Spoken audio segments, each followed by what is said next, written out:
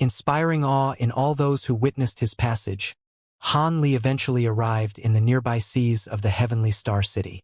As he was only a few days away, Han Li put away his blood-red cloak and resumed traveling as an ordinary streak of light.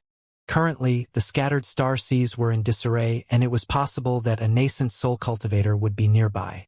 As Han Li didn't wish to capture the attention of such a powerful individual, he moved in a more inconspicuous manner. Fortunately, he hadn't heard any news of the Starfall Coalition appearing nearby.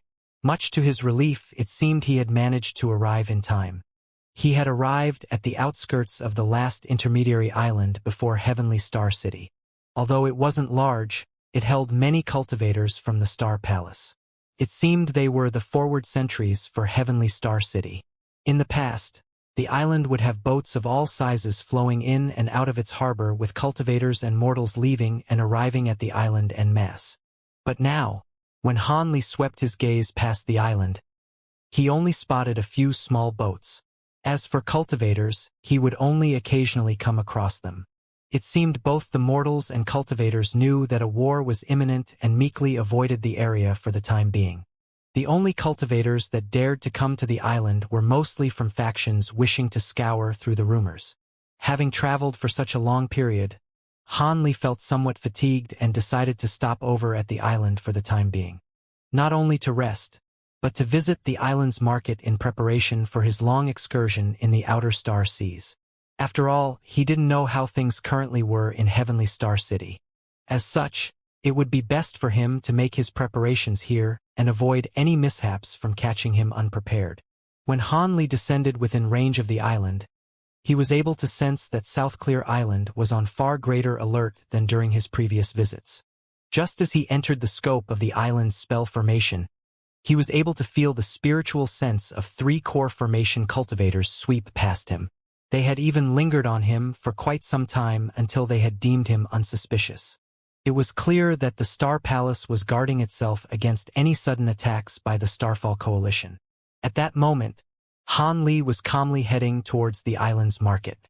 South Clear Island's market was in a small city not far from the island's port, likely for the convenience of any merchants or cultivators that visited. Although the market wasn't nearly as famous or as large as those on other islands, its variety of goods was unrivaled by any other market.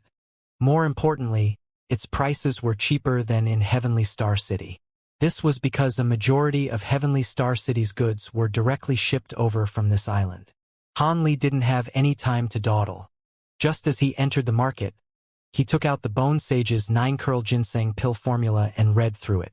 Now knowing the required ingredients by heart, he bluntly began to search through ingredient stores of all sizes. Inside a large room, an ordinary middle-aged cultivator said with a careful tone, "Senior, I am truly sorry. Junior has opened a materials shop for so many years, yet he had never heard of 1,000 Leaves Due before.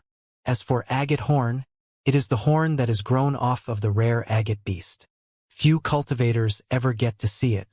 I fear Senior will have to go look through other stores or auction halls to see if they have it.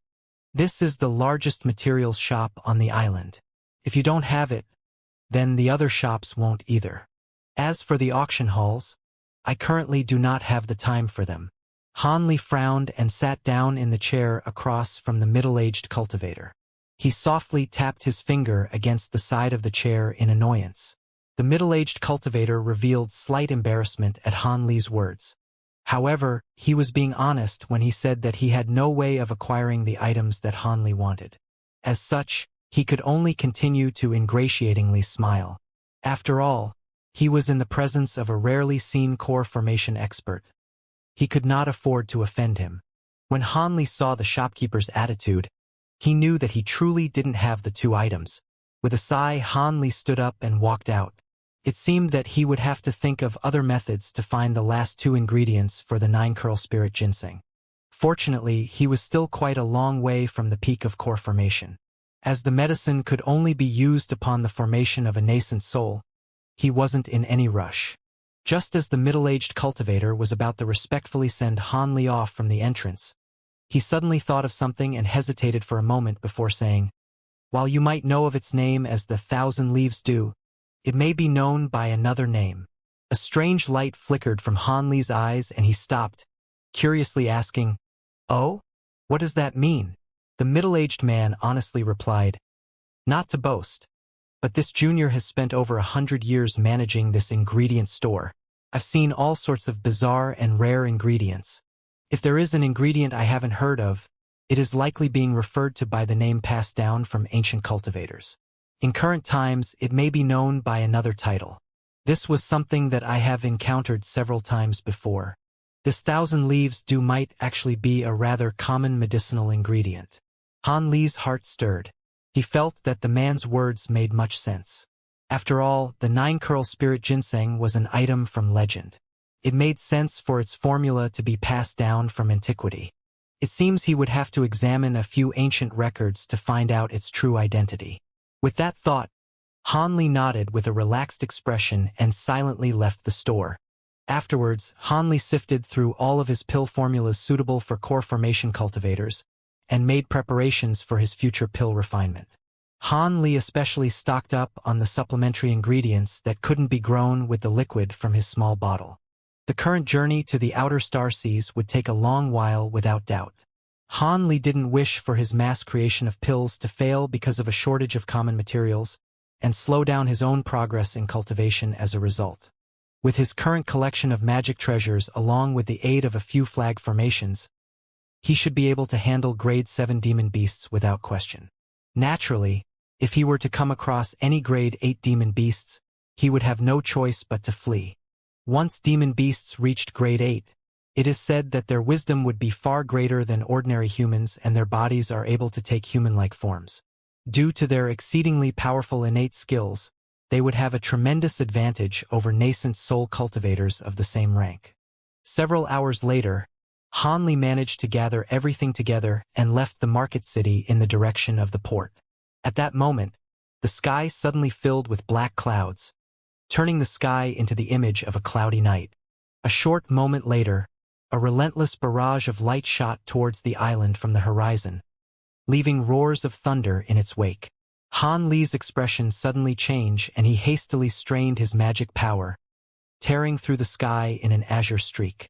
From the pressure being emitted, it seemed that the barrage came from the simultaneous attack of at least 1,000 cultivators. In the following moment, a large formation activated and covered the entire island in a barrier of scarlet light, managing to rigidly block the attack. At the same moment, there were many white-clothed cultivators that struck back at the attackers in the sky with their own magic tools. Han Li bitterly laughed. The Starfall Coalition had moved remarkably quick. They even managed to bring the battle so close to Heavenly Star Island in only a few months. Heavenly Star City would surely receive news of this sudden battle through specialized means. Now, his current plans of rushing towards Heavenly Star City had been completely ruined. Extremely vexed, Han Li's expression fluctuated for a long while before he suddenly stamped his foot on the ground. Then, with a series of distortions, his body disappeared from sight. Although he was disinclined to involve himself in the battle, he still stealthily released his spiritual sense. If he had guessed correctly, the harbor and its surroundings should be quite active. As expected, many streaks of light soon shot towards South Clear Island's harbor from inside the island. But as they grew closer, they all disappeared from sight, quietly laying low as they observed the battle unfolding above. A majority of them were Foundation establishment cultivators, numbering over 100, with only about 30 chi condensation cultivators mixed among them. As for core formation cultivators like Han Li, there were only 5 or 6, with the highest-ranked cultivator being at the mid-core formation stage. Although this person was silently watching from the cover of the hills, Han Li's spiritual sense was vastly superior to his, allowing Han Li to observe him without being noticed. While Han Li's spiritual sense wasn't as powerful as a nascent soul cultivator's, by cultivating the Great Development Technique, it wasn't that much weaker either. Since he could even conceal himself from a nearby early nascent soul cultivator, it was only natural for him to be able to do this much. To the best of his knowledge, a majority of nascent soul cultivators lingered at early nascent soul stage without any hope of advancement. And much to his relief, he couldn't sense such a monster nearby. However, since the Starfall Coalition dared to attack South Clear Island, there should be at least one nascent soul cultivator in the main host. As such, Han Li could only conceal himself and meekly wait for the conclusion of the battle before stealthily slipping away. The battle at the harbor didn't continue for long. As the red barrier released glimmers of light from the impact by the multicolored barrage, an immense gray radiance brimming with evil chi suddenly struck it. With the assistance of the dense bombardment of magic tools and techniques, the great formation eventually began to waver. With a series of booms, the red barrier violently flickered and eventually ruptured with a sharp explosion. Unknown whether it was due to the formation spell's might or the Star Palace's own doing, the fragments of the red light barrier slowly spread through the sky in a final burst of radiance, sowing chaos throughout the ranks of the Star Defiance Coalition. As if having planned for this, the Star Palace cultivators took advantage of the opportunity to escape. Among the escaping cultivators, there were those that shot out of the harbor at exceptional speed. They seemed to be the high-grade cultivators that had remained on the island. At nearly the same time, over 10 streaks of similarly powerful light shot after them in close pursuit. In the blink of an eye, the streaks of light had disappeared without a trace. It seems the upper echelon of the Star Defiance Coalition wanted to get rid of all of the Star Palace cultivators on South Clear Island in one clean swoop, without allowing even a single to escape. At that moment, the many cultivators of the Star Defiance Coalition began to slowly descend from the sky. From their clothes, it was clear to see that the group consisted of people from two different sects. One of the uniform consisted of silver robes lined with gold, while the other was completely green robes. It appeared that both the righteous and devilish Tao were acting together. Han Li felt quite surprised at how quickly the battle had concluded, but he soon made sense of it. There was a vast difference in power between the defenders and attackers. While the Star Palace had done their utmost, their will alone couldn't compensate for the sheer lack of numbers. As Han Li was wondering whether or not he should take advantage of the disorder to escape from the island, an old man flew out from the group of green-robed cultivators. When Han Li swept his spiritual sense past him, he perceived the old man to be an early core formation cultivator. The man calmly flew above the spectators by the harbor and swept his gaze over them. He then said with a deep voice, "Listen well, fellow Taoists. Under the orders of Elder Wang of the Star Defiance Coalition, I, Enforcer Tsang Yunlong, announce that the Star Palace has been routed from the island. In order to prevent any misunderstandings, I hope none of you will hastily attempt to leave the island. For the next 4 hours, we will be pursuing the remnants of the Star Palace forces. Everyone may leave after that. I ask that everyone please remain calm. Our alliance only holds malice towards the Star Palace and their allies. We won't act against any other fellow Taoists." Although his voice wasn't very loud, it was clear and resounding, allowing all of the nearby cultivators to hear him clearly. The cultivators that were concealed nearby couldn't help but look at each other. Since no one took the initiative to spread or to stir up any trouble, the following moments were filled with complete silence. When Han Li heard this proclamation, he felt relieved. It seemed that in order to win over the hearts of others, they were unwilling to treat neutral cultivators unfairly. If he was going to be somewhat late, then so be it. Even if he were to leave now, it was still uncertain whether or not he would be able to sneak into the city. Just as Han Li thought this, the green-robed old man wordlessly flew back. When Han Li saw the old man disappear, he didn't immediately take action. Perhaps due to the old man's words or their missions, the other cultivators also didn't depart from the port. Instead, they closely watched the actions of the Starfall Coalition. At that moment, the silver-robed cultivators were dismantling the formation in an orderly fashion and started to place down their own formation spell. As for the green-robed cultivators, half of them stayed near the harbor on guard while the others flew right past Han Li towards the center of the island. It appeared that South Clear Island was about to become the beachhead through which the coalition would launch their attacks on Heavenly Star City. Seeing these cultivators silently carrying out their orders with such discipline was quite a shock to Han Li. It seemed the righteous and devil Tao had long planned for their rise to supremacy in the scattered star seas. After all, training such disciplined cultivators wasn't a matter of only a mere several tens of years. However, Hanli felt quite baffled that the Star Palace would choose to passively wait for the Starfall Coalition to attack. Were they so weak that they couldn't counterattack, or was the Star Palace merely stalling for time so the Heavenly Star Sages could have a chance to leave seclusion? Hanli felt quite puzzled by this, but after some more thought, he broke out into laughter. Regardless of what plans and hidden intrigue the Star Palace and the Starfall Coalition may have in store, they had absolutely nothing to do with a rogue cultivator such as himself. So long as he went out of his way to be careful, there shouldn't be any way for him to become wrapped up in their schemes. With that thought, Hanli regained his calm once more. After patiently waiting for 4 hours, the green-robed old man and 3 more core formation cultivators returned to the harbor. As the old man floated in midair, he said with a clear voice, "Fellow Taoists, if you wish to leave the island, you merely have to either display a token of your identity or show us your cultivation art. If you do not wish to leave, then you may continue to stay here. So long as you possess no enmity with the Starfall Coalition, you will be treated fairly." After these words were said, there was a moment of uproar before silence returned. Although the words sounded polite, no one wished to reveal themselves. Righteous Tao cultivators were particularly disinclined to reveal themselves to these devil Tao cultivators as their previous relations weren't particularly great. If they had made a previous indiscretion and caused offense, they would be damning themselves by moving forward. Although the possibility was quite small, they didn't wish to test the waters themselves and would rather have others brave the risk instead. Hanli also remained still, as he wasn't about to make himself stand out either.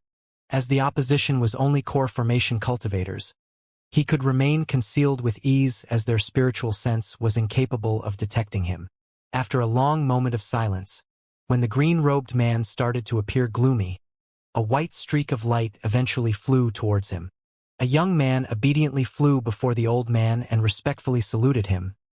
"Junior is the Sky Opening Sect's disciple Xian Ming. I've seen Senior before. This is my token of identification, a white water sword." He then took out a sparkling white sword and handed it over to him. After the old man examined the sword, his face relaxed and he handed it back to the young man. "Oh, the Sky Opening Sect. I've indeed met esteemed sect master Taoist Lu before. This magic tool is held by all Sky Opening Sect disciples. You may go." The young man then smiled and respectfully bid his farewells before flying out of the harbor. Not a single cultivator from the Starfall Coalition blocked his way. Seeing that the young man had managed to leave the island without any difficulties, others began to fly towards the old man and reveal themselves. The old man seemed rich with experience. Regardless of what token or cultivation art they revealed, the old man was able to identify it at a glance, much to the surprise of Hanli. When Hanli saw a core formation such as himself be allowed to leave, he began to feel impatient. He then revealed himself and flew towards the sky as a streak of azure light. Who might fellow Taoist be? When the old man saw that Hanli was a core formation cultivator, his tone became slightly more tactful. "I am the guest elder of the Exquisite Sound Sect. This is my sect token. Please have a look." On the day that Fairy Violet Spirit had deemed him an elder, she had given him a badge. Hanli took it out and handed it over to the old man without hesitation. The old man carefully examined the token and stared at Hanli as he said, "Exquisite Sound Sect? The guest elders of your sect should be named Hanli and Crooked Soul, both of whom are often in secluded cultivation and rarely seen. Which one of them are you?" Hanli's heart trembled, but he wore a calm smile instead. "My name is Hanli. I didn't expect that fellow Taoist would know the name of a fameless vagrant cultivator such as myself." "Impressive." The old man chuckled and spoke with an unexpectedly polite tone. "Hehe, it was nothing. Your esteemed sect is famous throughout the scattered star seas, especially your sect's Fairy Violet Spirit. Our clan's young master has long wished to see her exceptional beauty. I hope fellow Taoist can pass those words along." Shock momentarily appeared on his face before he hesitantly asked, "Young master? Who might you be speaking of?" "My sect's young master is the sole descendant of the great ancestor. Although few know of his name right now, it will later reverberate throughout the scattered star seas. Han Li was inwardly flabbergasted, but he agreed. All right, if I come across the sect leader, I will be sure to pass those words on. The old man appeared quite satisfied with Han Li's response. After fumbling with the token for a moment more, he gave the token back to Han Li and said, "Good. As there is nothing wrong with your token, you may go." After Han Li saluted him, he unhurriedly flew off. The old man revealed a strange expression as he watched Han Li fly off towards the horizon. The burly man amongst the core formation cultivators saw the old man's face and asked with surprise, "What is it? Was there something amiss? Was his identity false?" The old man twirled his beard with his finger before revealing a green jade slip in his palm. "There is nothing wrong with his identity. We've long acquired the portraits of the two elders from our agents in the Exquisite Sound sect. His appearance is an exact match for what we were given. There is no doubt that he is Elder Han. Even if he was a pretender using some sort of secret disguise technique, he won't be able to escape Elder Wang's discerning eye when he leaves the harbor." The burly man snorted with dissatisfaction. "Since there is no problem, why did you wear that expression?" After muttering to himself for a second, the old man said, "The Exquisite Sound sect's Elder Han is no simple character. I fear that even if we were to both take him on, we would not be victorious." The burly man was stunned before shaking his head as if he were beating a drum with it. He doubtfully said, "What does that mean? Isn't he an early core formation cultivator just like us? Moreover, he is a vagrant cultivator. How could he compare to the two of us who have received the frequent teachings of our divine ancestor?" The old man wasn't annoyed by his words in the slightest and calmly gave him an explanation. "Enforcer Lu should know that although our Seven Fiends arts can't be considered a top-grade cultivation technique, we are extremely sensitive to the amount of baleful chi one possesses.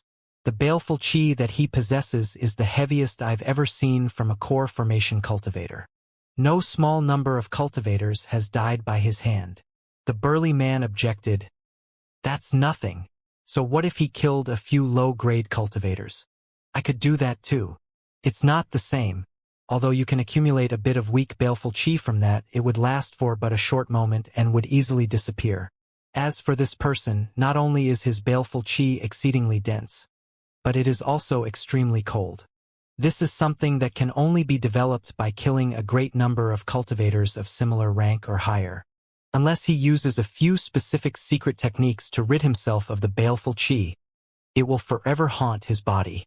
After a cold glint flickered from his eyes, he imposingly continued, "Furthermore, he seems to have comprehended a few miraculous sword chi techniques, causing the span of his baleful chi to be exceptionally large. It is truly astonishing.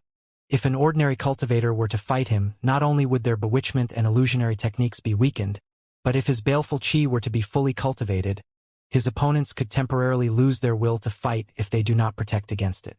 If he were to cultivate our Seven Fiend arts, he would make rapid advancements." Of course, the old man didn't know that Han Li had sparsely killed core formation cultivators, but instead killed several hundreds of their equivalent, grade 5 demon beasts. The reason for his heavy baleful chi was completely different from what he had imagined. The burly man blankly stared for a moment before puzzlingly asking, "Enforcer Tsong, could it be that you wish to take him as a disciple? Regardless of his baleful chi, he won't become your disciple.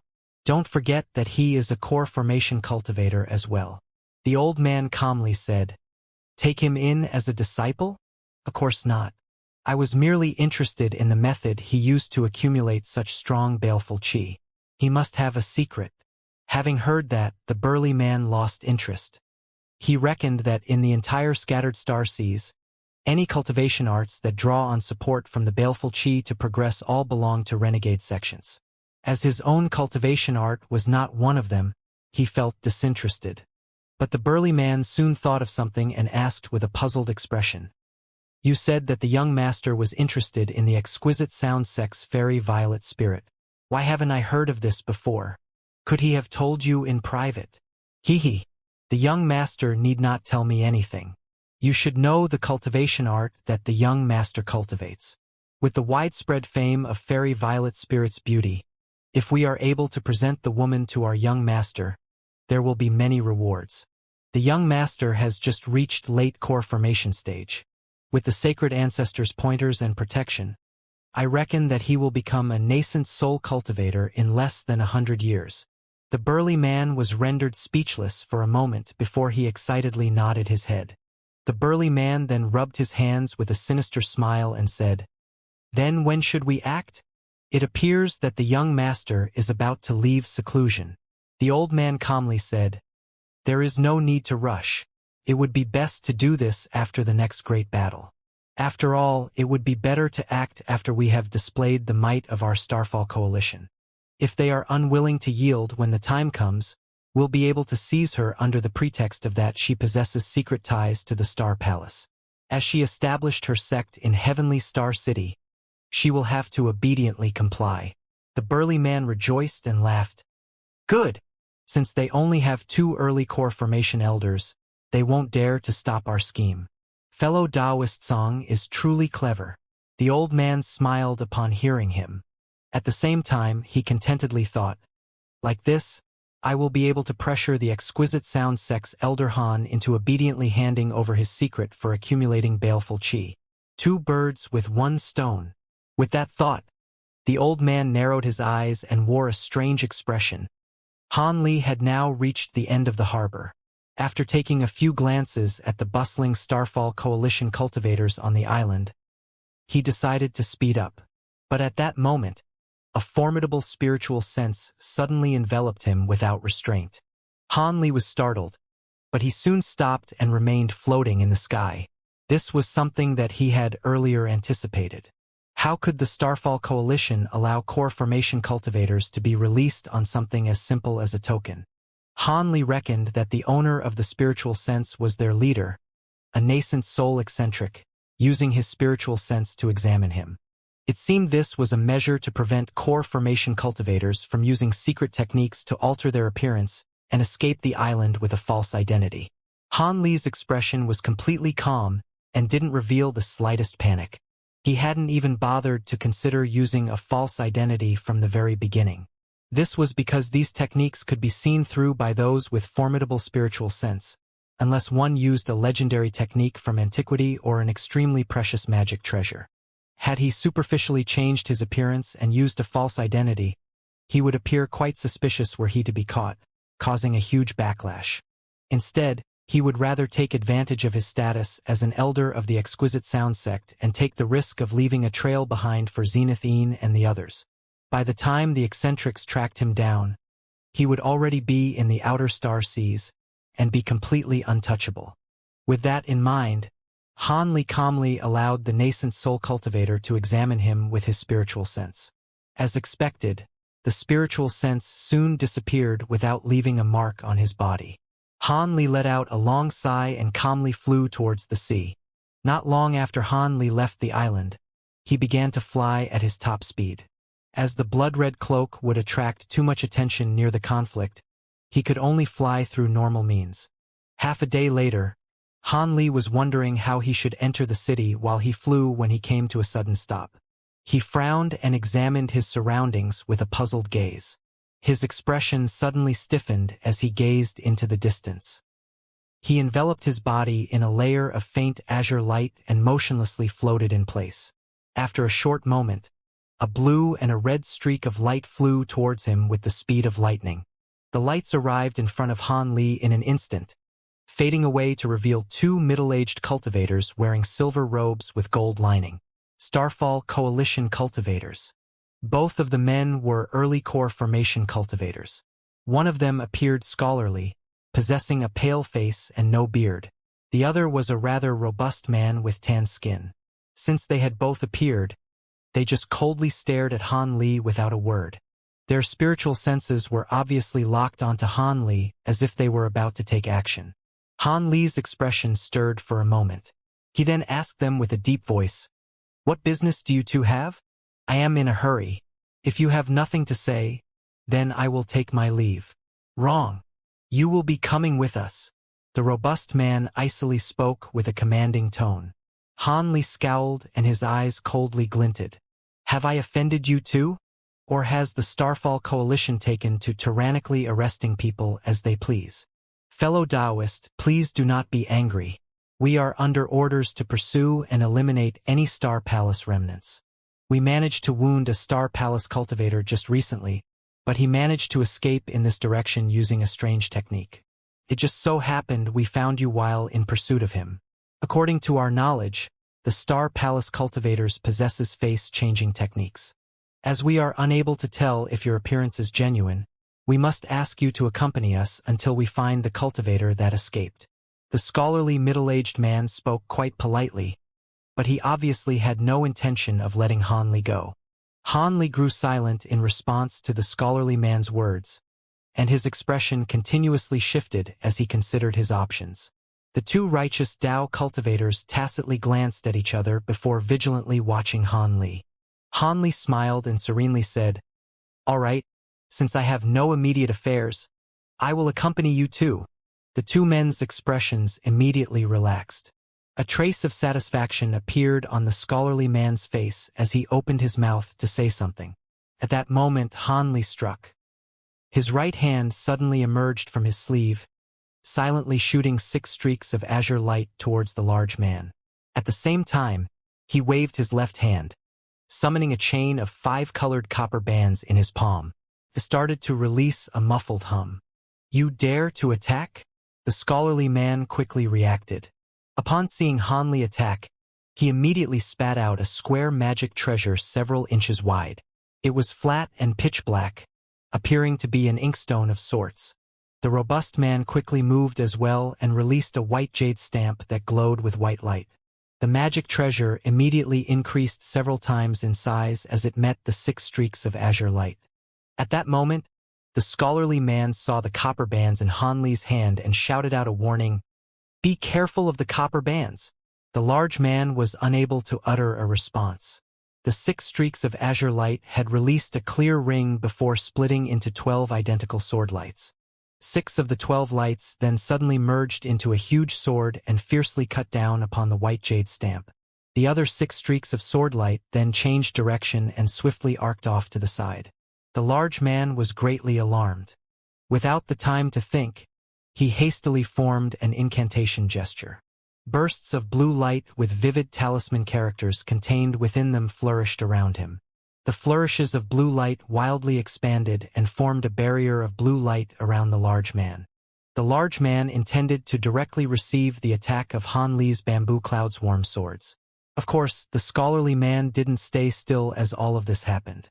After he had initially shouted, he hastily pointed to the inkstone floating in front of him, quickly swiveled and released a black fog. In a second, the fog had already reached the span of 10 meters, flooding the nearby surroundings with the smell of ink. Then, without hesitation, the scholarly man cast an incantation seal, causing the black fog to rapidly condense into a flock of 30 pitch-black birds that were each about half a foot long. Then, with a monstrous cry, they shot towards Han Li with a flicker of red light. Han Li turned a blind eye to the attack and had his copper bands sway several times before disappearing with a shimmer. He then summoned his ancient flower basket with a flip of his hand. Seeing that Han Li was completely unconcerned with his attack, the scholarly man rejoiced rather than becoming angry. His bewildering inkstone was created from ancient refinement methods. It was only through sheer luck and tremendous effort that he had been able to successfully create it. He had nearly used up half of his life to save up for it, but he had no regrets. Ever since he acquired the bewildering inkstone, he had rarely met a cultivator of the same grade that could pose a threat to him. Even mid-core formation cultivators found it troublesome. So long as the target's cultivation wasn't vastly superior to his own, they would be immediately trapped in an inescapable illusion after becoming enveloped by the ink fog. The scholarly man couldn't help but sneer as the birds shot towards Han Li. He clutched his hands in an incantation seal, intending to order his birds to rupture. But at that same moment, he suddenly heard a low hum next to his ear. His limbs and neck were suddenly clasped in copper bands. When they tightened, both his movements and his magic power were completely restrained. At that moment, the scholarly man felt full of terror. He had been on alert for the copper bands that had disappeared, but there wasn't the slightest warning before they had clasped themselves onto his body. This situation was far beyond his wildest expectation. In that moment, the scholarly man was flusteredly thinking of any method to escape.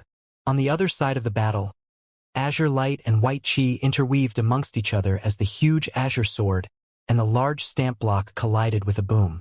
The brilliant white chi was able to easily overwhelm the azure light, causing the huge sword to only last for mere moments before collapsing. At that same instant, the other 6 streaks of azure light had already arrived at the strange barrier of talisman characters.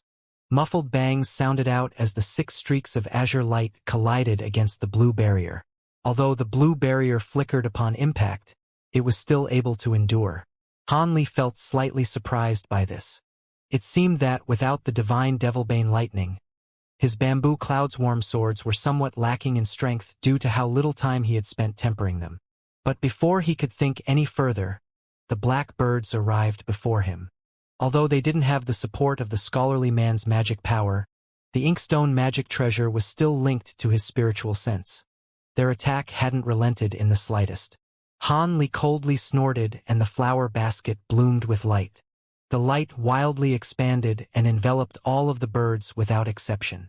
The scholarly man paled and shouted with disbelief, "Impossible! How can you have so many ancient treasures?" It would already be extremely lucky for an ordinary cultivator to possess one ancient treasure. After all, most ancient treasures fell into the hands of nascent soul cultivators whenever they emerged, rendering it extremely difficult for a core formation cultivator to even lay their hands on one. However, Han Li didn't have the slightest interest in replying. He tossed away the flower basket. The flower basket then collided against the large stamp block and enveloped it with its light. Although the stamp wildly struggled to escape, it was to little success. Afterwards, Han Li then flicked his fingers, ruthlessly shooting 10 streaks of azure sword chi towards the restrained scholarly man.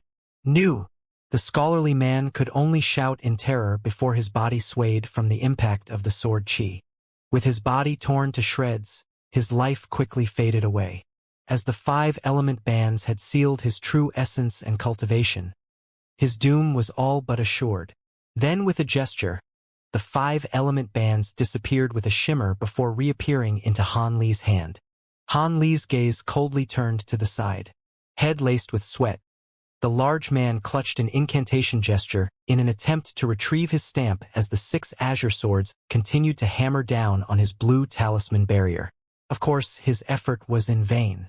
The large man's mind was shaken after having seen how easily his companion was dealt with. When he saw Han Li's attention shift onto him, he felt his body break out in a chill. He gritted his teeth and suddenly flew off as a streak of blue light, abandoning his own soul-linked magic treasure in a decisive move. Han Li narrowed his eyes, and his copper bands disappeared from view once more. A moment later, they appeared above the fleeing man's head.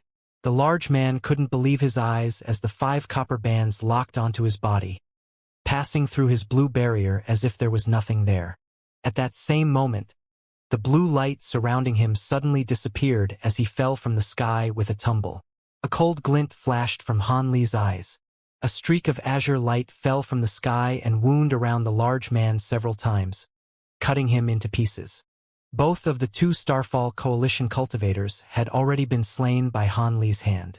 At that moment, Han Li effortlessly took their storage pouches and looked through them with his spiritual sense for a moment before calmly putting them away. As for the masterless block stamp and inkstone magic treasures, Han Li helped himself to them as well.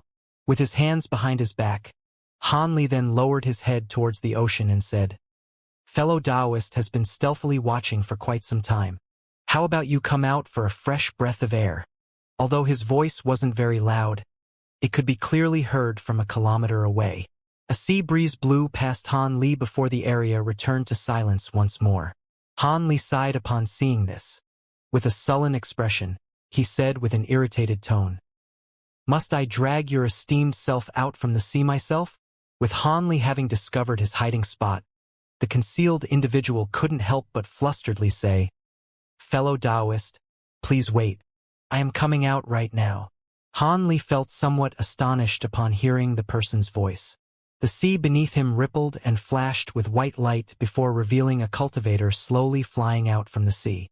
The new arrival wore the white attire of the Star Palace, possessed long black hair, and had an emerald-green headband embedded with jade. Upon being able to clearly see the person's appearance, Han Li revealed slight amazement. The person had flawless white skin, thick dark eyebrows, delicate red lips, pointed eyes, and a thin nose. The Star Palace cultivator was undoubtedly beautiful, but what shocked Han Li was that he couldn't tell whether the person was a man or a woman. If this person was a woman, one might say that her mouth formed a natural smile and that her every movement carried a trace of confidence and ease. If one were to say the person was a man, then one might say that his beautiful appearance held an unconcealable charm, one that proved fatally attractive towards other men. Although I do not know your esteemed name, I am grateful for your rescue. I am the Star Palace's external affairs enforcer, Ling Yuling. While the person's voice was pleasant, it was neutral in pitch. This caused Han Li to frown and feel apprehension. This person reminded him of the harmonious bond sex young Master Tian from the heavenly south region's Devil Dao. But after some more thought, he felt that they were completely different. While young Master Tian may have been extremely gorgeous, his mannerisms and voice were clearly that of a man. As for this Ling Yuling fellow, although his actions were that of a man's, he held an indescribably effeminate aura. Moreover, with the deep magnetism in his voice, it was even more difficult to differentiate him as a man or woman. I am Han Li. My previous actions took but a slight effort. Had they not forced my hand, I wouldn't have attacked them. Although he still felt shocked, he didn't reveal any hint of it on his face. Regardless, I am still very grateful towards you. Ling Yuling smiled sweetly, casually producing a flirtatious charm. Han Li felt his heart coldly tremble. As he still didn't know whether or not he was a man or a woman, he could only turn a blind eye toward Ling Yuling's beauty. Ling Yuling retrieved his smile with eyes flickering in thought. He then solemnly said, "Is the reason why fellow Taoist is in a hurry because he wishes to go to Heavenly Star City? The city should have already been locked down, and it would be quite difficult to enter. If fellow Taoist is willing, I would be happy to take you into the city as compensation for your rescue." When Ling Yuling said this, Han Li felt somewhat surprised. But after some thought, he realized that he had already displayed his lack of association with the Starfall Coalition when he killed 2 of their cultivators. As such, Ling Yuling took the initiative to make him an offer he couldn't refuse. Han Li slowly replied with a bright expression. My cave residence was set up in Heavenly Star City, and I was in a hurry to return because of it. I must thank fellow Taoist Ling for the trouble. Else, I may have been unable to enter the city. Ling Yuling beamingly smiled in response with bright, seductive eyes. You're too kind. Since fellow Taoist was able to slay those 2 without hesitation, you naturally won't need any identification to enter the city. Our Star Palace welcomes you. However, those 2 weren't the only cultivators in pursuit of me, nor were they the strongest. We had best hurry on our way. Han Li remained silent and nodded in response.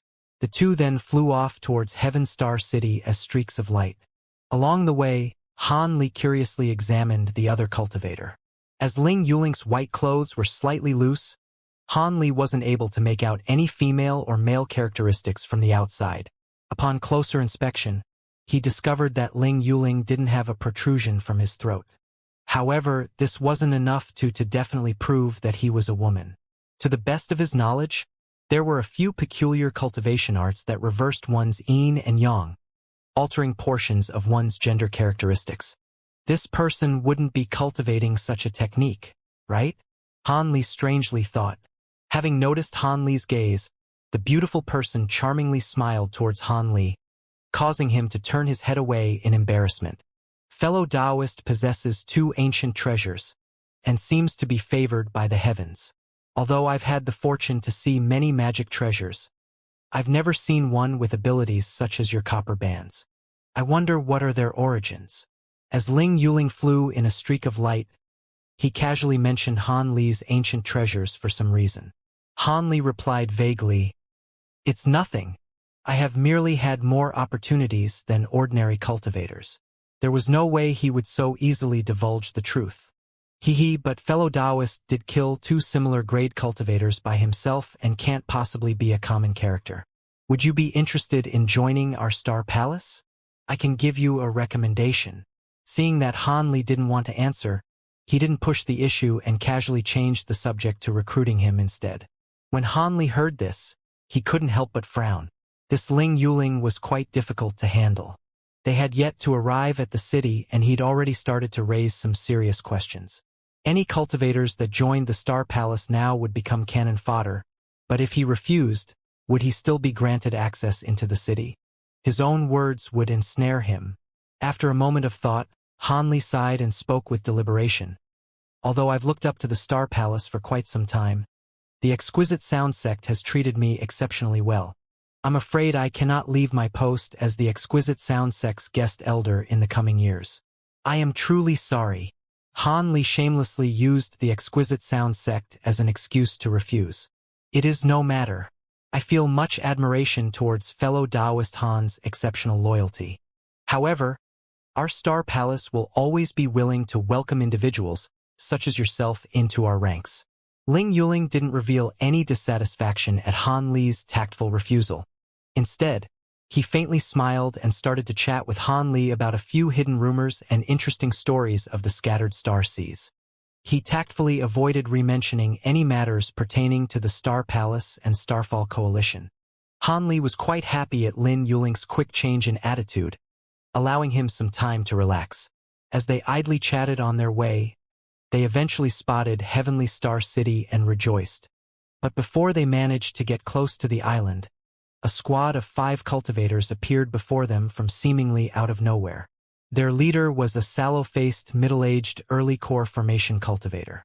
The other 4 cultivators were all at Foundation establishment. We pay respects to Enforcer Ling.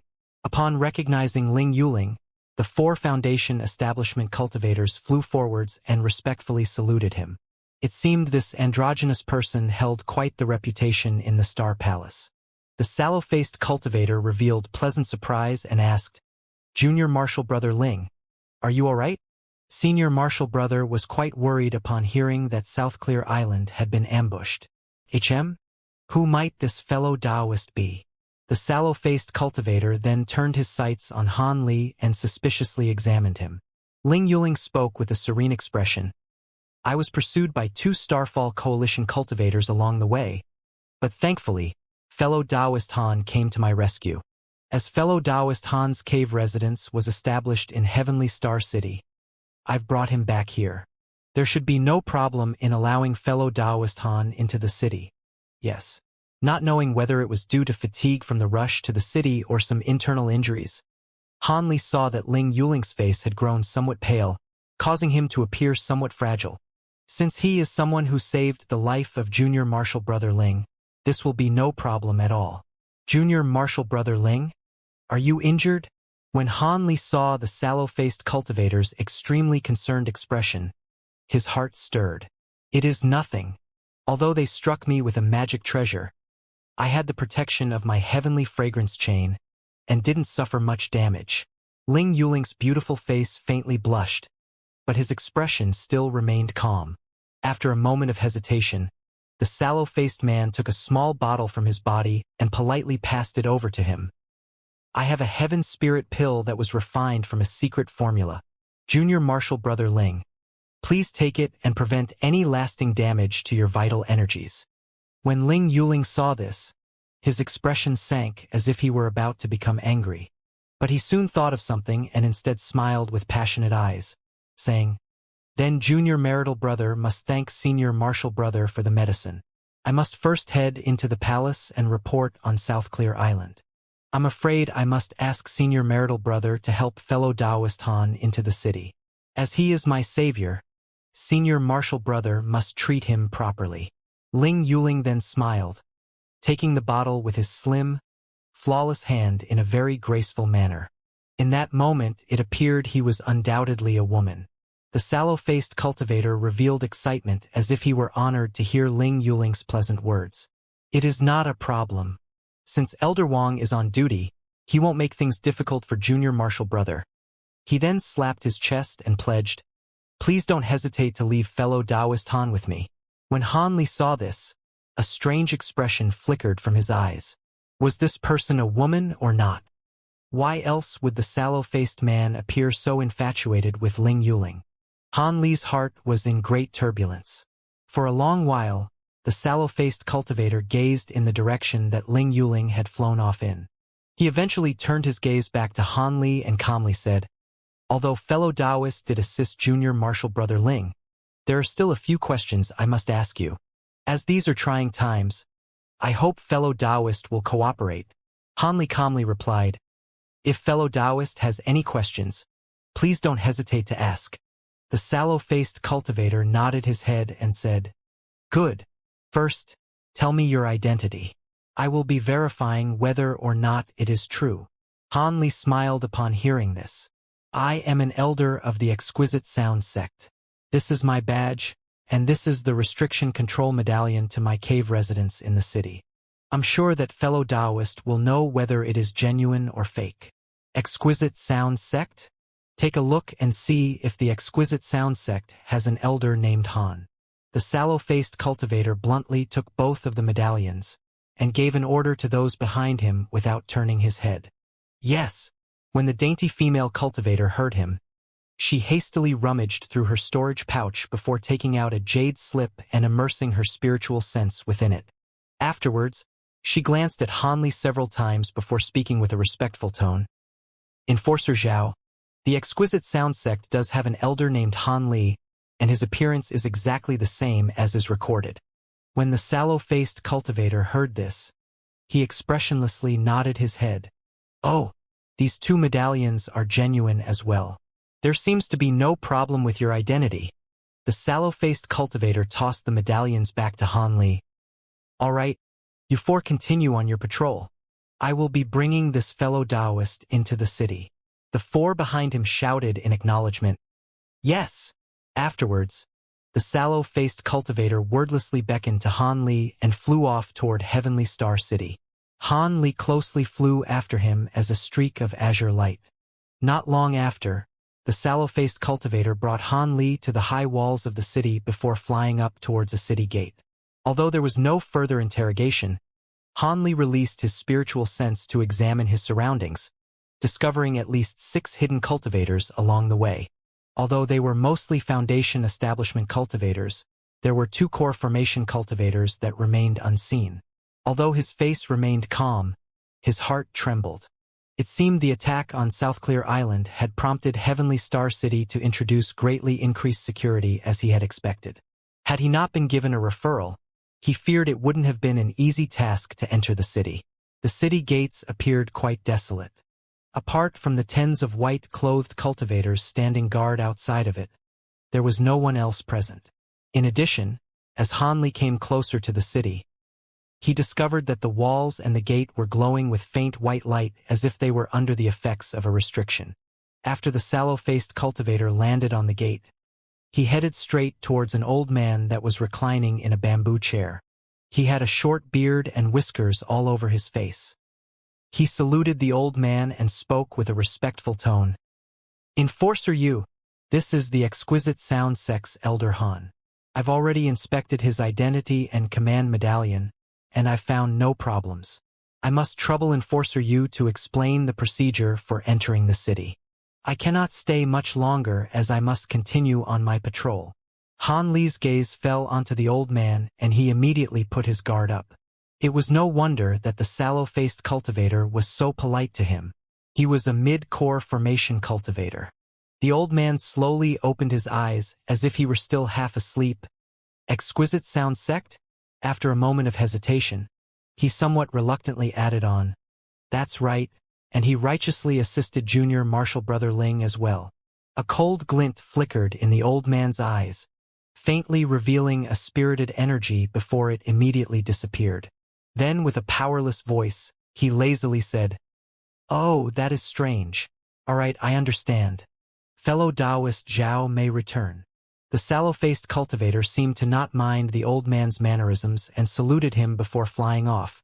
paying Han Li not the slightest heed. Han Li calmly stood in place and silently looked at the old man. I've seen the exquisite sound sex young girl Violet Spirit many times before. She truly is a fine beauty. I've heard of you, exquisite sound sect elder, but unfortunately, I've never had the chance to meet you before.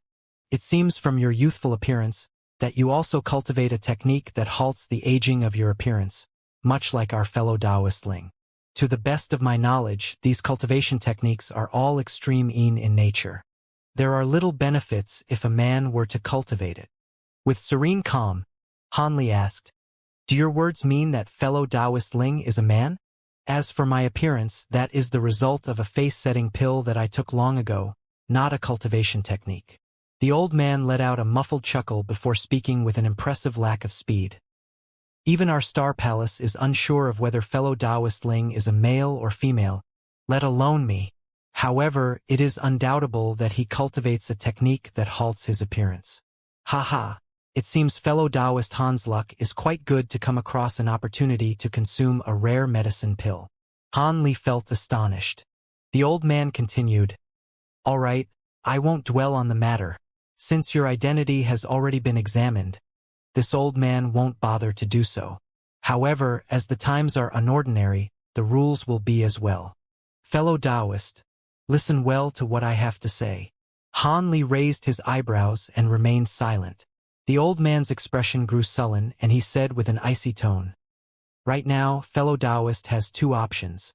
You can join the Star Palace for the time being if you are willing to assist us in our fight. In this case, your movements will be unrestrained within the city, and each time you carry out any missions, you will be heavily rewarded. There is no way we would allow anyone's efforts to be in vain. If you are unwilling to fight in the war and wish to stay idly in the city, we won't force you to fight.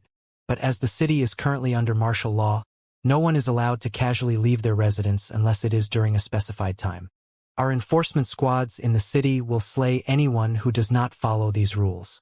Fellow Taoist Han can now tell me his choice." A strange expression flickered from Han Li's eyes. For a time, he silently sunk into contemplation. When the old man saw this, he didn't rush Han Li. He only narrowed his eyes, revealing a slightly crossed expression. After muttering to himself for a moment, Han Li solemnly asked, "After I enter the city, would I be able to use the Outer Star Seas transportation formation? Originally, it would have been fine so long as you paid the Spirit Stone toll. However, it will no longer do. If you wish to go to the Outer Star Seas, you will have to do something for us." The old man didn't appear surprised, as if he had already anticipated Han Li's question. Although Han Li already guessed what it would be, he still frowned and asked, "What would that be?" The old man faintly smiled and lightly said, "It's quite simple. As soon as the battle starts, you will get an assignment from the Star Palace to eliminate a Starfall Coalition cultivator at the same rank of cultivation as yourself." His smile seemed to resemble a smirk. Having heard this, Han Li bitterly laughed in his mind. It seems the upper echelons of the Star Palace intended to coerce cultivators that wished to leave the city. Even if the Star Palace couldn't control them, they would be required to spill the blood of Starfall Coalition cultivators. On the one hand, it would weaken the might of the Starfall Coalition. On the other, it would prevent those cultivators from ever joining the enemy. Using a single breath, Han Li quickly said, "I've already killed similar ranked cultivators on my way back with fellow Taoist Ling. Does that count?" "You've already killed one?" The old man appeared quite moved. "That's right." Han Li nodded his head without hesitation. "Unfortunately, that won't count. It must happen after the battle has started. There is no point if you kill any of them beforehand." Han Li stroked his chin and pensively asked, "When does fellow Taoist reckon that the battle will break out?" The old man was slightly surprised by Han Li's question and took another look at Han Li before calmly replying, "It should be as soon as the next few days, I imagine. The Starfall Coalition don't plan on attacking the inner island, but rather aim to take over Heavenly Star City in an ambush in the quickest time possible." Without further deliberation, Han Li calmly said, "I will enlist. I'll be wanting to use the Outer Star Seas transportation formation after I kill a cultivator of the same rank." The old man patted down his body before fishing out a sparkling yellow ring. He then indifferently handed it over to Han Li and said, "Good, put this ring on. It represents that for the time being, you will be a member of the Star Palace. When the battle comes, the ring will give you an assignment."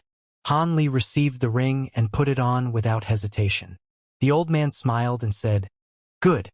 You can now enter the city. During the day there will be free movement, but there is an enforced curfew at night. When the battle starts, the ring will notify you. You can wait in your cave residence until then."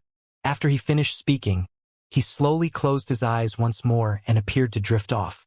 After taking a deep glance at the old man, Han Li entered the city. Not only were the streets of the city desolate, but he only occasionally caught glimpses of other cultivators in flight.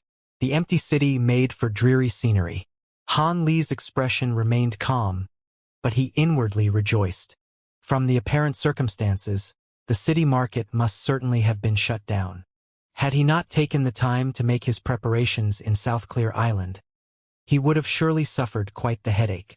Han Li softly chuckled before flying through the air towards his cave residence on Sage Mountain. As he passed by the market city, Han Li glanced down to find that all the shops were closed as he had expected. There wasn't a single person in sight. Han Li lightly shook his head and quickly flew towards the 39th layer of Sage Mountain.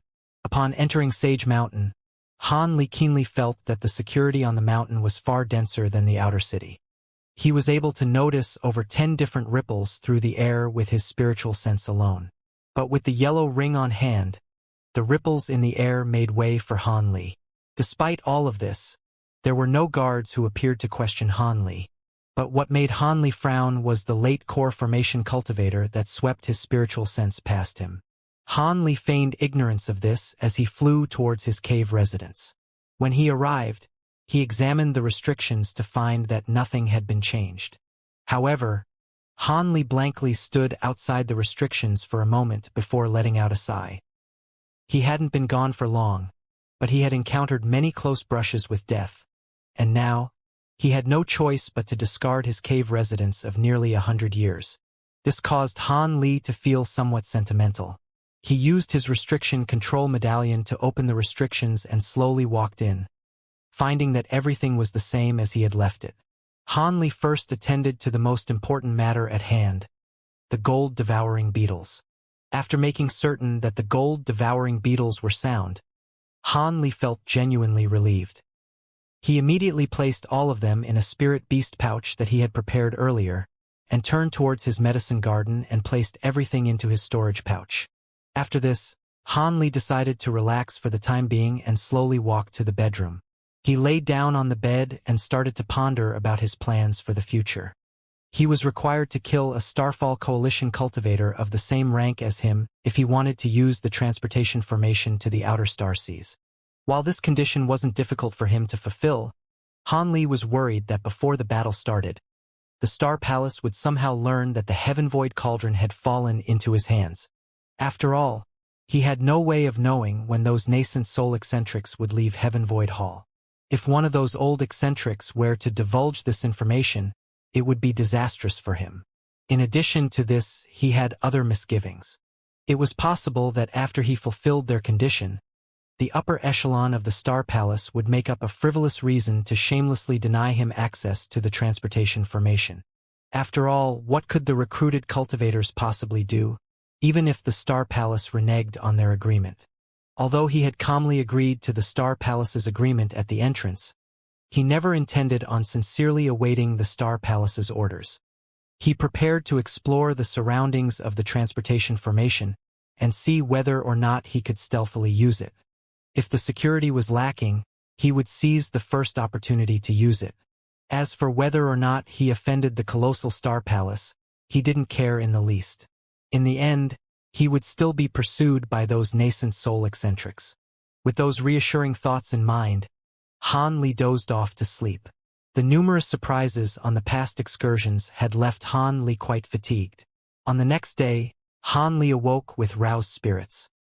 He slowly walked out from the cave residence underneath a clear and bright sky, before flying into the air and examining his surroundings.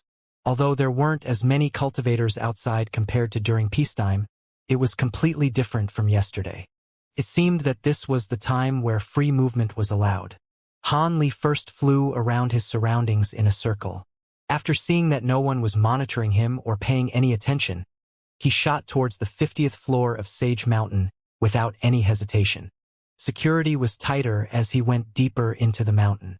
Soon, Han Li arrived above the Starry Sky Palace, where the transportation formation was located. However, he merely passed over it. Instead, he pretended to visit another hall instead, and used that short instance to quietly sweep his spiritual sense over the hall. It went quite smoothly. The hall was nearly entirely devoid of any obstructions, but when he swept his spiritual sense past the inner portion of the building, he was blocked by a blue-yellow restriction. Fortunately, Han Li noticed it quite quickly and was able to retrieve his spiritual sense before touching the restriction. His expression then sank. Although he reckoned he was able to force his spiritual sense past the restriction, it would alert any of the cultivators inside the hall. There was no way he would willingly do something so foolish. At that moment, he unconsciously frowned. Because of the restriction, Han Li was neither able to see the quantity of cultivators within the inner halls nor their level of cultivation. However, there was no reason for any nascent soul cultivators to appear there. In the most extreme case, there would only be late core formation cultivators present. After all, the Starry Sky Palace didn't hold any critical value towards the Star Palace's upper echelon. After flying a far enough distance, Han Li flew in a circle and returned along a slightly different path. When Han Li was on his way back, he indignantly released his spiritual sense to see whether or not there was a gap in the restrictions. While his exploration found no faults in the restrictions, he did hear a raspy voice. "Fellow Taoist Zhang, how were the terms?" 3,000 spirit stones per person on the transportation formation. This is the greatest amount we could offer. When Han Li heard this, his heart began to stir. His sights quickly fell onto two cultivators beneath him, and he immediately slowed down. One of the cultivators was a dark-skinned, middle-aged man, while the other was a shriveled man with a sickly appearance. Both of them were mid-foundation establishment cultivators. The one who had nervously spoken was the dark-skinned man. The two were being careful, whispering at a place where no one else was present. But that didn't matter when Han Li's enormous spiritual sense enveloped them. He could hear everything they said with perfect clarity. "Shoo! Be careful. Let's talk about this through voice transmission." The shriveled man nervously glanced around, but Han Li managed to perceptively hide himself in an instant, entering a state of qi restraint. At that same moment, Han Li's spiritual sense was immediately withdrawn from other areas and was completely focused on the two in preparation of eavesdropping on their voice transmissions. As Han Li's spiritual sense far surpassed theirs, he was able to do this with the utmost secrecy. Were other core formation cultivators to attempt this, they would require an appropriate top-grade secret technique to accomplish the same result. Although we may be distant relatives, it is extremely dangerous to secretly release people into the outer star seas. He said that anything less than 5,000 spirit stones per person, and he will have to decline. And this is considering that the Star Palace doesn't care about us Foundation establishment cultivators. Were a core formation cultivator to hand over even more spirit stones, he definitely wouldn't be allowed through. With an unsightly expression, the dark-skinned man roared, 5,000? Are we filled with money? How are rogue Foundation establishment cultivators supposed to come up with that many spirit stones? Even while outraged, he had still remembered to use voice transmissions. The shriveled cultivator sighed and attempted to placate him. It is far too dangerous to continue to live within the inner star seas. Us rogue cultivators could fall victim to any calamity that appears. When that happens, our lives will be forfeit. What use will spirit stones have then? After all, we all reckon that the forces of the Star Palace are nearly equal to that of the Starfall Coalition. It is very likely the war will last several years, if not several tens of years. I don't want to spend my days flying around while fleeing and hiding in fear. As for spirit stones, we all possess no small amount of rare materials we've been keeping in reserve. We should be able to use them to pay the remaining amount of spirit stones. In that manner, they would be willing to agree and give us face. Impossible! Are we going to pour out our entire fortunes to go to the outer star seas? Absurd! The dark-faced man shook his head in a miserly fashion. The shriveled man was also distressed and bitterly said, "Fine. Let's go back and see what the others think." After that was said, their conversation ended with sullen expressions as they quickly flew down Sage Mountain on their magic tools. Han Li didn't closely follow after them as it would have been too obvious. Instead, he coiled a sliver of spiritual sense around the shriveled man and watched them fly off with a detached expression before following them from a distance. The two of them were quite slow compared to Han Li. After 2 hours, they finally reached the 4th layer of Sage Mountain and entered an extremely ordinary courtyard residence. Soon after, Han Li appeared above the residence. The scenery here was quite serene. In addition to a few other similar residences in the distance, there was also a small green forest of bamboo nearby. Han Li's eyes became bright when he gazed at the residence. It was unremarkable, but there was a small flowing water formation placed outside. Although it would prove to be of little use against any cultivators that truly wished to intrude, it would allow for an early warning. However, the formation spell was of little use against Han Li, a core formation cultivator who possessed some understanding towards formation spells. Han Li had complete confidence he could slip in without alerting its owner. In fact, that was precisely what he planned to do. His hands formed an incantation gesture before his figure distorted, disappearing in a haze of azure light. Not long after, Han Li reappeared in the courtyard without a sound. As his magic power had been completely restrained from circulating, there was no way a core formation cultivator could detect Han Li, let alone a foundation establishment cultivator. The reason why Han Li was so careful was because he had feared there was a core formation cultivator here. Were that not the case, he would have merely used a common concealment technique. Han Li motionlessly stood at the center of the courtyard and slowly released his spiritual sense around him, enveloping the entire courtyard. Afterwards, slight surprise appeared on his face as he stared in the direction of a side wing. He clearly felt that the other rooms were empty. Only the room in the side wing had any cultivators, 7 to be exact. The 7 cultivators consisted of 5 men and 2 women. The shriveled man and the dark-skinned middle-aged man were amongst them. The one who possessed the highest cultivation was a large hook-nosed, embroidered-robed man who possessed a spirited gaze. Apart from his nose, he had a grand and imposing appearance. He had progressed to the peak of late foundation establishment and had already entered the false core stage. He was already at the point where he should be undergoing preparations for core formation. As for the rest, they were at mid-foundation establishment stage. This was to be expected. One must require that cultivation at the very least if they wished to head to the outer star seas. However, perhaps due to what they had discussed before, they were all silent with sullen expressions. Not a word was being said in the room. Han Li wasn't impatient.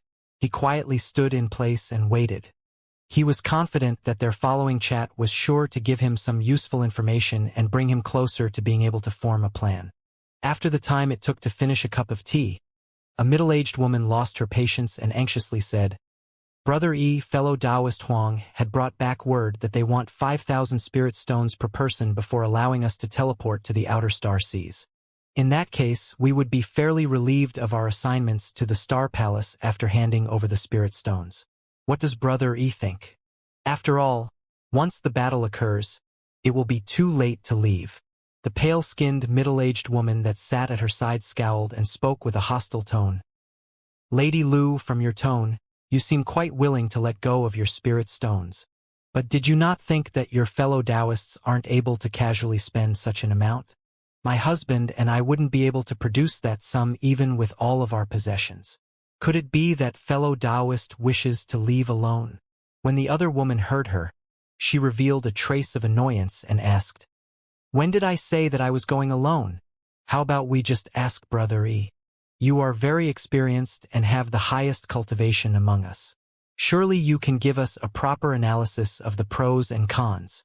The embroidered-robed man said, "All right, there is no need for you two to continue. Fellow Taoist Lu cannot use the transportation formation alone. The outer star seas isn't a place where a lone formation establishment cultivator can roam around. It is only when we go together that we will be able to survive. If we're lucky, we'll manage to kill a few spirit beasts and use their cores to refine medicine pills. In addition, we won't be tasked with killing a cultivator of a similar grade during the battle. Even core formation cultivators would find it difficult to preserve their lives during the fray, let alone us low-grade cultivators. Moreover, there is also the worry of the Star Palace turning back on their word. That's impossible. The Star Palace seems to have never done such unjust actions. Fellow Taoist aren't you being overly suspicious? The burly youth said. Although his age was young, he had a mature aura. Although the possibility is low, it is still possible. This isn't a period where the Star Palace is the sole superpower. If the Star Palace feels it is in danger, it will do as it wants without any fear of the consequences. Such is the right of the powerful. Humph! The large, embroidered-robed man's face twitched before he disdainfully snorted. He seemed to hold quite some understanding of great powers. After that was said, everyone in the room remained silent as they sunk into thought. The large man then slowly continued, therefore, the optimal choice would be to use spirit stones to preserve our lives. If we were to truly participate in the battle, it is quite possible that we would all perish. And even if some of us were to survive and head to the outer star seas, survival would be out of the question from a lack of strength. It would only be another path to disaster. However, it costs so many spirit stones. When the dark-skinned, middle-aged man spoke with a distressed expression, the embroidered robe cultivator interrupted him with an icy expression. What use are spirit stones if you're dead? Besides, we'll be able to make up for our losses by hunting down a few high-grade demon beasts in the outer star seas. What is most important at the moment is using the transportation formation. The dark-skinned cultivator seemed quite scared of the large man and immediately grew silent at his rebuke. As for the lack of spirit stones, take out as many as you can. Let's see whether or not they will be flexible. If it won't do, then we'll take out our excess spirit stones and lend them to each other for the time being. After we teleport to the outer star seas, the debts will be paid back with interest. The large man imposingly gazed at the more destitute cultivators as he spoke as if having already decided for them. The six glanced at each other in discomfort, but they all reluctantly accepted his command. The large man revealed slight satisfaction and turned towards the shriveled man. He said with an imposing tone, "Fellow Taoist Zhang, I must trouble you to make another trip tomorrow and see if they are willing to take a lesser price. If it is impossible, then we will agree to those conditions. However, we must leave by the day after tomorrow. There cannot be any delays. It will all be meaningless unless we can leave before the battle erupts." The shriveled man repeatedly agreed. Afterwards, a lively discussion began to erupt in the room over the specific details. As Han Li stood outside the room, he was able to hear the entirety of their discussion with perfect clarity. He couldn't stop himself from mysteriously smiling. Then, with a flash of azure light, he disappeared without a trace. On the next day, the shriveled man left the residence and headed towards the Starry Sky Palace, completely unaware of the person following him from above. When Han Li followed him into the vicinity of the Starry Sky Palace, he cautiously slipped away into a nearby building. Han Li rubbed his nose and then quietly waited inside the building. About an hour later, the shriveled man sneakily emerged from the building with a trace of excitement betrayed on his face. Afterwards, Han Li followed him back to the residence. However, something unexpected had occurred before his eyes. Before entering the residence, the shriveled man's excitement completely disappeared and was exchanged with a miserable expression. When Han Li saw this, he frowned. With chin in hand, his mind began to ponder. Could it be? On the morning of the third day, underneath the bright skies, the group of Foundation establishment cultivators slipped out of their residence with utmost stealth and headed towards the Starry Sky Palace. As the enforced curfew had just ended, there were only a few cultivators roaming through the early morning sky. Hence, the seven were even more careful. Each of them nervously went along their way with lowered heads. However, The embroidered-robed man in the lead vigilantly examined his surroundings as they flew. The journey to Starry Sky Palace was very smooth. Nothing happened to them as they flew to the 49th floor of Sage Mountain. When they arrived at the Starry Sky Palace, their expressions were relaxed and filled with relief. But at that moment, the embroidered-robed man in front suddenly stopped in the air with a shocked expression. He raised his arm with a solemn expression, performing a strange hand gesture. When the others behind him saw this, they abruptly halted and became vigilant. The embroidered-robed man stared at an empty location and spoke with a heavy tone. "For what reason has fellow Taoist blocked our path?" At that same moment, he began to reach for the storage pouch at his waist. The empty area in front of them flashed with azure light to reveal an azure-clothed cultivator standing there with his hands behind his back. He slowly spoke with a hoarse voice. There is no need for you fellow Taoists to be afraid. Although I've been waiting just for you, I mean no harm. I merely have something to request of you." Once the party clearly felt his cultivation, they were filled with alarm and surged with wariness. The man was also a Peak Foundation establishment cultivator at False Core stage. With a cold glint flashing from his eyes, the embroidered-robed man calmly asked, "What is your esteemed name, fellow Taoist? How can we help you?" The azure-clothed man casually said something that made the 7 cultivators pale. "My name is Crooked Soul, a mere vagrant cultivator. Aren't you heading to the Starry Sky Palace? Could you bring me along? I also wish to head to the outer star seas." When the embroidered-robed man heard him, his expression fluctuated. He was silent for a moment before he widely smiled and said, "So it's fellow Taoist Crooked Soul. But what do you mean by Starry Sky Palace and the outer star seas? Our group is only going to attend to a few personal matters, and we just happen to pass here along the way. We have no business with the Starry Sky Palace." Fellow Taoist is mistaken. The embroidered-robed man came to a decision that regardless of this Crooked Soul's intention or how he managed to find out about their plans, there was absolutely no way he would easily agree.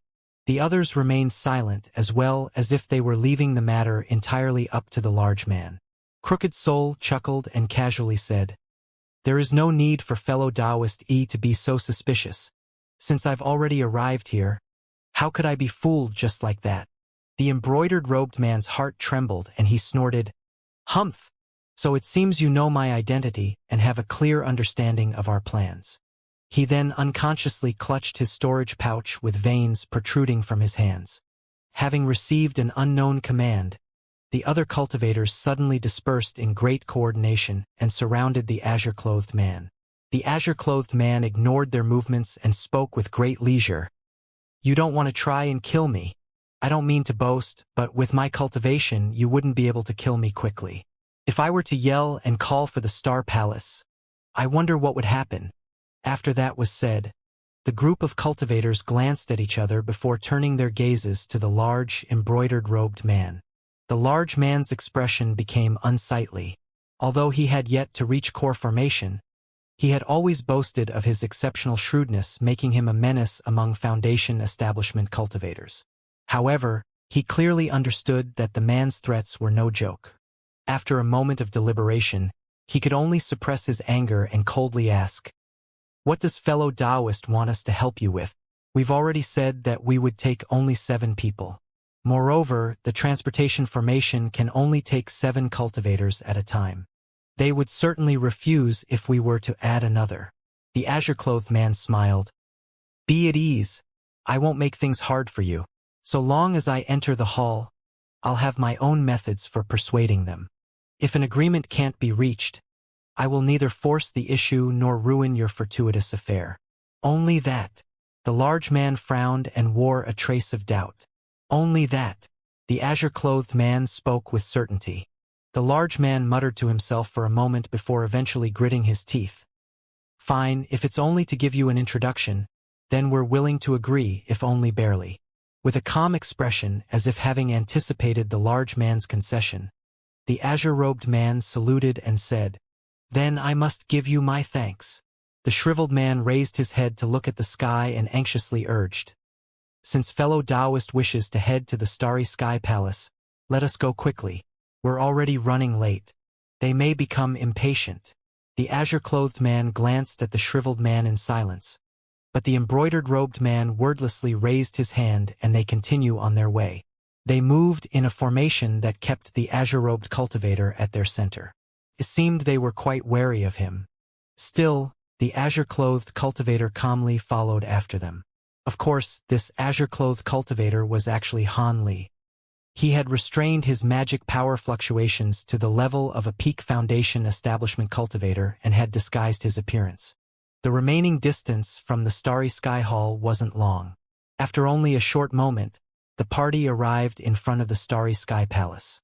At that moment, the shriveled man suddenly increased in speed and shot forward, arriving at the hall first.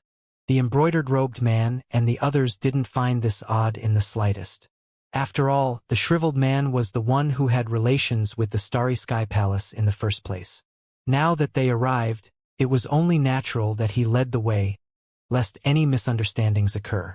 After entering, the party tried their hardest to maintain a calm expression, but a trace of apprehension was betrayed on their faces. Having entered the Starry Sky Palace, their lives were now in the hands of the other party. However, everything seemed to be going as expected. The restrictions that should have been there were absent, and it seemed the managers of the palace had disabled them ahead of time.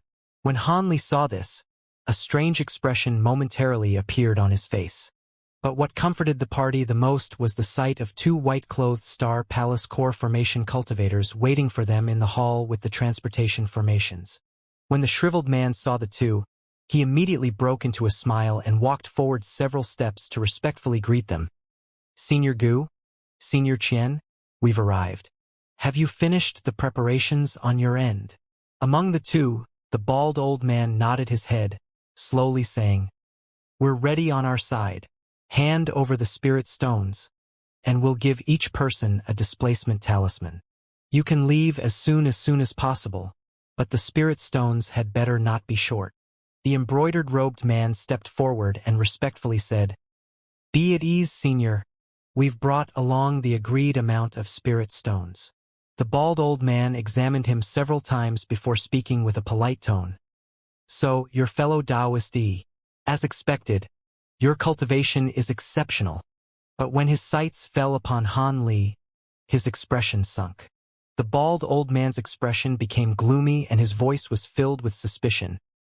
"Didn't we agree that it's supposed to be 7? Why is there another person here? This fellow Taoist also seems to be at the false core stage. May I know who you are?" "He's—" The embroidered-robed man bitterly smiled, wanting to give an explanation. Han Li smiled and interrupted the large man. "I am Crooked Soul, a vagrant cultivator that also wishes to head to the outer star seas.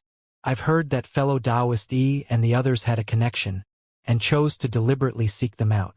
I hope you two seniors don't take offense. If these seniors are willing to accommodate me, I am willing to pay double their rate for the use of the transportation formation." "Double?" The bald old man was shocked for a moment before turning his head to look at the scholarly middle-aged cultivator at his side.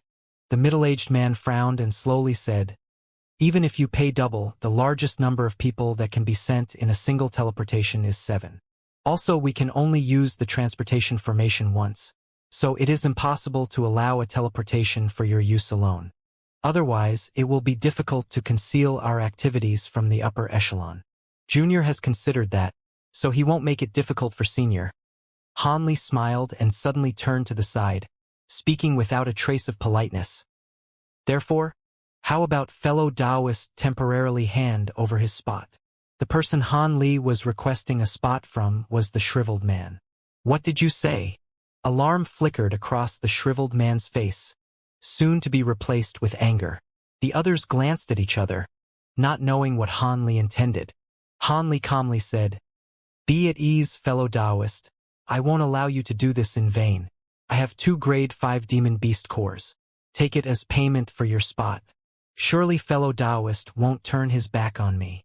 He then searched his robes and took 2 shining blue globes out of nowhere. From their emitted spiritual chi, they were genuine grade 5 demon cores. The shriveled man looked at the 2 demon cores with a trace of greed, but he soon thought of something and coldly snorted, "Humph! Does your esteemed self think that I will give up my place for a measly 2 demon cores? Han Li didn't grow angry. Instead, he strangely smiled and his lips trembled several times, sending several voice transmissions to him in everyone's presence.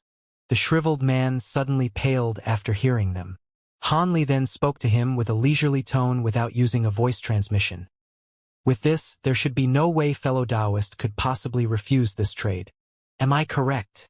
When the shriveled man heard Han Li, his nervous face became lined with cold sweat.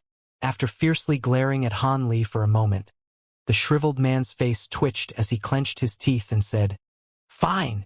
Since fellow Taoist can say that, I will hand over my spot to you." Those words came as a shock to the other 6. The embroidered-robed man's expression sank and he stared at the shriveled man. He coldly said, "Fellow Taoist Zhang, what are you saying? Didn't we say that we were going together? Why did you?" The shriveled man bitterly laughed and helplessly said, "I am truly sorry, but I fear we must part for the time being. You should all go first. I will join you if there is another opportunity." The embroidered man spoke no further, nor did the rest of the party. It was now apparent that something was being used against their fellow Taoist Zhang in order to force him to relinquish his spot.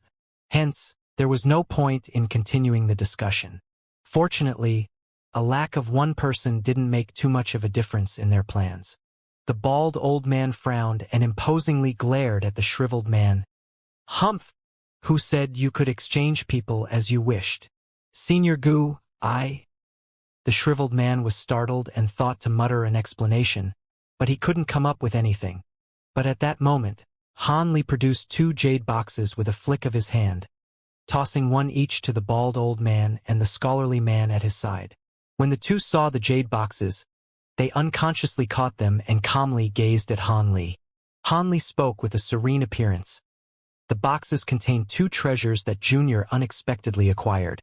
Please take them, seniors. The 2 gave each other a mutual glance with curiosity in their eyes. From their examination of the boxes, it seemed that they contained no tricks. They then carefully opened the boxes by a sliver to release several rays of red light. The 2 unconsciously revealed pleasant surprise upon seeing what was within. With a moved expression, the scholarly man said, "Does fellow Taoist Crooked Soul truly wish to hand these 2 treasures over to us?" Han Li faintly smiled and said, "Junior understands that although the items are precious, they are of no use to him at his current cultivation. Junior wishes even more to head out to the outer star seas, so that he can continue his peaceful cultivation." The bald old man couldn't contain his joy, and without any discussion with his partner, he hurriedly agreed, "Hee, good. Since fellow Taoist Crooked Soul has given us such a grand gift, we won't be unreasonable. You can use the transportation formation with the other 6. Although Cultivator Qian appeared unhappy, he was also tempted by the item in his hand and didn't say anything in opposition. This scene shook the hearts of the Foundation establishment cultivators, causing them to feel a huge desire to see what those boxes contained. However, the boxes were quickly closed by the 2-star palace cultivators. As they didn't dare to use their spiritual sense to pry, they were left helpless. However, when the embroidered-robed man took another glance at the 2 jade boxes, a trace of amazement flickered in his eyes. Although he couldn't see what the boxes contained, from what they had said, he couldn't help but think of the words, "magic treasure." Could it be that this person had truly given them magic treasures? Despite being just a guess, he couldn't help but feel amazed. Before the embroidered-robed man could finish his thoughts, the 2-star palace cultivators turned around to the transportation formation behind them and began to chant an incantation with their hands grasping a white jade medallion. The Foundation establishment cultivators didn't see anything odd about this, but Han Li let out a long sigh of relief. Lucky, the transportation formation has a trick to it. Had I charged in without knowing this, I would find myself in a difficult situation. It seems taking out a few undesirable yet somewhat valuable magic tools was quite an incisive move. The jade boxes each contained a flying knife magic treasure that sparkled with red light. These 2 flying knives were taken from Hu Yu after the Bone Sage had killed him. Although these magic treasures weren't particularly amazing, They were exceptionally precious to ordinary core formation cultivators. Even if the magic treasure couldn't be linked to one's consciousness, it could be directly used at 70% of its strength without the need of investing a large amount of time or resources. This was something that ordinary core formation cultivators could only dream of acquiring. Although many magic treasures have been passed down throughout the years, a majority of them had been destroyed in battle. Even with the remaining magic treasures, most of them would fall into the hands of nascent soul cultivators or exceedingly powerful core formation cultivators. Though they would occasionally fall into the hands of a few nameless cultivators and minor powers. Huge superpowers like the Star Palace obviously acquired many magic treasures, but conversely, they also had an exceedingly large number of core formation cultivators. If these two early core formation cultivators didn't earn any merits, they wouldn't be bestowed any magic treasures. As such, they were wild with joy to find a magic treasure unexpectedly falling in their grasp. After refining them, their strength would receive a massive increase. As such, the shriveled man could only obediently hand over his place. Han Li had a full grasp over the situation. When Han Li saw the shriveled man's expression on his return to the residence, he grew suspicious and infiltrated his room. Although there didn't exist any magic techniques that could completely control a cultivator's consciousness, Han Li was able to put him into a half-conscious daze. With a combination of bewitchment techniques along with his immense spiritual sense, he was able to force out the shriveled man's deepest thoughts. Although the shriveled man only spouted out intermittent phrases during this state, Han Li ended up quite lucky, acquiring information that the shriveled man and the two-star palace cultivators had deliberately raised the price to squeeze the other Foundation establishment cultivators for all they had. With this information to blackmail him along with the enticement of the two demon cores, the shriveled man meekly submitted to Han Li. His heart filled to the brim with apprehension to the point of near panic. He couldn't help but think, did the Star Palace cultivators deliberately set me up? As the incantations reverberated throughout the hall, the transportation formation began to glow with white light. Following a clear ring, the white glow suddenly disappeared. After seeing that the restriction had disappeared from the formation, the bald old man turned to the party of formation establishment cultivators and bluntly said, "Normally, these is another manager of the hall, but as luck would have it, he was sent to the Star Palace Hall to handle emerging affairs in the past day. Otherwise you would have had to pay far more. All right, come and hand over your spirit stones." When that was said, each of the cultivators immediately took out a storage pouch they had prepared ahead of time and handed them over to the bald old man. As for Han Li, he took out another two demon beast cores and handed them over, arousing a trace of astonishment from the old man's face. After examining each of the payments, the bald old man nodded with satisfaction. Seeing this, the scholarly middle-aged man took out a stack of talismans and began to pass them out amongst Han Li and the others. He pointed to the transportation formation and coldly said, "These are displacement talismans. You can leave after placing them on your body." The others were hesitant, but Han Li walked into it without a word. It wasn't that he was displaying courage, but that he had found nothing wrong with the transportation formation after quickly sweeping it with his spiritual sense. The stone tablet in front of the transportation formation read the words, "Wondrous Depths." Han Li didn't have any particular impression towards this name. From his last experience, it seemed that the island's names didn't hold much significance. After seeing Han Li walk into the teleportation formation without hesitation, the other cultivators paused for a moment before following him. After seeing that the 7 of them had entered the formation spell, the bald old man wore a faint smile and formed an incantation gesture that caused specks of white light to float from his finger. While staring at the specks of white light, the old man suddenly asked, "Since we're sending you to the outer star seas in secret, you're not going to blabber about this, right?" The embroidered-robed man was quick-witted and immediately replied with a sincere expression, "Of course we won't. We are truly grateful towards seniors for being so accommodating. There is no way we would do such a self-destructive thing. Moreover, what use would it be for us to say anything?"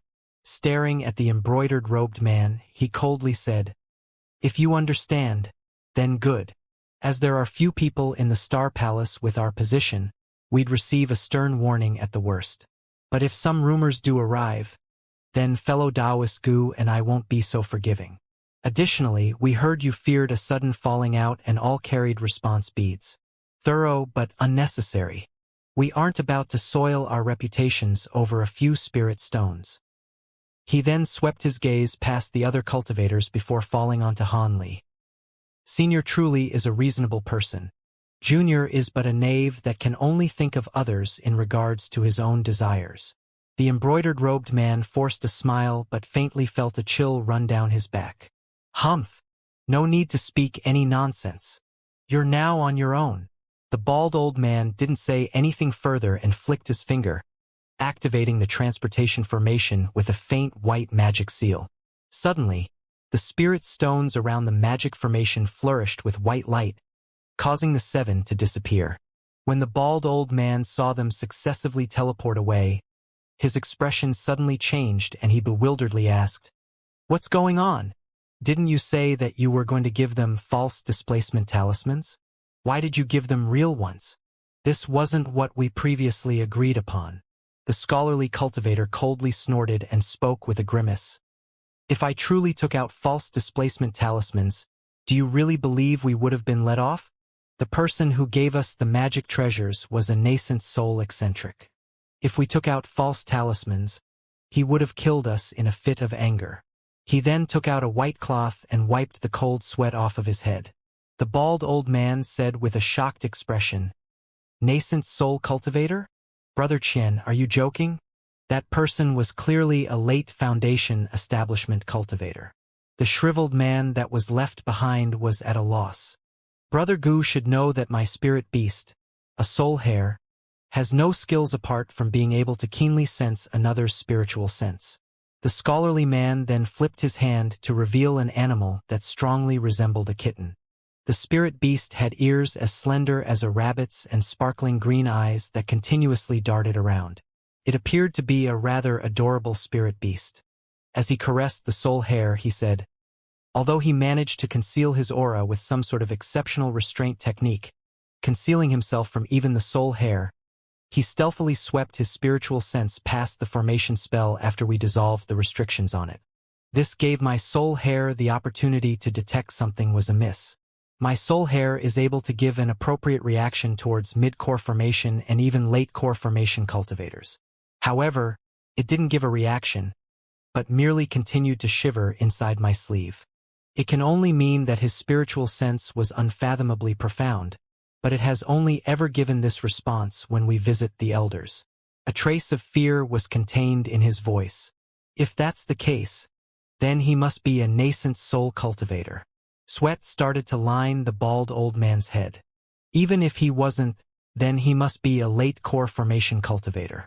Either way, it wouldn't take much effort for him to exterminate us. The scholarly man spoke without doubt. Luckily, Brother Qian was so quick-witted.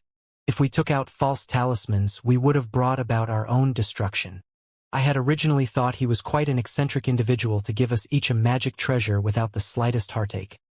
But after some further thought, the old man then fearfully asked, "But would there be any problems produced by sending him off to the outer star seas?" "What problems?" He was a vagrant nascent soul cultivator. I imagine he headed to the outer star seas because he didn't want to be involved in the war between the Star Palace and the Starfall Coalition. Hence, there will be no problems to be had as long as we don't let our superiors know that we allowed a nascent soul cultivator to teleport to the outer star seas. Otherwise, we'll be severely punished. After giving the old man an explanation, his face grew gloomy as he eerily gazed at the dumbstruck, shriveled man at their side. As the scholarly man imposingly gazed at him, the shriveled man suddenly trembled and came to a realization. He hastily took several steps back and said, "I didn't hear anything that you two seniors just said. I won't speak any drivel. Before the shriveled man could finish, a streak of yellow light silently flew out and circled around him several times before he fell to pieces. The bald old man recalled his magic treasure and gloomily said, "With this, no one else will know. Although we had something of a relationship together, unfortunately, I cannot let you leave." Han Li and the other 6 cultivators appeared at the other end of the transportation formation with a flash of white light in a shabby stone room. Han Li swept his gaze to the corner of the room where a Star Palace cultivator with a frail appearance was speaking with a scar-faced, gray-robed cultivator. When the Star Palace cultivator saw them appear, he examined them with a frown. However, he soon lost interest and continued to speak with the gray-robed cultivator. The cultivator in charge of the formation said with a displeased tone, "I've already said this. There are currently fixtures in place that render the formation one way only. Can only receive, not send. The sect has already taken all the displacement talismans from me, and even I can no longer return.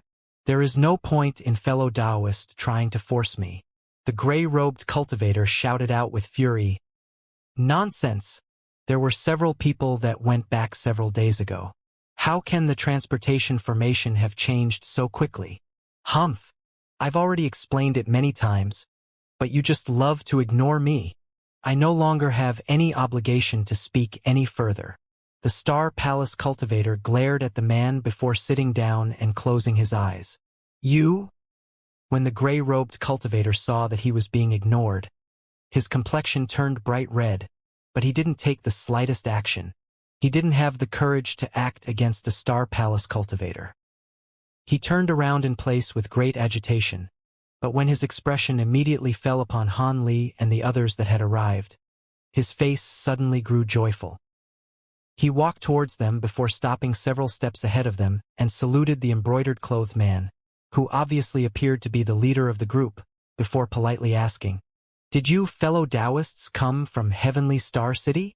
After seeing that the scar-faced man was also a late Foundation establishment cultivator, he didn't dare to ignore him and replied, "That's right, we've just arrived. What's wrong, fellow Taoist?" However, he could already guess what the gray-robed cultivator was about to say. The gray-robed cultivator asked with a hopeful tone, "I am Su Yun. I've been in the outer seas for several years. Could you tell me whether or not the Starfall Coalition has truly been formed and whether or not the city is on the verge of battle?" When the embroidered-robed man saw Su Yun's expression, he knew what he wanted to hear most. However, the truth would only disappoint him. Hence, he explained with complete openness, "It is true. The righteous and devilish Tao have forged the Starfall Coalition and immediately declared war on the Star Palace. As we do no wish to be drawn into the conflict, we teleported here. I fear fellow Taoist will have no way of returning for the time being." Su Yun stood in place in shock with a dejected expression. "How can that be? I wanted to return and have these painstakingly acquired materials be refined into medicinal pills. What a waste of time." After this was said, there was silence in the room. Despite having racked their brains to arrive at the outer star seas, they were helpless without any way to return. After a short moment, the embroidered-robed man's expression changed and he suddenly turned to the gray-robed man. He cordially said, "My name is Yi Jing, and these are my close friends. Since fellow Taoist Su has lived here for several years, could he introduce Wondrous Depths Island to us? Of course, this won't be for free. We're willing to give you a few spirit stones as compensation." Although Su Yun didn't recover from his dejection, he still spiritedly replied, "There is no need for compensation. As you've already answered my question, I am merely returning the favor.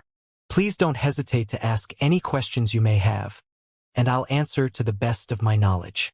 Suddenly, the party of Foundation establishment cultivators revealed joy at the prospect of being given an introduction to this unfamiliar place. It would prove quite favorable for them in their future endeavors. When Han Li saw this, he also smiled. With arms crossed, he stood behind them as he waited for the explanation. Yi Jing, the embroidered-robed man, swept his gaze around the room before looking at the Star Palace cultivator sitting in the corner. "It is somewhat inconvenient to speak here. Fellow Taoist Su, how about we chat outside?" "Outside? Sure," Su Yun indifferently replied.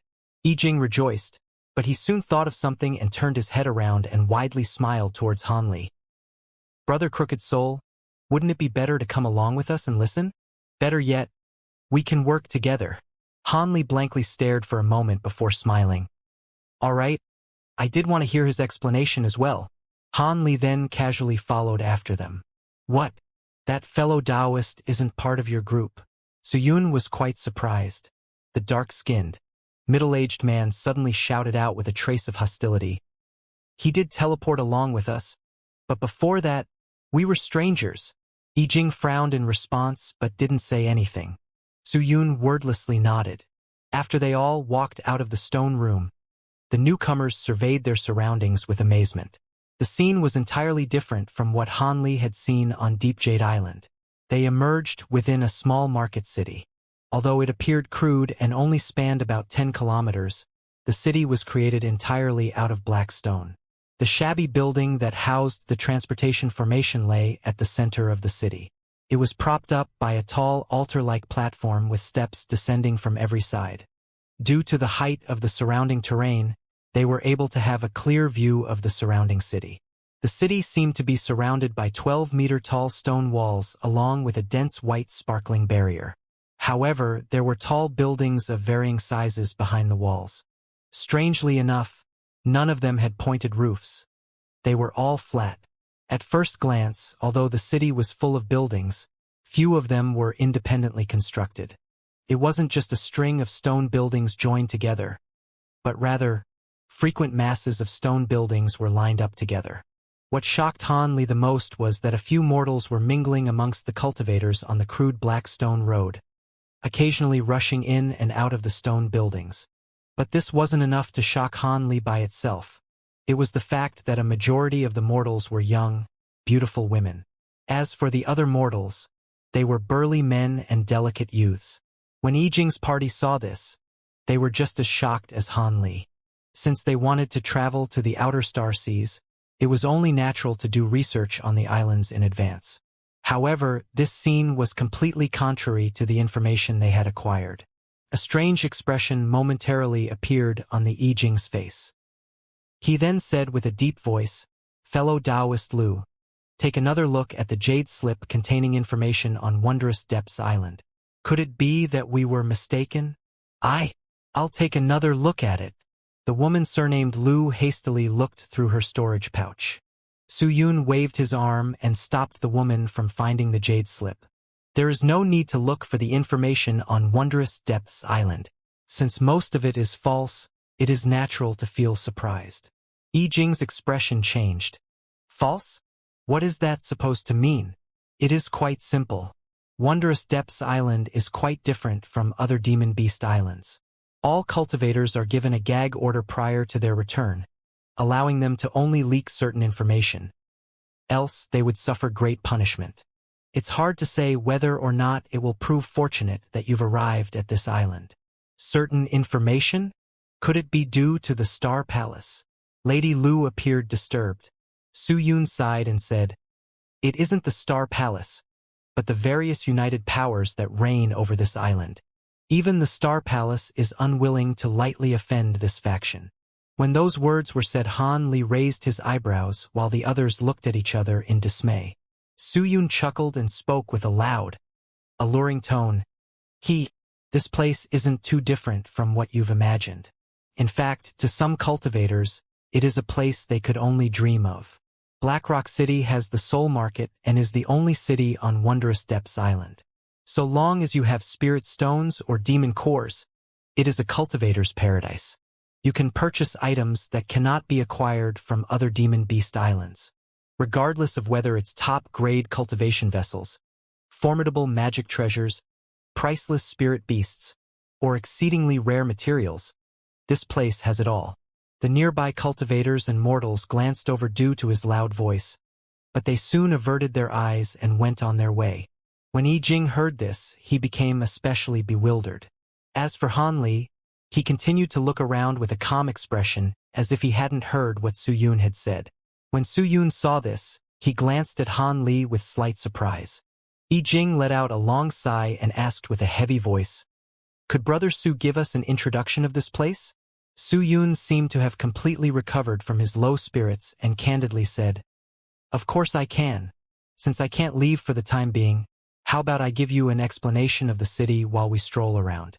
It should prove more useful than giving an empty explanation while standing in place."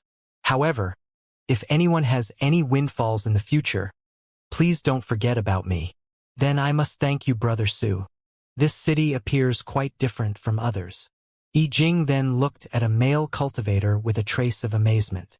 The cultivator was holding a mortal woman in his embrace in a bold display as they walked down the street, much to the disinterest of the other mortals and cultivators around them. Su Yun smiled when he saw this and didn't say anything further. Instead, he brought them over to a large stone building. The building had already caught Han Li's attention as it was one of the largest in the city. At a distance, he saw that two charming mortal women were standing at its entrance. As the many cultivators entered the building, they gave them a welcoming smile. Along the way, Su Yun warned them with a solemn expression. Bear this in mind. Although this isn't Heavenly Star City, all magic battles are strictly forbidden apart from particular arenas. If this rule is violated, it will be punished by death without question. The dark-skinned, middle-aged man spoke with shock. What? This punishment is even more severe than Heavenly Star Cities. Su Yun slowly explained. True, it is far more severe, but like this, cultivators who enter the city may truly be at ease without having to worry. To the best of my knowledge, no one has ever managed to carry out their revenge and successfully leave the city alive. After all, there is a nascent soul senior standing guard at all times. A nascent soul cultivator. Yi Jing's party all wore expressions of shock. Han Li's heart trembled violently and he became completely vigilant. All right, let's hold off on any more questions until after we go inside. Underneath the smiles of the two beautiful mortal women, the party apprehensively followed Su Yun into the building. As for Han Li, a strange glint flickered from his eyes before he curiously followed them in. After walking through the large entrance, a huge circular screen blocked their way. The screen was pink and had an image of a palace made flying through the skies. Although the image of the woman was shown from behind, it appeared to be fluctuating as if she were truly in flight. From the faint pink light that the screen emitted, it couldn't possibly be a low-grade magic tool. To the sides of the screen there were two semicircle doors. And to the front of the screen, there was a female cultivator who wore azure palace robes and appeared to be 30 years old. She was happily chatting with a smiling male cultivator. But strangely enough, despite her ordinary looks, each and every one of her movements were filled with a mature feminine charm. Additionally, the smile she wore as she spoke displayed a faintly seductive attraction. Although she was a mid-foundation establishment cultivator like the man she was speaking to, the man was completely enraptured by her. However, when the woman caught sight of Su Yun and the others, her eyes suddenly brightened and she clapped her hands, causing a young mortal girl to come out from behind a door. As the male cultivator was dragged behind the screen, he gazed at the female cultivator with a reluctant expression. Well, if it isn't fellow Taoist Su, I heard you wanted to return to Heavenly Star City, but I suppose the transportation formation is still unusable.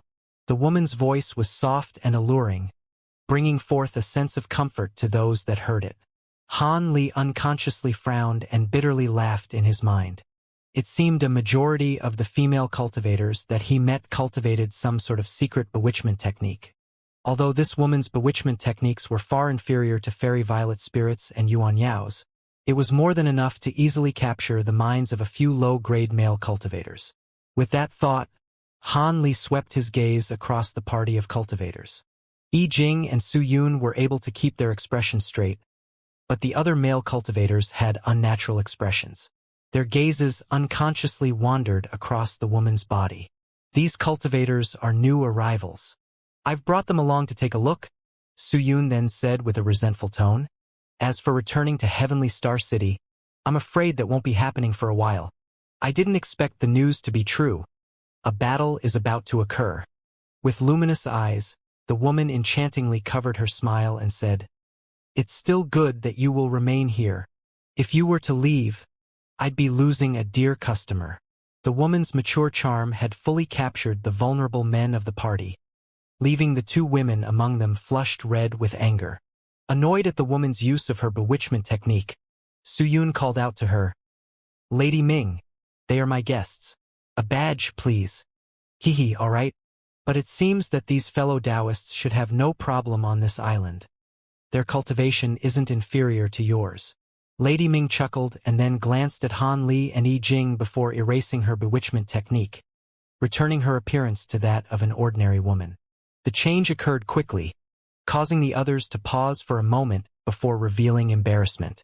The woman then clapped her hands, summoning a young mortal woman from behind the curtain. Lady Ming coldly spoke to the mortal woman. "Bring Master Su down to the auction. It should be starting soon." Then with a wave of her hand, she passed a green jade badge to Su Yun. Su Yun received the badge and followed the mortal woman to the side door without ever looking at her. Of course, Han Li and the others closely followed after them. In the instant he entered the door, Han Li felt a slight spiritual chi fluctuation as if he had entered some sort of restriction. His expression momentarily changed before returning to normal. The party's gaze brightened as they saw the enchanting scenery that laid behind the screen. There was a long pathway about 6 meters wide that led to 2 expansive halls. The left hall was spacious and bright, and apart from a few tall black stone pillars, there were no other obstructions in sight. In addition, it was currently bustling with activity with about 30 cultivators waiting there, all in a single file line. Regardless of whether these cultivators were male or female, they were each accompanied by a young mortal woman. Although a few of the male cultivators were lecherously sizing up the scantily clad women, there were only a few teasing words spoken at most. They restrained themselves as if they were fearful of the consequences.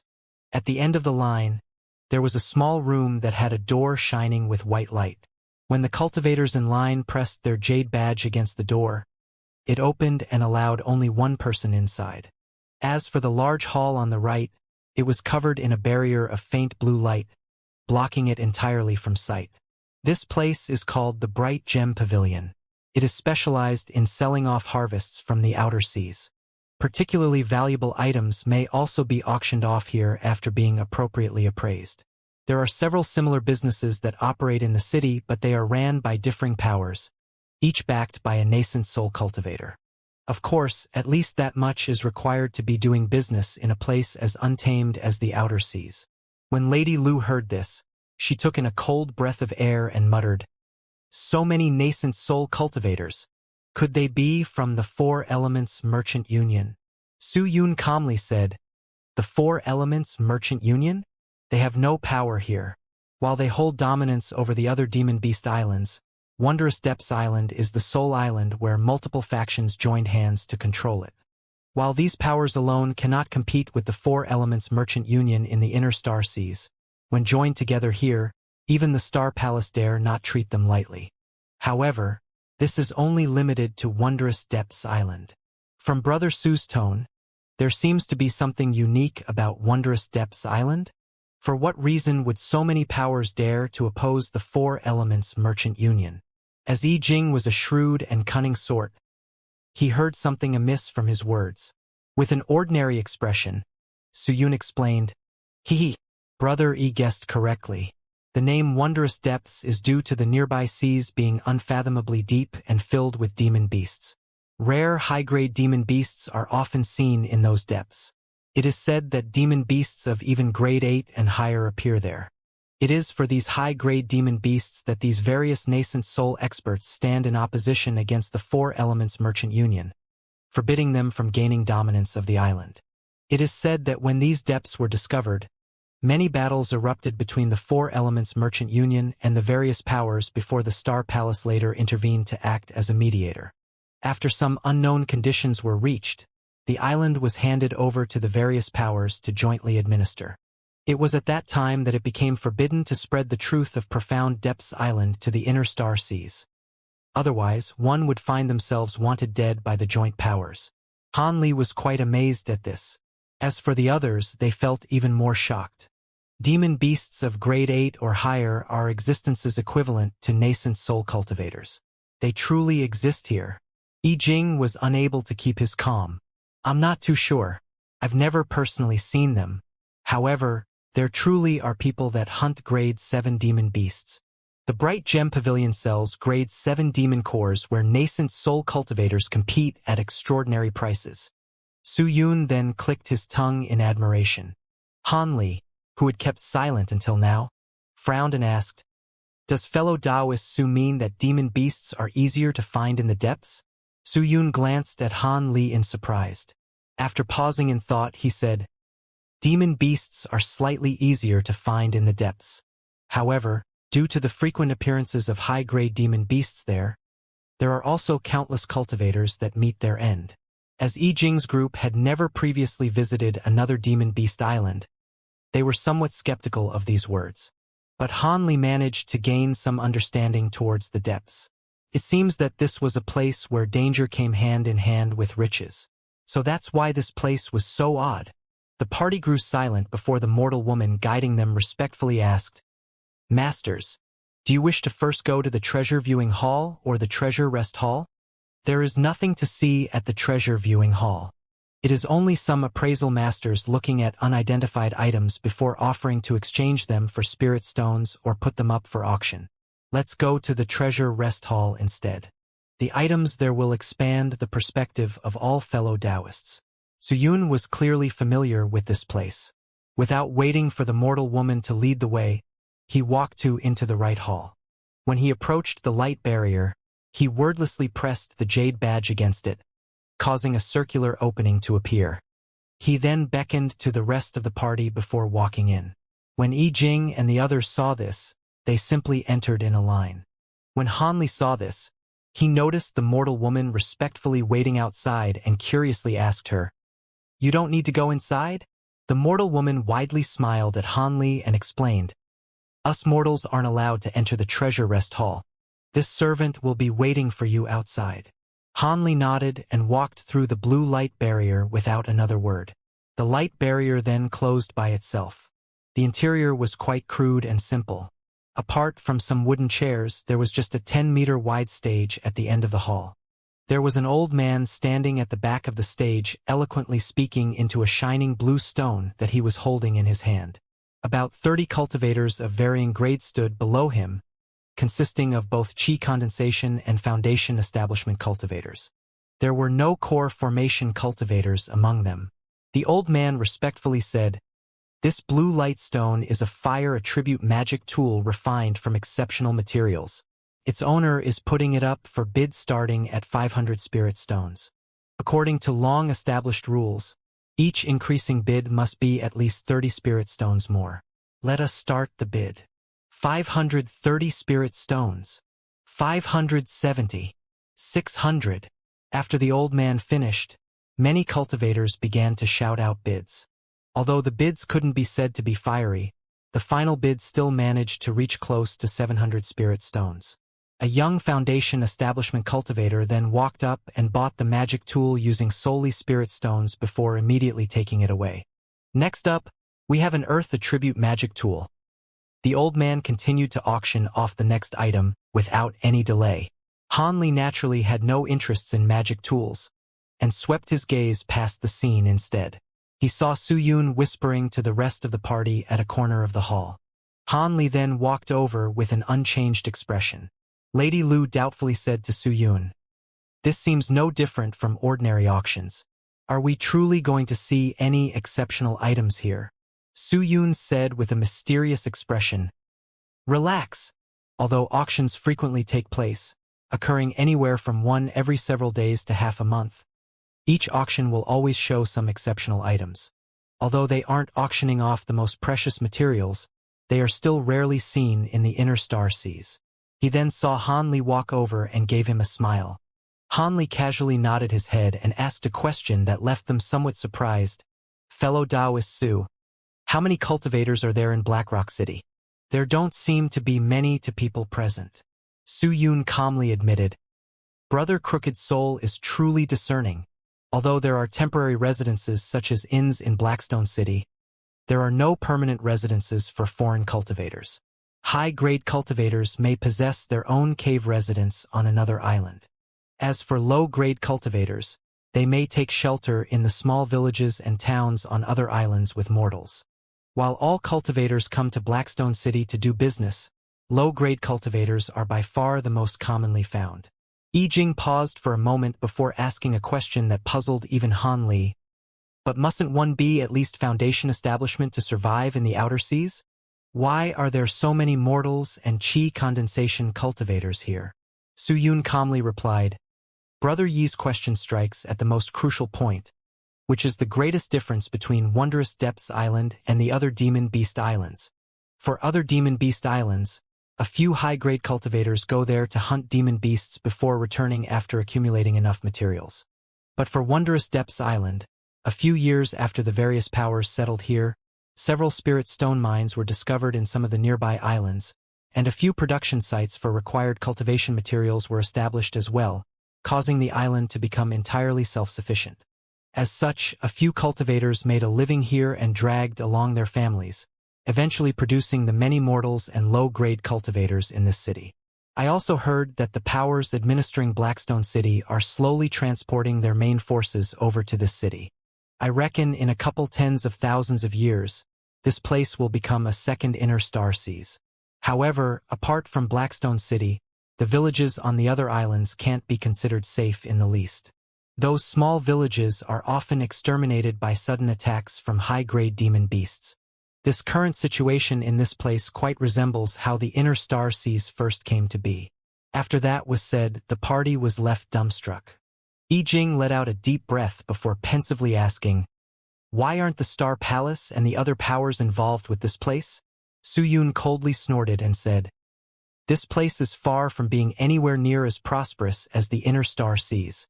Furthermore, there is still more than enough empty space in the inner star seas for them to vie for. What time do they have to spare over these desolate seas? In fact, the other powers are actually looking forward to having the island's governing factions move their forces over to this island. Then there would be few of the factors at play in the chaotic inner star seas. He was clearly still gloomy about the Star Palace suddenly closing the transportation formation. After Yi Jing's party heard this, they felt it made sense and didn't speak any further about the subject after glancing at one another. As they were lowly foundation establishment cultivators, it would be better for them to refrain from talking about powers far beyond their control, lest they attract calamity. After selling off several magic tools and materials, a blue-clothed, middle-aged man appeared behind the old man in charge of the auction. He held a red box containing a fist-sized sphere that was white at its center and purple at its edges. When Su Yun saw this, his spirits were roused. Fellow Taoists, take a look. This is one of the most important goods that are auctioned off at Wondrous Depths Islands. Demon beast eggs.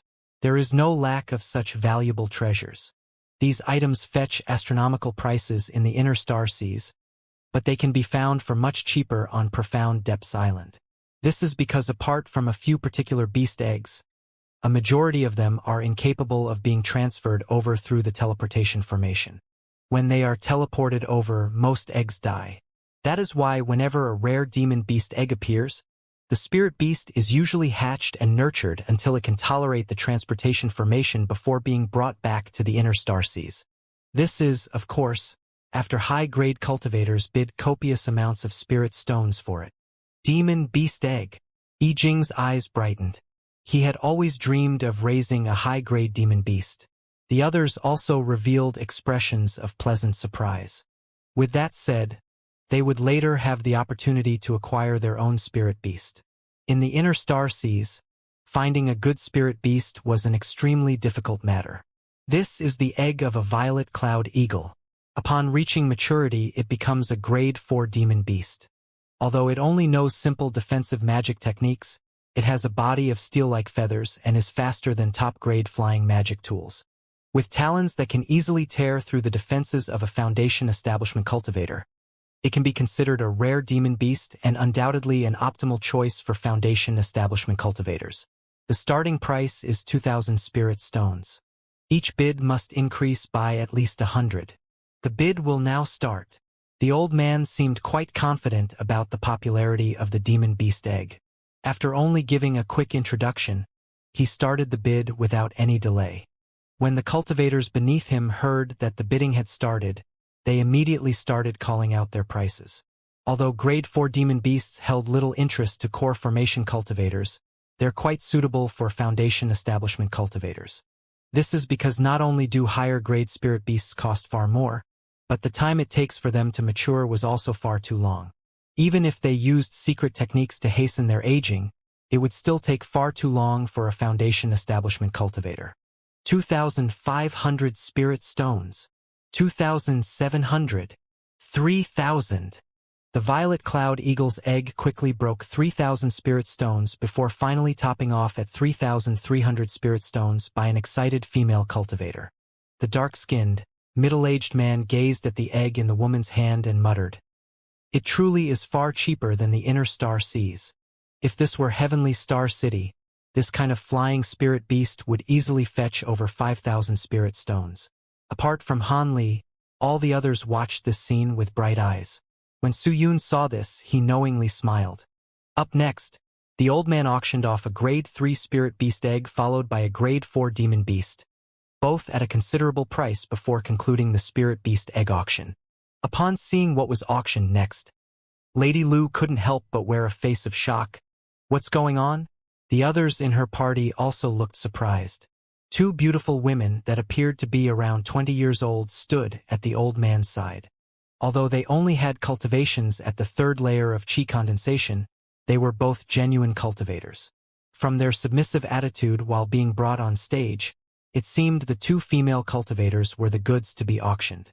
Su Yun didn't reveal the slightest surprise, and gestured for them to listen to what the old man was about to say. Up next, we have two low-grade chi condensation cultivation vessels. They have only cultivated the basic 5 elements cultivation arts, and both of them are undefiled.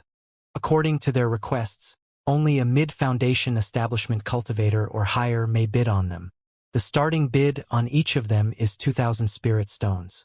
Each increase in bid must be. Ever since the old man brought the two women on stage, many of the male cultivators beneath him started to leer at the women. However, the old man's words were quite dragged out for a long while and nobody uttered a bid.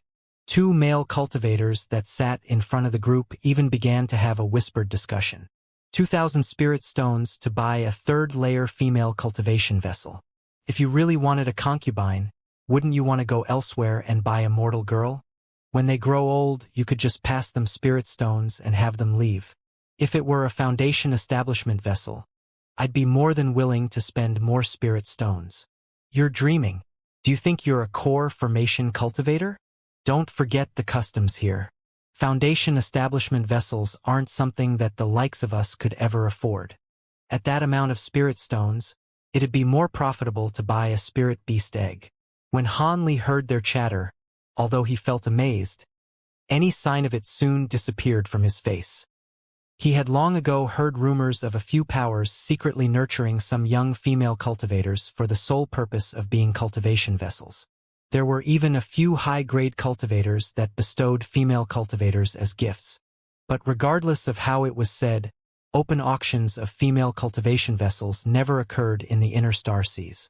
It truly shocked him how openly it occurred here. Yi Jing and company managed to calm their expressions. After all, cultivation vessels were something that everyone knew about in the cultivation world. However, as they had two female cultivators in their party, the current situation was quite uncomfortable. There is no need for fellow Taoists to feel shocked. These women were willing to act as cultivation vessels without coercion. As their aptitudes are terrible as a whole, it would be quite difficult for them to cultivate to high layers of cultivation using ordinary methods. They have no elders to rely on, and no powers are willing to invest the spirit stones required to nurture them. Hence, this is their only method in the outer star seas, as they found it disdainful to do mortals' work and suicidal to go out and hunt demon beasts. As they have managed to somewhat cultivate, they will take the initiative to become a cultivation vessel for a higher-grade male cultivator. As such, they can give their homes a large amount of spirit stones and manage to acquire a pillar of support for themselves.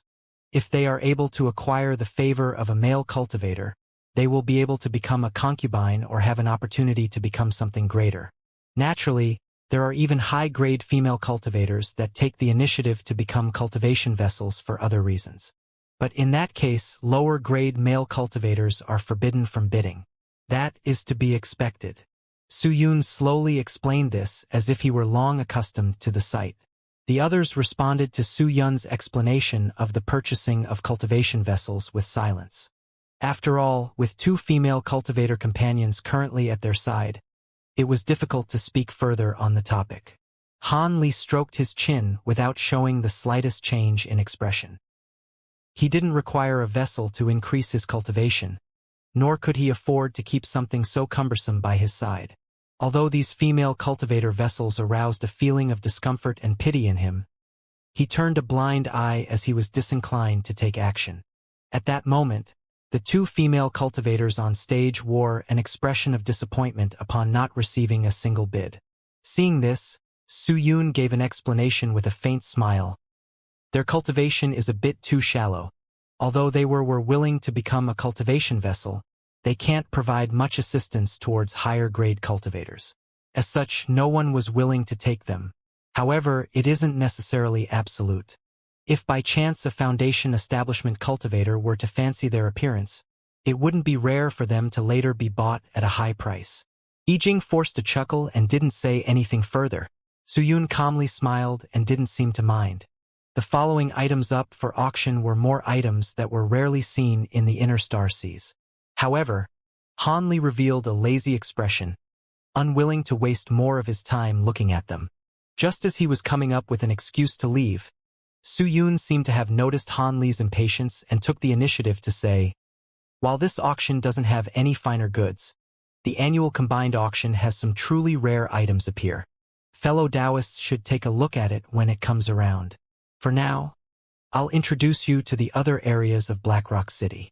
Naturally, Yijing and the others didn't refuse as they were currently lacking in spirit stones from the cost of the teleportation. The group nodded their heads and followed Su Yun out of the treasure rest hall. The mortal woman waiting outside of the hall accompanied them until they left the bright gem pavilion. This group of several tens of buildings are temporary residences where foreign mortals are staying for the time being. Mortals that wish to make a living in Blackrock City must first register here, much to the benefit of the city's administrators. If they are unable to find employment after a certain amount of time, they must leave Blackrock City. For example, the mortal women we saw in the Bright Gem Pavilion all live here. That equally large group of building is the city's largest raw material store, the Golden Thumb Pavilion. They specialize in selling all sorts of rare materials. It is said that so long as you know the name of the material, the store will always be able to sell it to you. Although this is somewhat of an exaggeration, its reputation is quite grand. As for those three buildings close to it, Su Yun brought the party down the street and spoke with great familiarity. When Han Li heard about the Golden Thumb Pavilion, his heart stirred, and he came to a sudden stop. Su Yun was baffled and paused for a moment before asking, "Fellow Taoist Crooked Soul, is something wrong?" Yijing's party glanced behind them at Han Li with equivalently puzzled expressions. Han Li took a quick look at the sky before lowering his head to calmly say, "I have something that I must attend to alone, and I must part with you here. Perhaps we may see each other again should the future allow it." His voice carried an irrefutable tone. Su Yun and Yijing were surprised upon hearing this. They didn't wish for a high-grade cultivator such as Han Li to depart their party. But when they attempted to urge him to stay, a cold glint flickered from Han Li's eyes as his gaze swept past them, causing their hearts to tremble. Their words of opposition were involuntarily swallowed, and they could only murmur as they watched Han Li disappear into the Golden Thumb Pavilion. At that moment, the two bewilderedly glanced at each other with cold sweat dripping down their backs. The others at their side looked at the two with confusion, ignorant of what had happened. "That person," Yijing forced a laugh and thought to say something. "Since fellow Taoist Crooked Soul is unwilling to travel together with us, let's leave him be. It's his decision. Let us continue to take a look at another street." For some unknown reason, Su Yun hastily cut off Yijing and took the initiative to walk down another street. Yijing then suddenly heard a voice transmission from Su Yun. "Fellow Taoist E. That person's actions are an unfathomable mystery. Let us cut ties with him. Else we may find ourselves inviting death if we're not careful. It turns out that fellow Taoist Crooked Soul's cultivation is far beyond ours. Let us not speak of this again." Yijing's expression changed several times upon hearing this. After taking another glance at the Golden Thumb Pavilion, He lightly nodded his head before following after them. At that moment, Han Li was already being guided by a delicate youth into an elegantly decorated room. Although the Golden Thumb Pavilion appeared to be one huge stone building from the outside, the interior consisted of many rooms, each specialized in selling all sorts of materials. Without the slightest of formalites, Han Li had entered the Golden Thumb Pavilion for the purpose of seeing the establishment's steward. Were it any other cultivator, this wouldn't have been easily accomplished. But after revealing his true core formation cultivation, he was immediately brought to the esteemed guest lounge. Core formation cultivators couldn't be treated lightly even in Blackstone City. After waiting for a few moments in the room, an old man with a common appearance walked in with a smile. Fellow Taoist's face is quite unfamiliar. It must be your first visit to the Golden Thumb Pavilion. I am the establishment's steward, Li Sun. The old man cupped his fist towards Han Li. He was an early core formation cultivator just like Han Li. With a tone that was neither submissive nor overbearing, Han Li replied, "This is truly my first time here at your esteemed pavilion. Moreover, I have a few things I wish to consult fellow Taoist Li about. I hope you don't mind. Please don't hesitate to ask. I will assist you to the best of my ability." Steward Li was quite imposing. Without asking Han Li any questions, he had already slapped his chest in a pledge and agreed. This forthright and impressive display left a positive impression on Han Li. However, the old man didn't possess the skill to see through Han Li's disguise techniques. He accepted Han Li's sickly appearance as a middle-aged man without the slightest suspicion. Han Li faintly smiled and directly stated his intentions without the slightest pretense. "I wish to purchase an ingredient for refining pills. However, I am only aware of its name from antiquity and have been unable to find it. I was hoping to try my luck by coming here and meeting with you, fellow Taoist Li." Li Sun inwardly let out a sigh of relief and replied with a beaming smile, "It is but a trivial matter. It is of no problem." He then changed expressions and coldly spoke in the direction of the door. "Servant, go fetch Guyu." "Yes." The young servant swiftly ran off. Li Sun turned back to Han Li and smiled. "Please wait shortly, fellow Taoist. Although Guyu is only an qi condensation cultivator, he has done extensive research on ancient pill formulas and medicines. I'm certain that he won't leave you disappointed." Han Li wore a slight smile on his face and thought to say something else, when a streak of red light flew into the room. The red light circled once around the top of the room, before accurately landing in the old man's hand. It was a seeking talisman. A strange expression flickered from Han Li's eyes as the talisman combusted inside the old man's hand. The steward stared at the fire in his hand before he extinguished it. He then raised his head to look at Han Li with a surprised expression. The old man's attitude suddenly became far more cordial. "I am truly lacking in manners.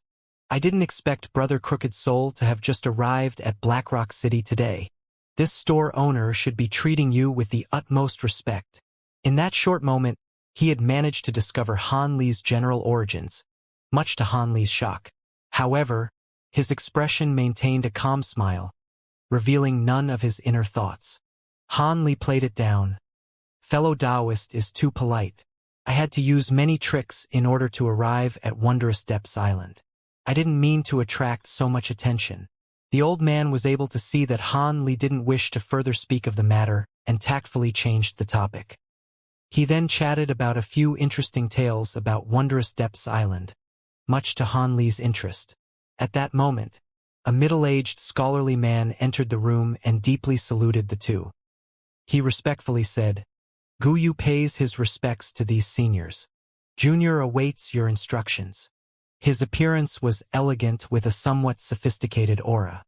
He had a long black beard and two shining black eyes. Li Sun nodded to him and beckoned him over. The old man commanded him with an indifferent expression. "This senior Crooked Soul has a few questions about ancient spiritual medicines. Answer him honestly." Guyu stood up straight and solemnly said, "As you wish. Junior will answer to the best of his abilities." Forgoing any needless pretensions, Han Li bluntly asked, Does fellow Taoist Gu happen to know about Thousand Leaf Dew? Thousand Leaf Dew? Guyu paused for a moment before quickly replying in a mutter. This name has a bit of an impression on me. Had you asked me about it a few years ago, I would have had no idea. In the past 2 years, this junior obtained an ancient record that happened to mention it. This junior happens to have a duplication of it on a jade slip. Would senior like to take a look at it? Having said that, Guyu revealed a somewhat cautious expression. Hanli rejoiced and couldn't help but reveal excitement in his eyes.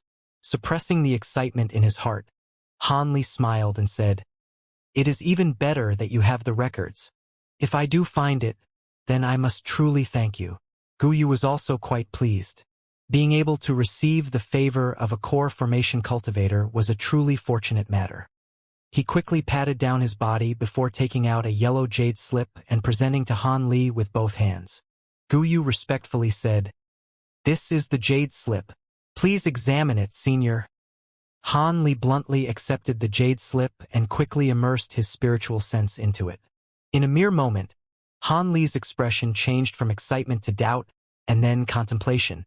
Li Sun carefully watched Han Li's every movement.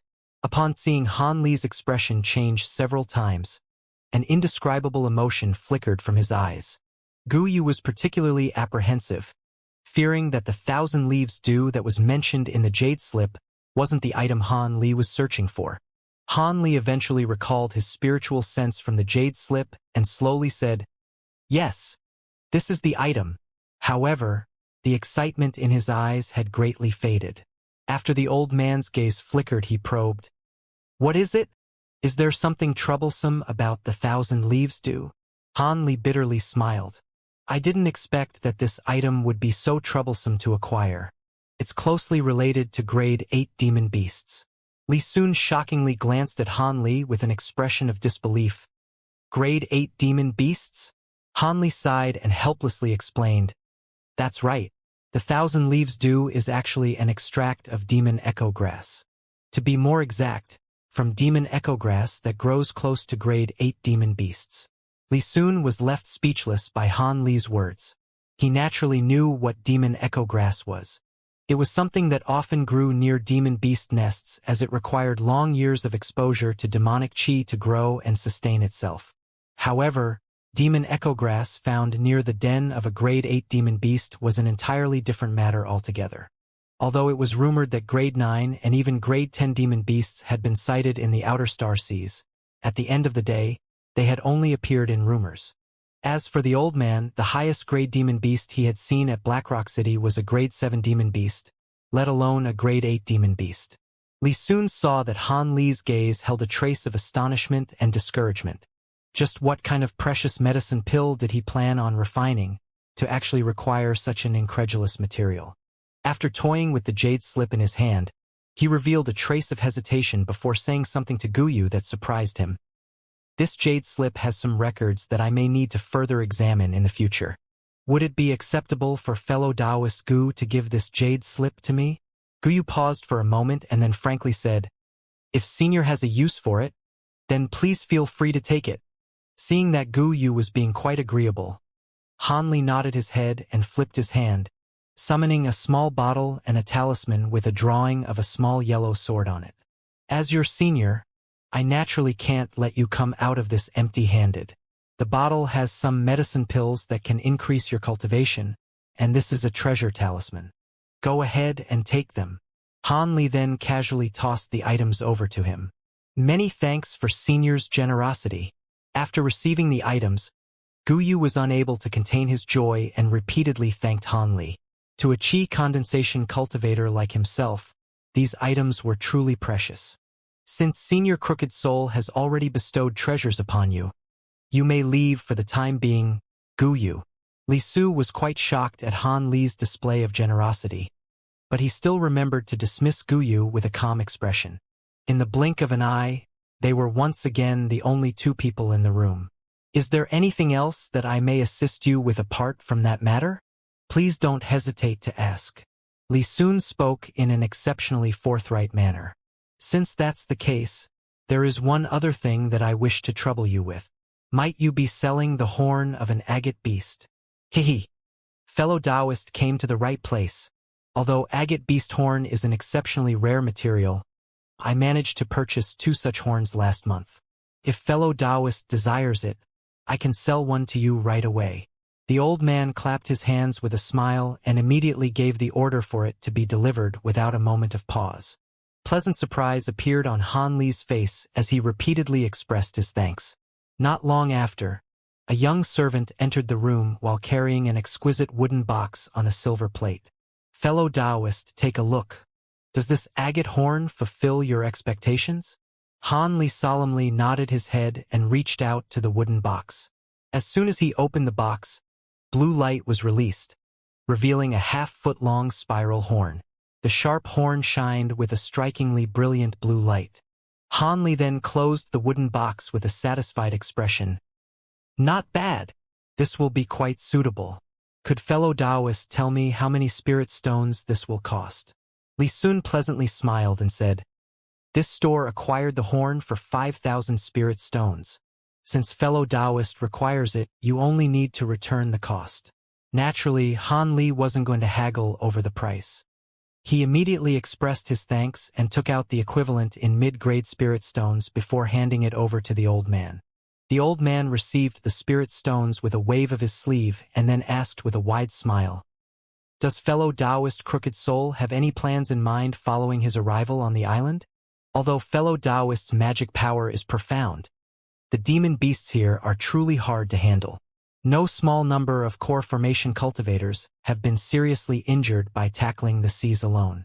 How about I introduce you to a few similar grade cultivators? It would be considerably safer if you were to set out to sea together. Han Li smiled upon hearing this. The purpose of the old man's courteous and friendly behavior from the beginning was for drawing him in. Many thanks for fellow Taoist Li's kindness. However, I must soon prepare to refine a few medicine pills.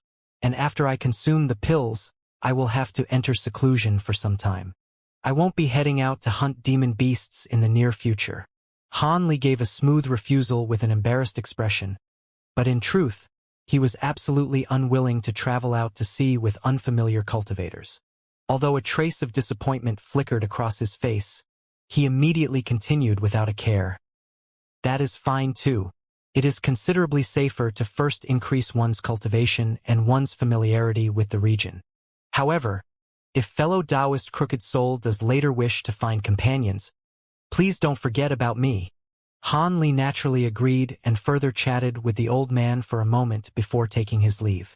The old man saw Han Li off at the building's exit before returning inside. Just as the old man sat down, he suddenly heard a voice calmly say, "How about it? Will this person be useful to us?" A vague silhouette soon emerged from the landscape painting on the wall, bringing forth another person into the room. The white-clothed man remained in the air while covered in azure light, making for a rather mysterious display. The old man confidently said, "There is no need to worry. Although we only chatted for a short moment, from his strange appearance, that cultivator Crooked Soul should be a vagrant cultivator that travels alone.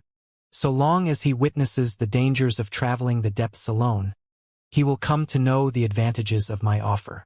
He will come back sooner or later." The white-clothed man coldly refuted, "Humph, that isn't guaranteed." Li Sun shook his head. "What? An early core formation cultivator can roam the depths and hunt demon beasts alone?" The white-clothed cultivator grew silent before solemnly saying, "He isn't an ordinary core formation cultivator. When you were chatting in the room, I was able to feel someone watching me for some unknown reason. Although he didn't glance in the direction I was hidden, I suspect that he was aware of my existence and only chose not to disclose it." The old man was stunned. He then bewilderedly said, "Are you not mistaken? Your concealment technique is something that even higher-grade cultivators are incapable of uncovering.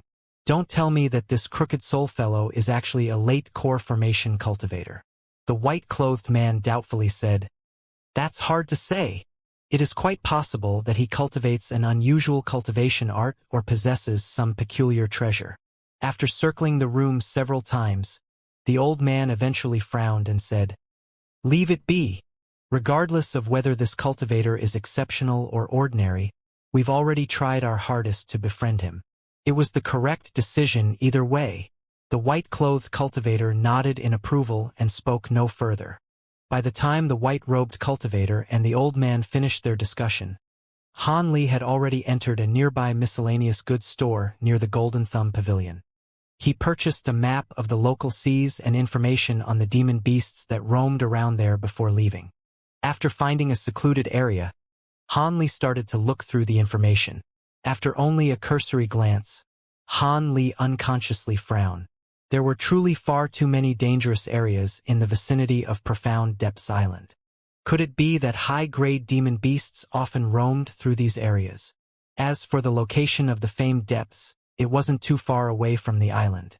Han Li would be able to reach it after only flying half a month south at full speed.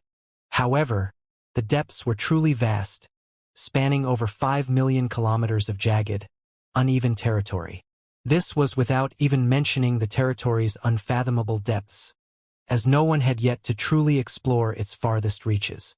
After Han Li skimmed once through the jade slip, he quickly put it away.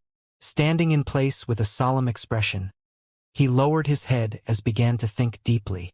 After an unknown amount of time had passed, Han Li raised his head, wearing an indifferent expression. He then directly flew out of Blackrock City without any further deliberation. Upon leaving the city, Han Li immediately turned into a streak of azure light and soared through the skies. Profound Depths Island was a medium-sized island, but apart from Blackrock City, the island was completely barren. Not a single village or town could be seen.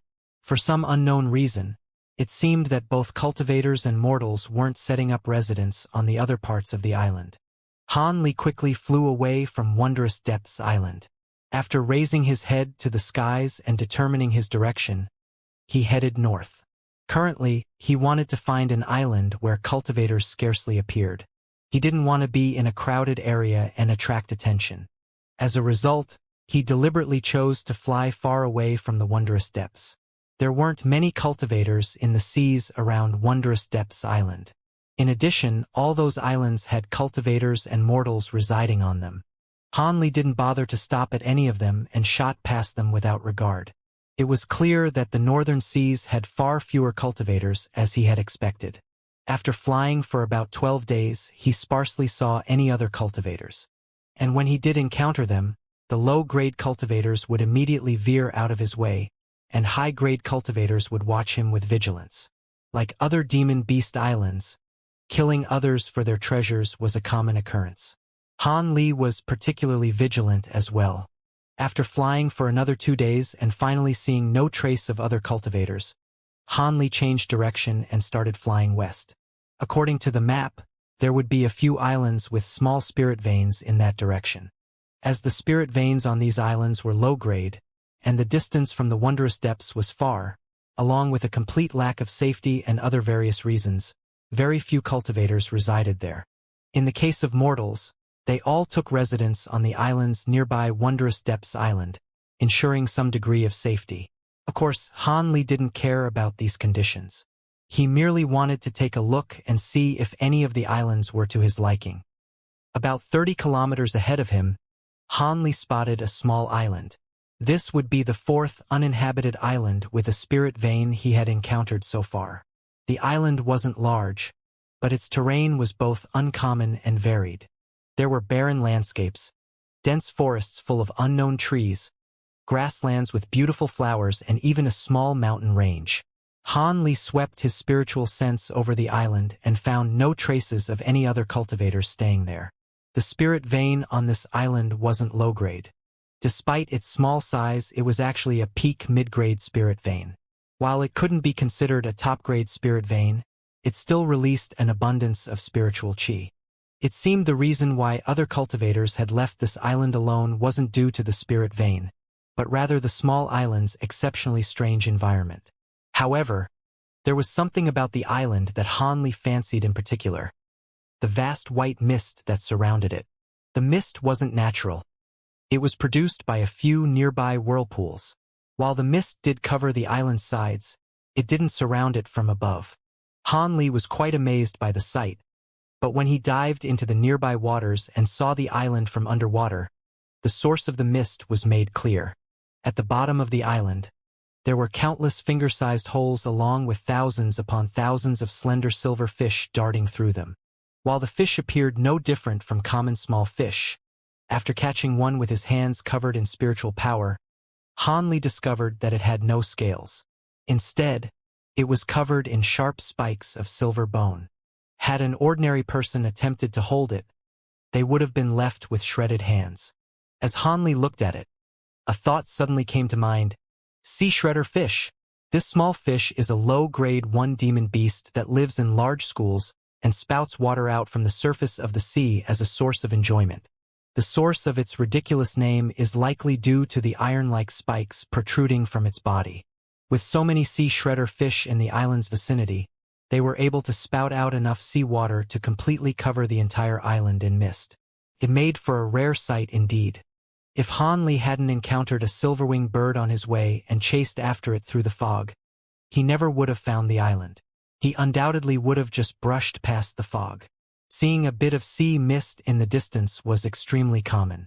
After circling around the island several times, he quickly came to the decision to establish his cave residence on this island. What other island could possibly be more secretive and to his liking than this one? The small spirit vein was located on the island's 5-kilometer-long mountain range with a few sparse peaks, the tallest peak reaching 120 meters high. Being so small, Han Li didn't have the option for an expansive cave residence. Hence, he merely looked for a small valley at the bottom of the mountain range and started to tunnel through the stone. With Han Li's current cultivation, it was practically effortless for him to carve out a cave residence similar to his previous one. After a few short days, he managed to finish carving out the general outline of his new residence. Han Li was disinterested in carving out the finer details of his cave residence. Instead, he first set down a few formation tools that he had personally refined, covering both his cave residence and the mountain range in a spell restriction. At a distance, the mountain range could no longer be seen, and was instead replaced by a verdant forest. The illusory forest seamlessly bordered a nearby forest without the slightest flaw. From above, Han Li carefully examined the mountain range with chin in hand and was left feeling somewhat uneasy. If a high-grade cultivator happened to pass through the mist like he had, this restriction wouldn't be enough to fool them. After muttering to himself, an idea suddenly came to mind. Han Li directly flew back to his new cave residence and quickly inspected the materials he had on hand before starting to refine some items in a secret room. 7 days later, Han Li emerged once more from his cave residence with a dozen sets of similar formation tools. These sets of formation flags and formation plates were extremely crude and by no means impressive. But after Han Li placed them at various areas throughout the small island, streams of mist began to wildly emerge from each of the formations. Soon, the new expanse of mist merged together with the existing mist of seawater to completely envelop the island, hiding it entirely from view. In this manner, any cultivators passing by would find it difficult to spot the island unless they were flying at a low altitude.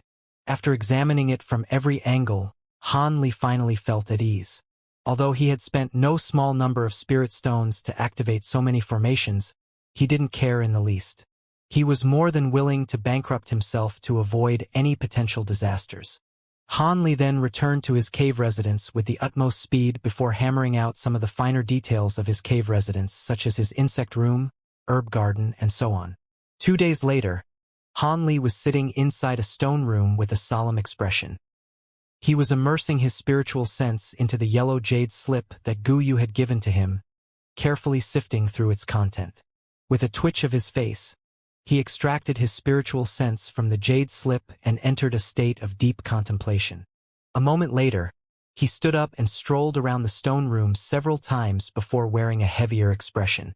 He then clutched his storage pouch and took out a white jade box.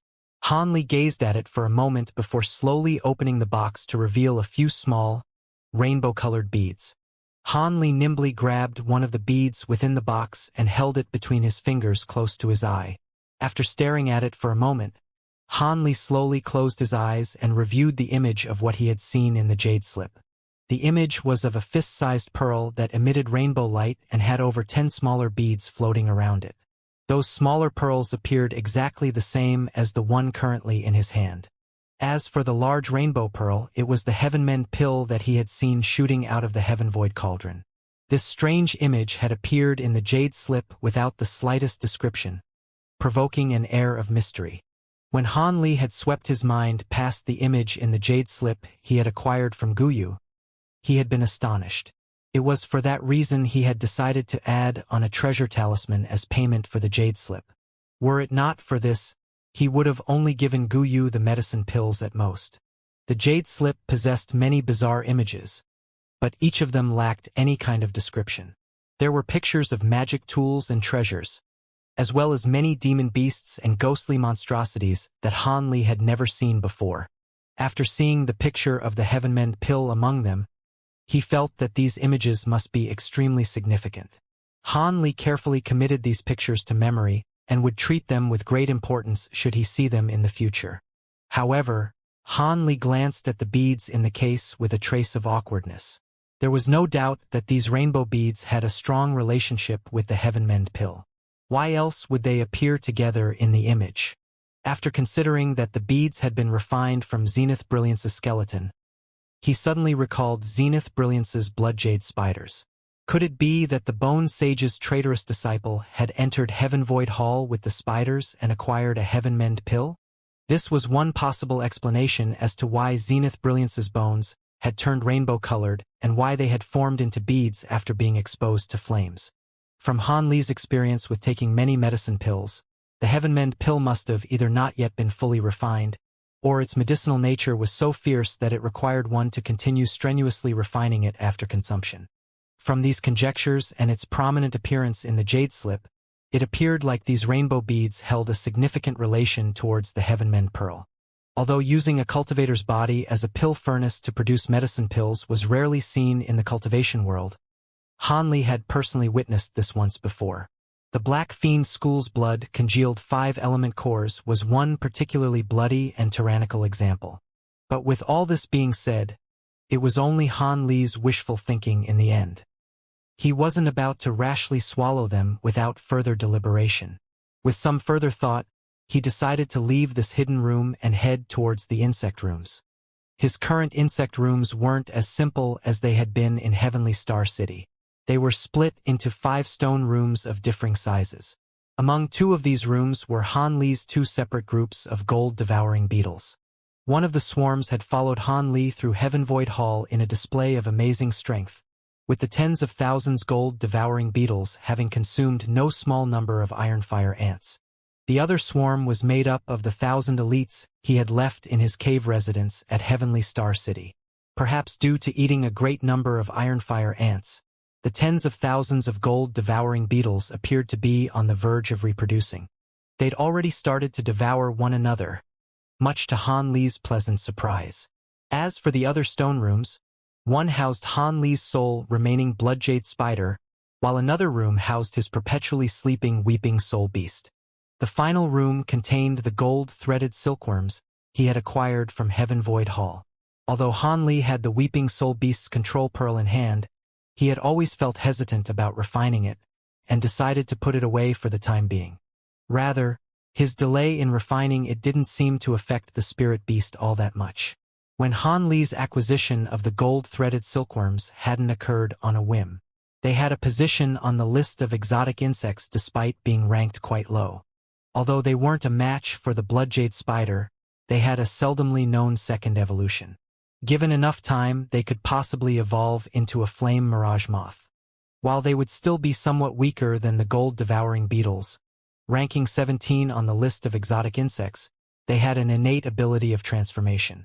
While its power was formidable, its description was quite vague. It seems this insect had seldomly been seen even in ancient times. Even if the mirage flame moth's high ranking was somewhat inaccurate, it was by no means insignificant. As such, in spite of the old eccentric's flabbergasted gaze, he had chosen to gather up the gold-threaded silkworms that were on the verge of death. They had been discarded by Wan Tianming without the slightest hesitation, as the gold-threaded silkworms had nearly exhausted the entirety of their origin qi at the time. After acquiring them, Han Li continuously fed them soul-nurturing pills and other rare spiritual medicines. However, all this had seemingly accomplished at this point was prolonging the inevitable. With each passing day, they grew increasingly haggard, and Han Li could only helplessly watch as they continued to decline. At that moment, an idea suddenly came to him. He directly arrived at the gold-threaded silkworm's room and frowned at what he saw through the spell restriction barrier. At that moment, the huge dark green silkworms were motionlessly lying on the ground as if they had already died. Were it not for the faint spiritual qi emitted from their bodies, he would have believed them to be dead. Han Li entered the room without hesitation and circled around the exotic insects for a moment before picking out the male and female silkworms with the strongest spirit amongst them. Afterwards, he took out 2 rainbow beads from the jade box and fed one to each silkworm before leaving the room. Han Li's thoughts were quite simple. Since these insects couldn't be saved, he may as well test the medicinal effects of the rainbow beads. With the grand reputation of the Heaven Mend pill, their medicinal powers should be beyond miraculous. If these beads were as he had imagined and were truly Heaven Mend pills, then he would stand to benefit even if the gold-threaded silkworms couldn't be saved.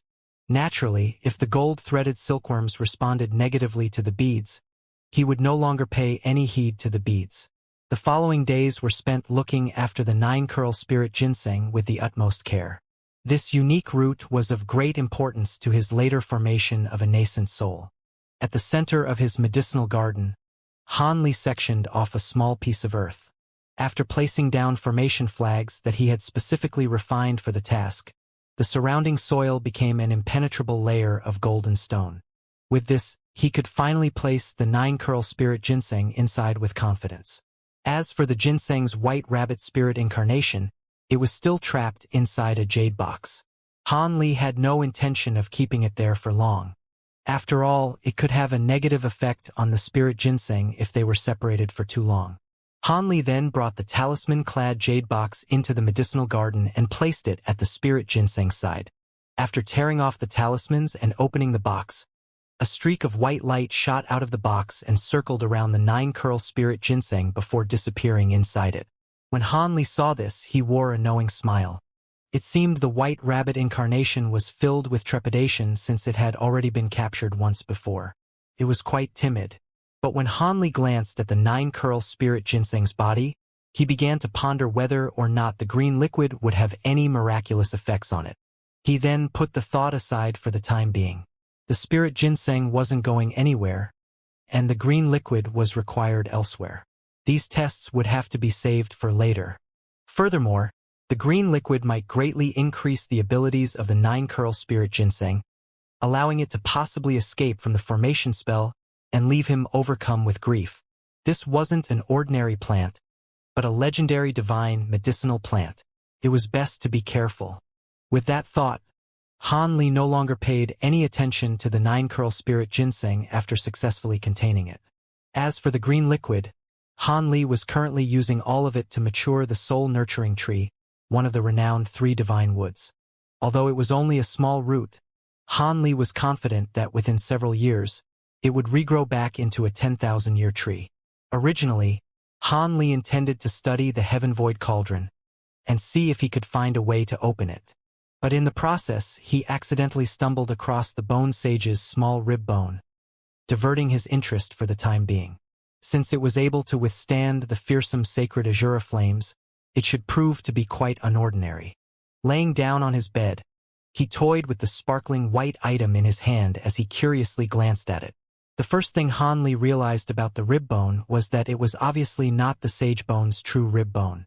Its current form was merely a trick that the old devil had used to deceive the eyes of others. Without even mentioning the odd material that it had been created from, one could already tell it wasn't any sort of magic treasure from the faint spiritual qi that it released. However, there was no doubt that it was a man-made item.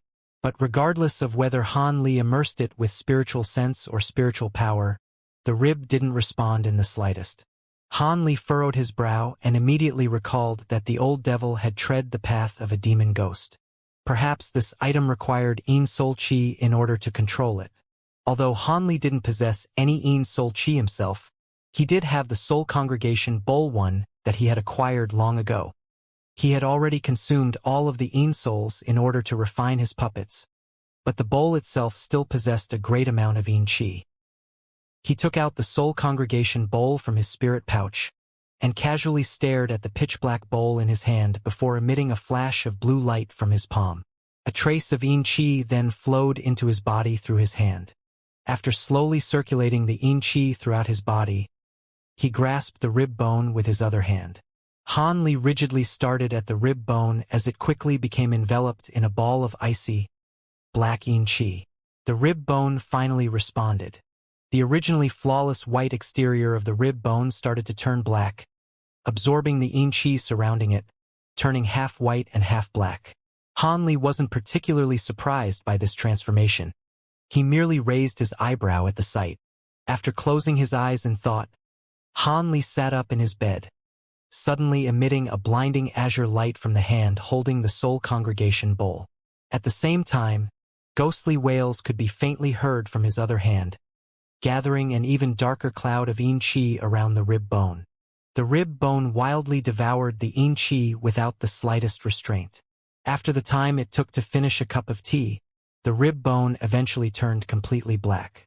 The bone suddenly began to release a low-pitched hum and emitted rays of pitch-black light, filling the room with a freakish, eerie aura.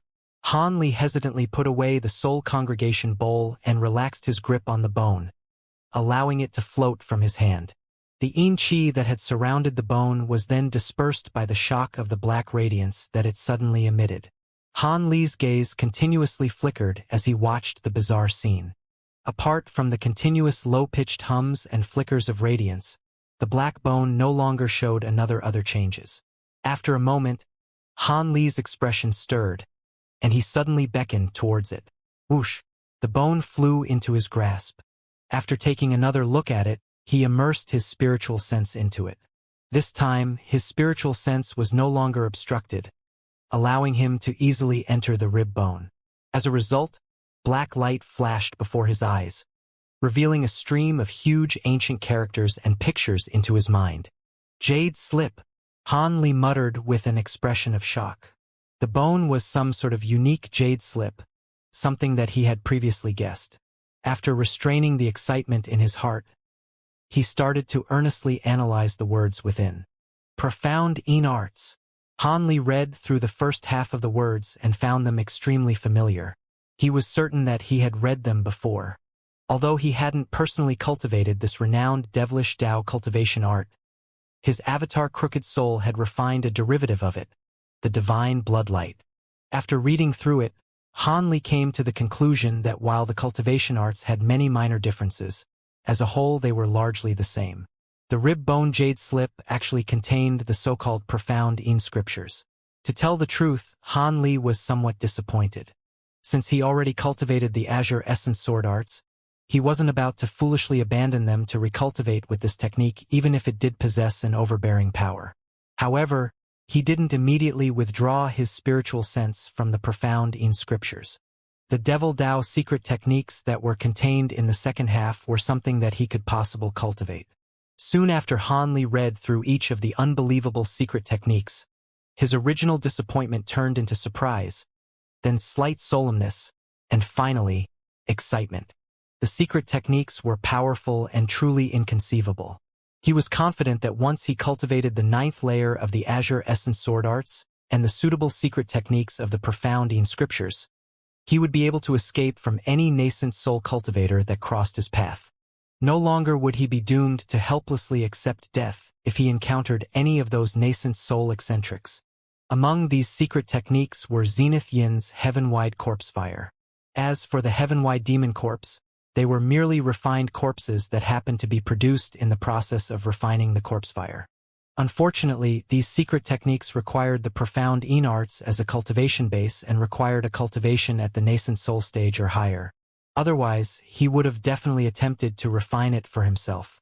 After all, he had personally witnessed the ferocious power of the heaven-wide corpse fire. But even as powerful as it was, the weaknesses of the heaven-wide corpse fire were made clear from its cultivation chant. When Han Li saw this, he coldly chuckled. If Zenith Een tried to use heaven-wide corpse fire to deal with him in the future, Han Li would surely give him a nice surprise. After looking through it for a moment more, Han Li was able to find 3 secret techniques that he fancied that a core formation cultivator to refine. He then committed them to memory until he could find the time to cultivate them. Han Li carefully put away the small rib bone. Along with feelings of great satisfaction from what he had gained, he could feel his heart brimming with excitement. It was then that Han Li recalled what he had originally planned. Han Li's hand grasped onto the storage pouch containing the Heaven Void Cauldron with his curiosity once again set aflame. He instantly stood up from his bed and directly headed towards the hidden room in his cave residence.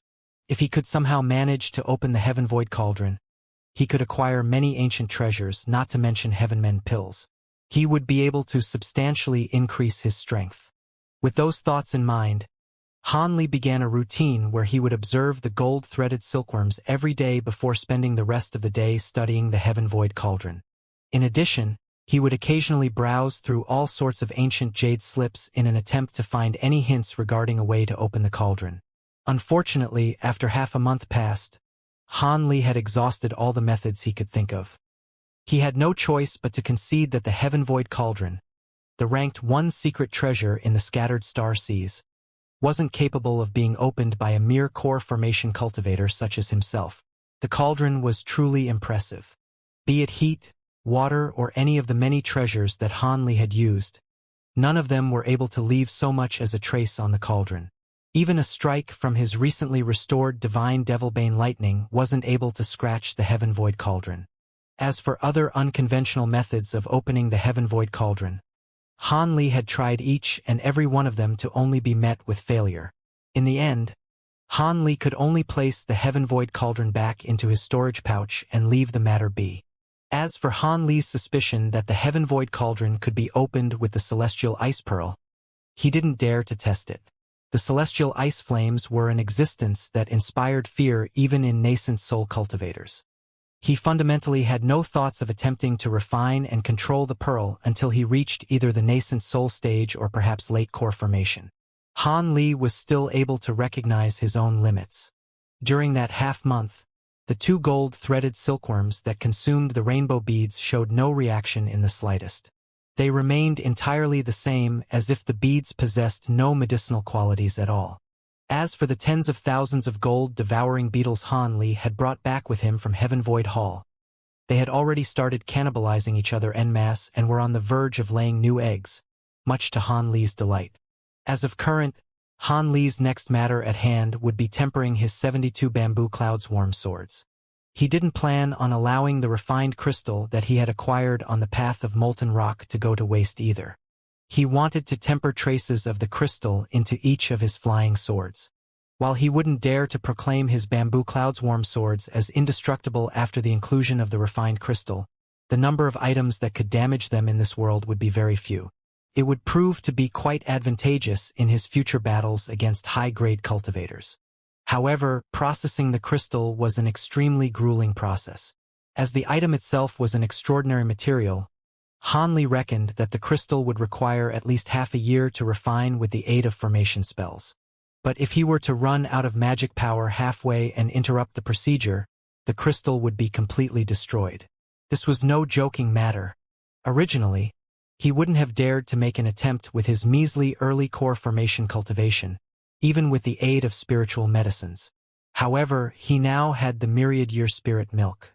Although he had used a portion of it in his rush to Heavenly Star City, he still had more than enough to process the crystal.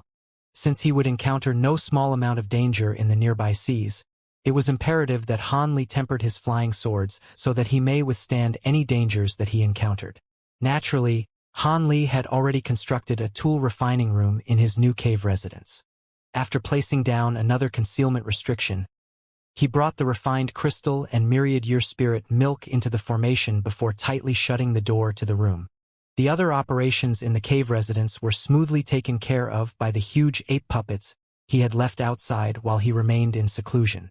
A year silently passed in this manner before one day, something unexpected occurred. Without the slightest warning, a huge rumble suddenly reverberated throughout the cave residence. accompanied by a continuous earthquake. In addition, faint rolls of violent thunder could be heard from the outside. The rolls of thunder grew increasingly louder, as if the entire island was being covered in a violent storm. With a muffled thump, the door of the tool refining room opened. Han Li leapt out of the room with a cold expression, bewilderment clear in his eyes. Upon hearing the huge rumbling outside of his cave residence, he suddenly slapped his hand against a spirit pouch at his waist, causing a yellow streak of light to emerge. It circled around in the air before landing in his palm. It was a faint yellow, meter-long formation flag with a few talisman characters embroidered onto it. Without much thought, Han Li spat out a cloud of azure chi onto the flag, causing it to shine with yellow light. As a cold glint flickered from Han Li's eyes, the flag shot into the earth with a flick of his wrist. The formation flag dug into the earth in the blink of an eye and disappeared from sight. With a muffled incantation of varying tones leaving Han Li's mouth, yet another astonishing scene occurred. As Han Li continued his incantation, the ground and walls began to shine with golden light as if they consisted of raw gold. At the same time, the trembling and frightening rolls of thunder suddenly came to a halt, restoring everything back to normal. When Han Li saw this, his expression relaxed. However, the confusion in his eyes had yet to disappear. He then flew out of his cave residence in a streak of azure light towards the sky. A moment later, Han Li was floating above the small island. Although it was enveloped in a barrier of mist, his sight wasn't obstructed at all, as the mist was the result of his own formation spells. The scene before him caused his expression to change several times. Thanks to the formation spells that he had placed on the mountain range and his cave residence, they were left mostly unharmed. However, the areas outside the formation spell were still groaning from ongoing tremors.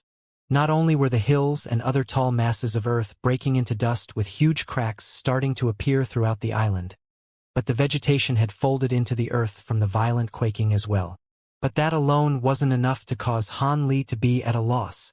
There were also stormy waves that suddenly surged around the island.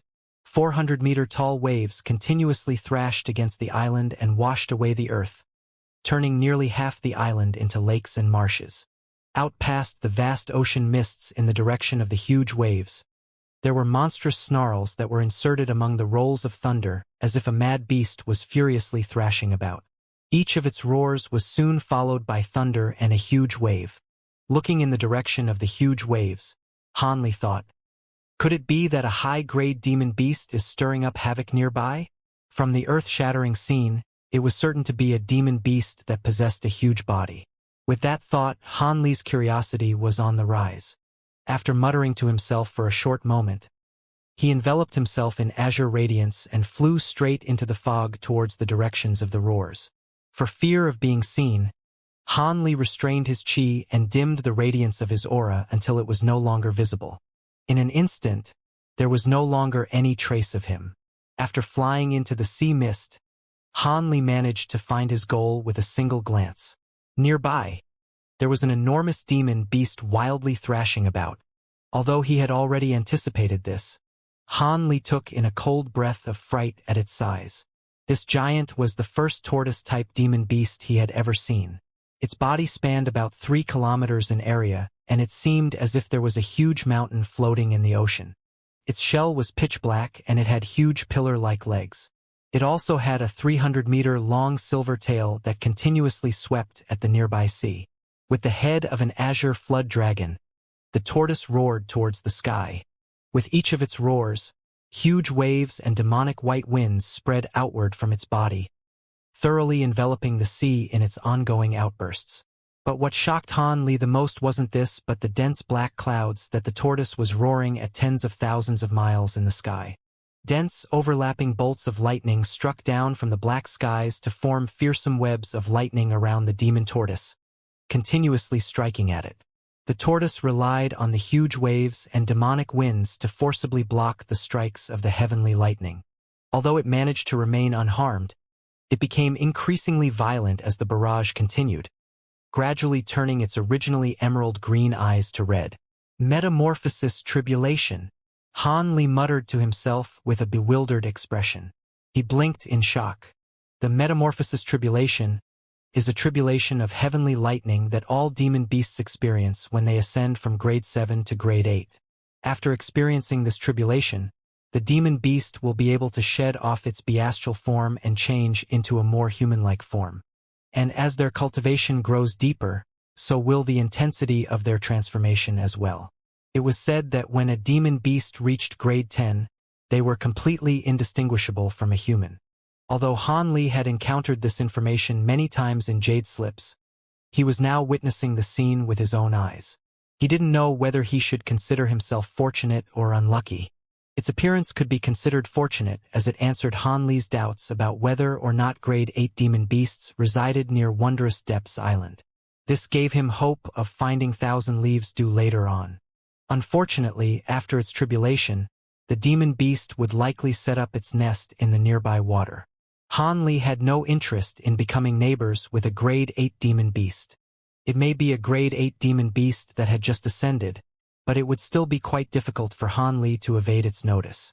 It was still unable to find his cave residence while it was a grade 7 demon beast. But after it reached grade 8, its strengthened spiritual sense would pose a problem. Perhaps one day, the demon tortoise would arrive at his cave residence. When it came to enforcing their own territory, high-grade demon beasts weren't exactly known to be lenient. Could it be that I will have to discard my cave residence after having only just established it? Han Li flusteredly thought. The flying swords contained in his body began to shake with excitement. By the time he was forced out of seclusion, he had already finished tempering his 72 bamboo cloudswarm swords with the refined crystal. It had been significantly more difficult to process the refined crystal than he had anticipated. His original estimate of half a year had actually stretched into nearly an entire year. With that done, Han Li decided to take advantage of the continued seclusion to specially temper his flying swords. Were it not for the disturbance of the demon beast, he would have likely spent several more months in seclusion. I should take this opportunity to launch a surprise attack while its origin chi is still greatly damaged after it finishes its tribulation. If I am able to kill it, it would be a cause for joy, but if I fail, I will have to leave the island. With that thought, Han Li's heart grew tense. But a moment later, he shook his head in rejection of the idea. Even when greatly weakened, he still wouldn't prove to be an opponent of a grade 8 demon beast. Han Li didn't know precisely how powerful grade 8 demon beasts were, but he had personally witnessed the earth-shattering strength of the divine abilities of nascent soul cultivators. With such great danger, it would be better to just pack up and leave. Unfortunately, his gold-devouring beetles were laying eggs. He wasn't sure what would happen if he were to bring them along in his storage pouch, but he didn't have much choice. Han Li watched the lightning flicker against the body of the huge tortoise and sighed before returning to his cave residence. Han Li didn't want to wait for the demon beast to finish its tribulation and discover him hiding away. That would be utterly disastrous. But just as Han Li turned around, a series of sharp whistles came from across the horizon, accompanied by flickers of golden light. Then from the opposite horizon, a melodious sigh of wind spread throughout the sky, making way for a red streak of radiance that flew over. When Han Li saw this, he unconsciously frowned. But before he could respond, a huge disturbance in the sea rose from near the huge turtle. Several tens of thick pillars of fire shot out of the sea, and the sea water began to quickly rise as if something gigantic was emerging from the sea. Han Li was greatly shocked by this and hastily shot away to conceal himself before watching the scene with amazement. With a flash of blue light, a huge red beast emerged from the parted waves. Upon revealing itself, it released a horse-like neigh at a monstrous volume, leaving Ha Li's ears buzzing. Stunned, Han Li nearly fell from the sky. He hastily released magic power to steady himself.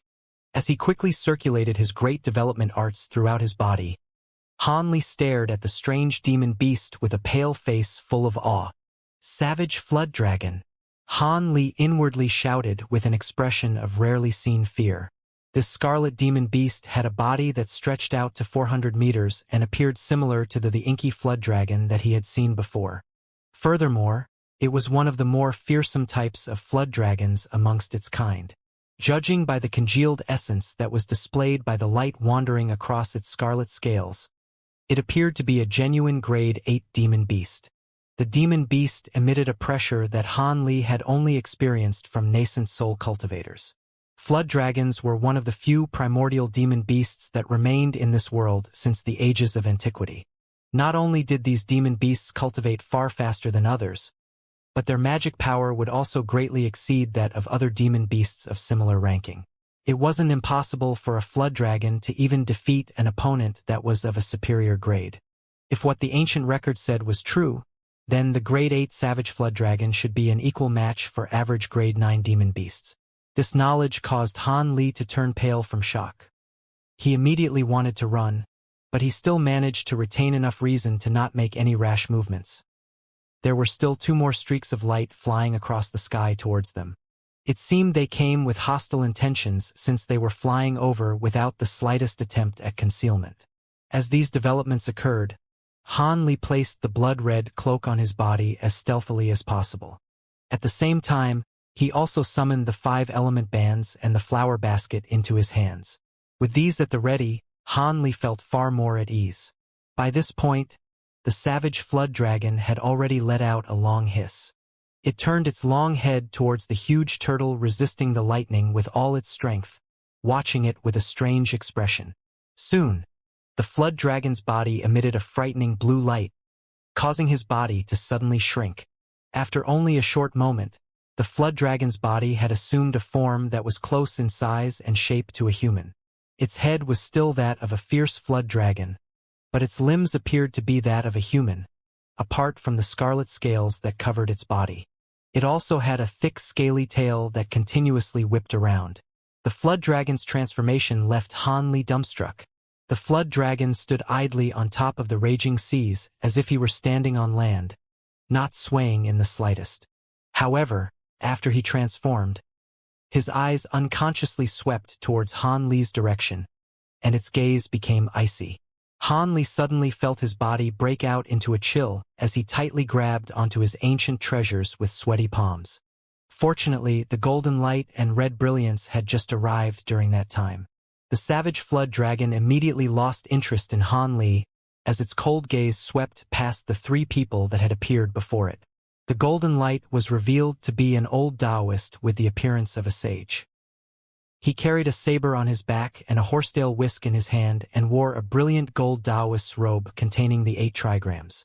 He twirled his beard as he examined the human form of the flood dragon.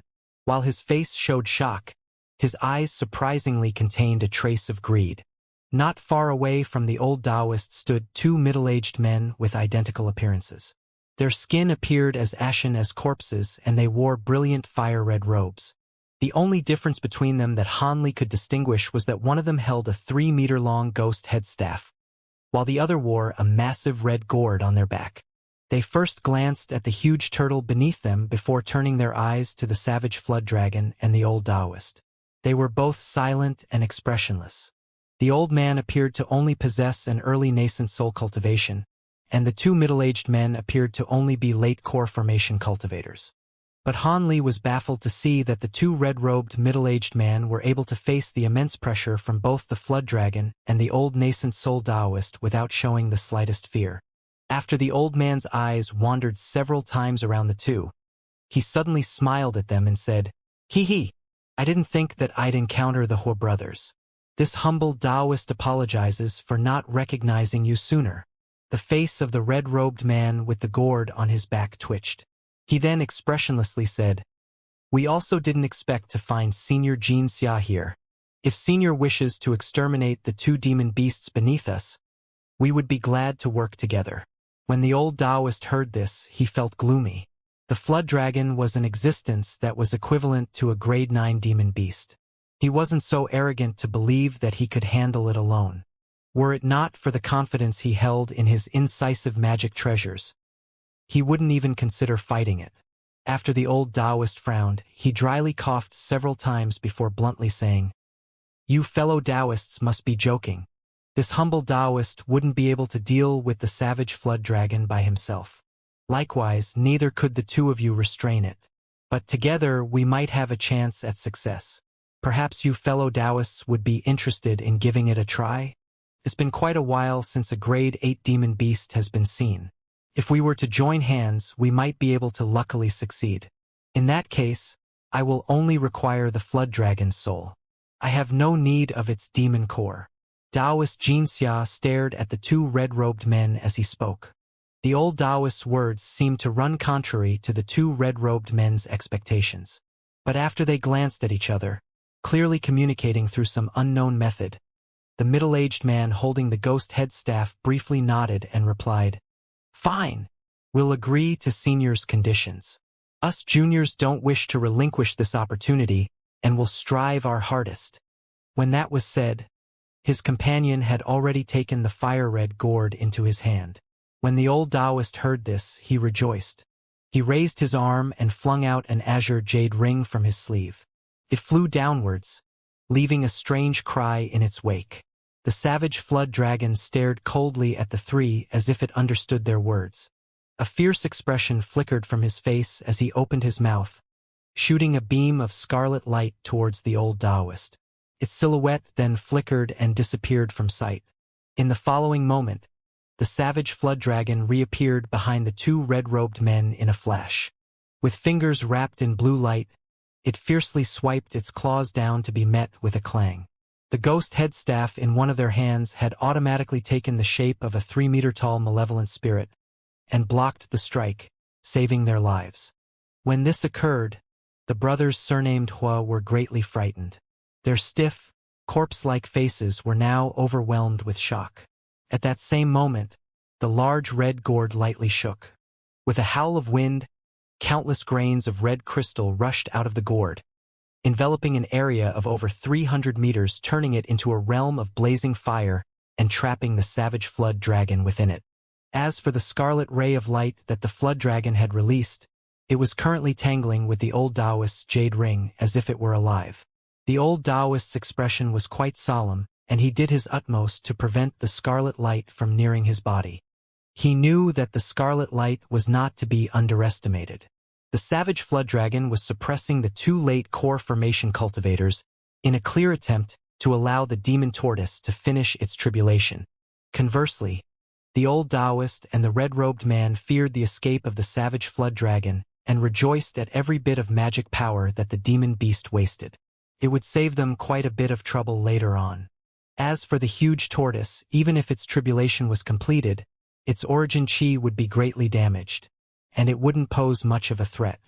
As such, the three cultivators continued their fight with the demon beast in the sky as the huge tortoise beneath them reached the key moment of its tribulation. The bolts of lightning falling from the sky began to form silver spheres of lightning.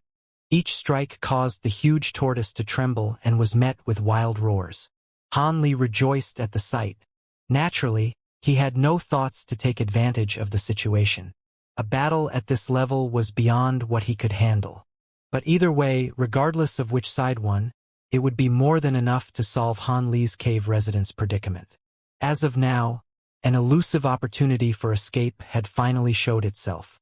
Han Li immediately made use of it, immersing the blood-red cape with his magic power and tearing through the sky as a streak of blood-red light. Han Li's sudden appearance and show of speed had caused both the cultivators and the flood dragon to become alarmed, but they soon ignored him. This was because they were able to perceive that Han Li's cultivation was quite shallow despite traveling at such a fast speed. An early core formation cultivator would prove insignificant to all of them. As Han Li was fearful of the demon beasts and cultivators discovering his cave residence, he decided to fly in a direction away from the sea mist. With the blood-red cloak's astonishing speed, Han Li was able to travel several thousands of kilometers in moments. After seeing that there were no pursuers, he finally relaxed and flew without his cloak as he went on ahead. After flying for the greater part of a day, Han Li casually sought an island to stay on for the time being. Several days later, Han Li reckoned that the battle should have reached a conclusion, and he carefully flew back. As expected, the sea nearby the mist was completely tranquil with no demon beasts, cultivators, or heavenly lightning in sight, as if nothing had occurred.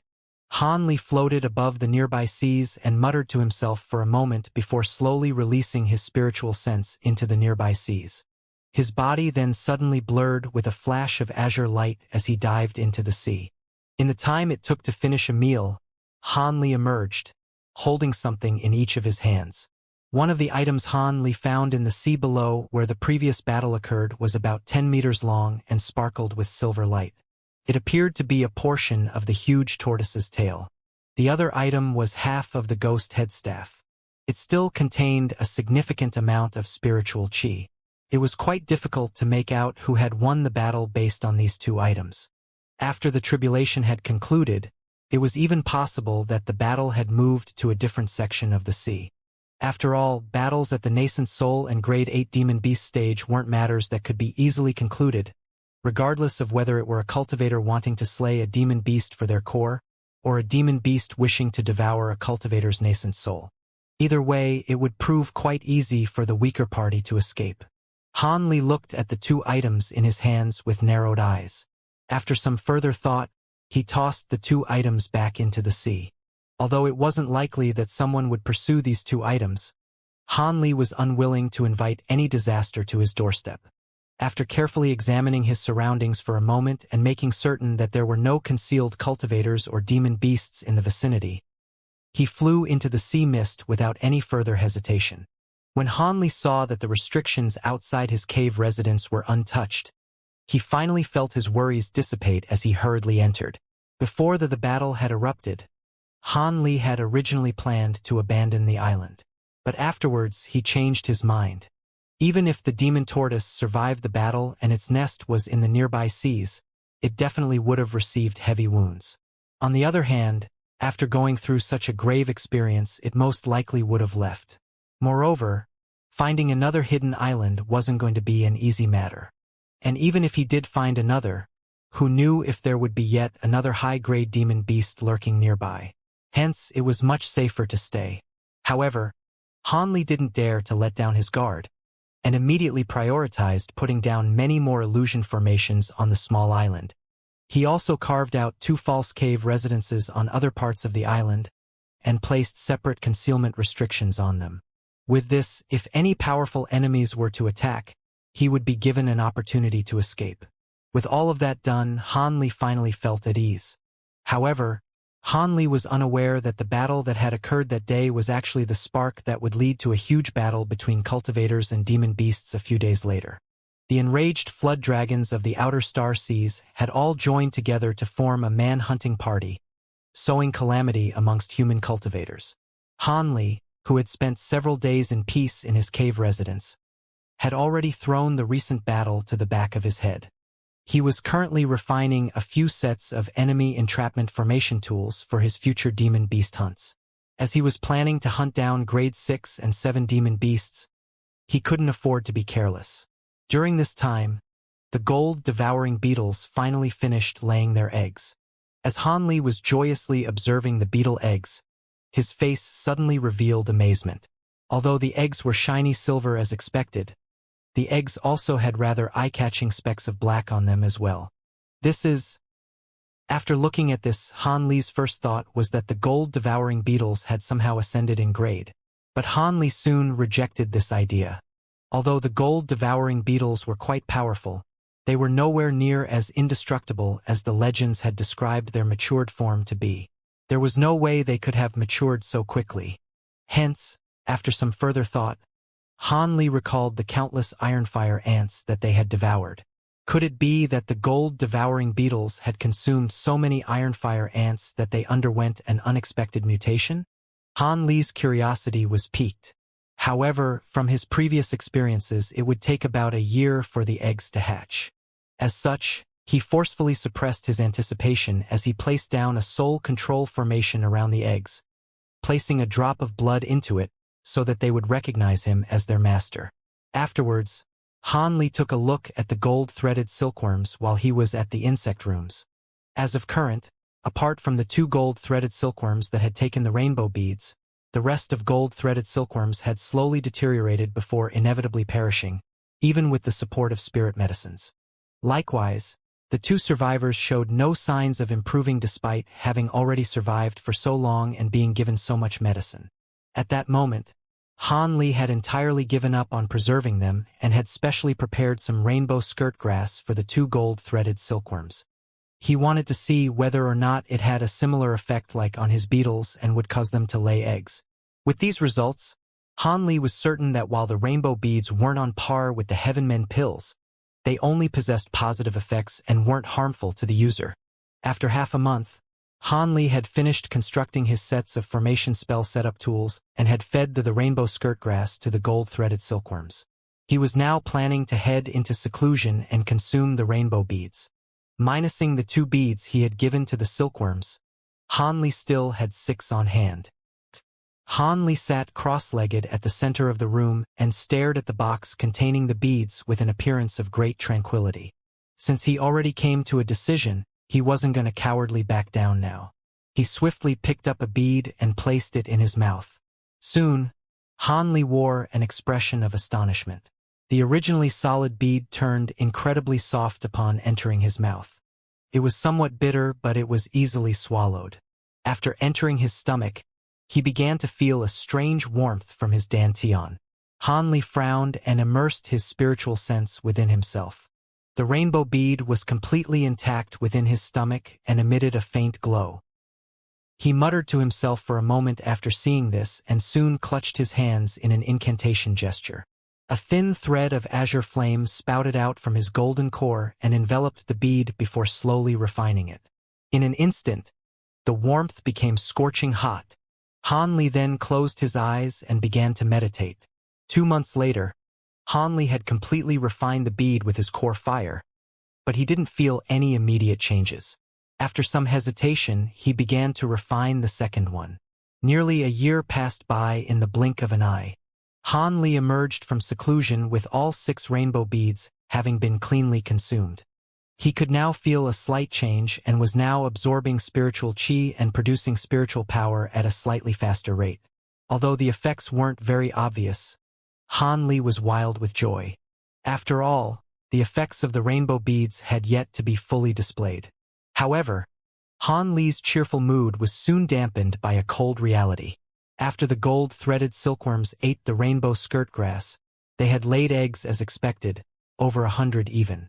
However, all of the eggs were dead. The gold-threaded silkworms had both died after laying the eggs as well. Han Li stood outside the insect room, staring at the dead eggs in silence. Although he had suffered quite a loss, he did manage to verify the medicinal effects of the rainbow skirt grass at the very least. Although he suspected that the mature rainbow skirt grass would have a similar effect to induce reproduction in higher-grade demon beasts, he hadn't had the chance to test it until now. From the gold-threaded silkworm's actions, it was proven almost certainly true. The rarer and higher grade the demon beast, the more difficult it would be to reproduce. It was no wonder that high-grade demon beasts so rapidly flocked to the rainbow skirt grass when it was in bloom. As the saying goes, disaster and fortune often came hand in hand. While Han Li was brooding over the gold-threaded silkworms, the gold-devouring beetle eggs hatched several days later. The newly hatched gold-devouring beetles gave Han Li a rather pleasant surprise. They appeared no different than before, apart from the color of their shells. In addition to the golden spots on their silver shells, there were also traces of black. But more importantly, the spiritual qi they emitted gave Han Li a rather distinct impression. Han Li was now completely certain that the gold-devouring beetles had changed because the previous generation of gold-devouring beetles had consumed countless ironfire ants. Of course, Han Li would have to do some testing to find out what differences they had developed. As a result, Han Li placed all the beetles into a storage pouch and re-entered his hidden room. About half a day later, he left the room with unconcealed excitement. These new gold-devouring beetles were far more powerful than he had anticipated. He now felt even more assured in his future hunts for spirit beasts. Although Han Li still wished to research the puppet fragments from the Heaven Void Hall, he reckoned it wasn't going to be a matter that only took a few years. As such, he could only put it off for later. Han Li had already finished his preparations for his sea expedition for high-grade demon beast cores. He already had his rainbow skirt grass and sets of formation setup tools. As there could come a chance that they may prove to be useful, Han Li took along the Bloodjade Spider and the Weeping Soul Beast. While Han Li felt quite uneasy towards leaving behind the spiritual medicines, the 9-curl spirit ginseng in particular, they weren't something that he could bring along. After all, he didn't know precisely how long he would be out to sea. The 9-curl spirit ginseng was still a plant and couldn't be separated too long from the ground. With that in mind, Han Li bluntly left behind a portion of the newly hatched gold-devouring beetles at the cave residence. He gave them the order to kill any cultivators or demon beasts that trespassed. This way, any trespassers would be killed, so long as they weren't nascent soul cultivators or grade 8 demon beasts. With the formations at the entrance of his cave residence completed, Han Li had completed his preparations for an extended absence. As for the soul-nurturing tree, it had been continuously fed the green liquid over the span of 2 years and was now fully grown. The tree was just like the gold lightning bamboo had been. It ceased growing after it reached the age of 10,000 years. It was completely unaffected by the green liquid after reaching that point of maturation. Naturally, Han Li wasn't going to just leave the tree behind and let it gather dust. He carved the foot-long trunk into a dozen thumb-sized beads and strung them together on a golden thread before wearing them around his neck. This type of divine wood didn't need to be meticulously refined. One simply needed to wear it close to their body to receive its wondrous soul-nurturing and recovery effects. After dealing with everything in his cave residence, Han Li left his cave residence and quietly flew out from the mist surrounding the small island. With the rainbow skirt grass in hand, Han Li had no plans of heading into the depths. Not only did demon beasts of grade 8 and higher wander there, but cultivators gathered too. Such a place would be completely unsuitable for him to place down a spell formation and lure demon beasts into. So long as he had the rainbow skirt grass, any part of the nearby seas were all the same to him. As such, it would be better for him to find a secluded coral island instead. With that thought in mind, Han Li got his bearings before shooting off into the west, disappearing in the blink of an eye. A month later, Han Li stopped above a fire-red coral reef. On his way here, he had already spotted many coral islands, but for fear of being too close to his cave residence and attracting trouble, he ignored them and continued flying. Although this reef was so small that it couldn't be called an island, it was more than enough for the purposes of planting rainbow skirt grass. Han Li decided that this would be the location of his first hunting grounds. Currently, he had already placed down for spell formations near the coral reef, tightly encasing the nearby surroundings. All that was left was to carefully place the rainbow skirt grass at the center of the magic formations. Since he wanted to attract grade 6 demon beasts, he needed to mature the rainbow skirt grass to 400 years old. It would require a month's worth of time to acquire enough green liquid to mature the rainbow skirt grass to that age. However, he wasn't going to be able to spend that time idly. The first 3 blooms of the rainbow skirt grass attracted a few low-grade demon beasts from him to practice on. Although pills made from the cores of grade 5 demon beasts would have little effect on Han Li's cultivation, he could exchange them for quite a few spirit stones. He wasn't about to just let them go. As expected, after the 4th time the rainbow skirt grass bloomed, for grade 5 demon beasts were pulled in. They were quickly and easily executed with a few of the bamboo cloud's warm swords. Gazing at the rainbow skirt grass with 3 uncurled leaves, Han Li let a long breath before carefully poured the green liquid on top of the plant. He then put the bottle away and sat down at its side before meditating. When the 3rd day had passed, the rainbow skirt grass uncurled its 4th leaf, releasing its demon-luring scent.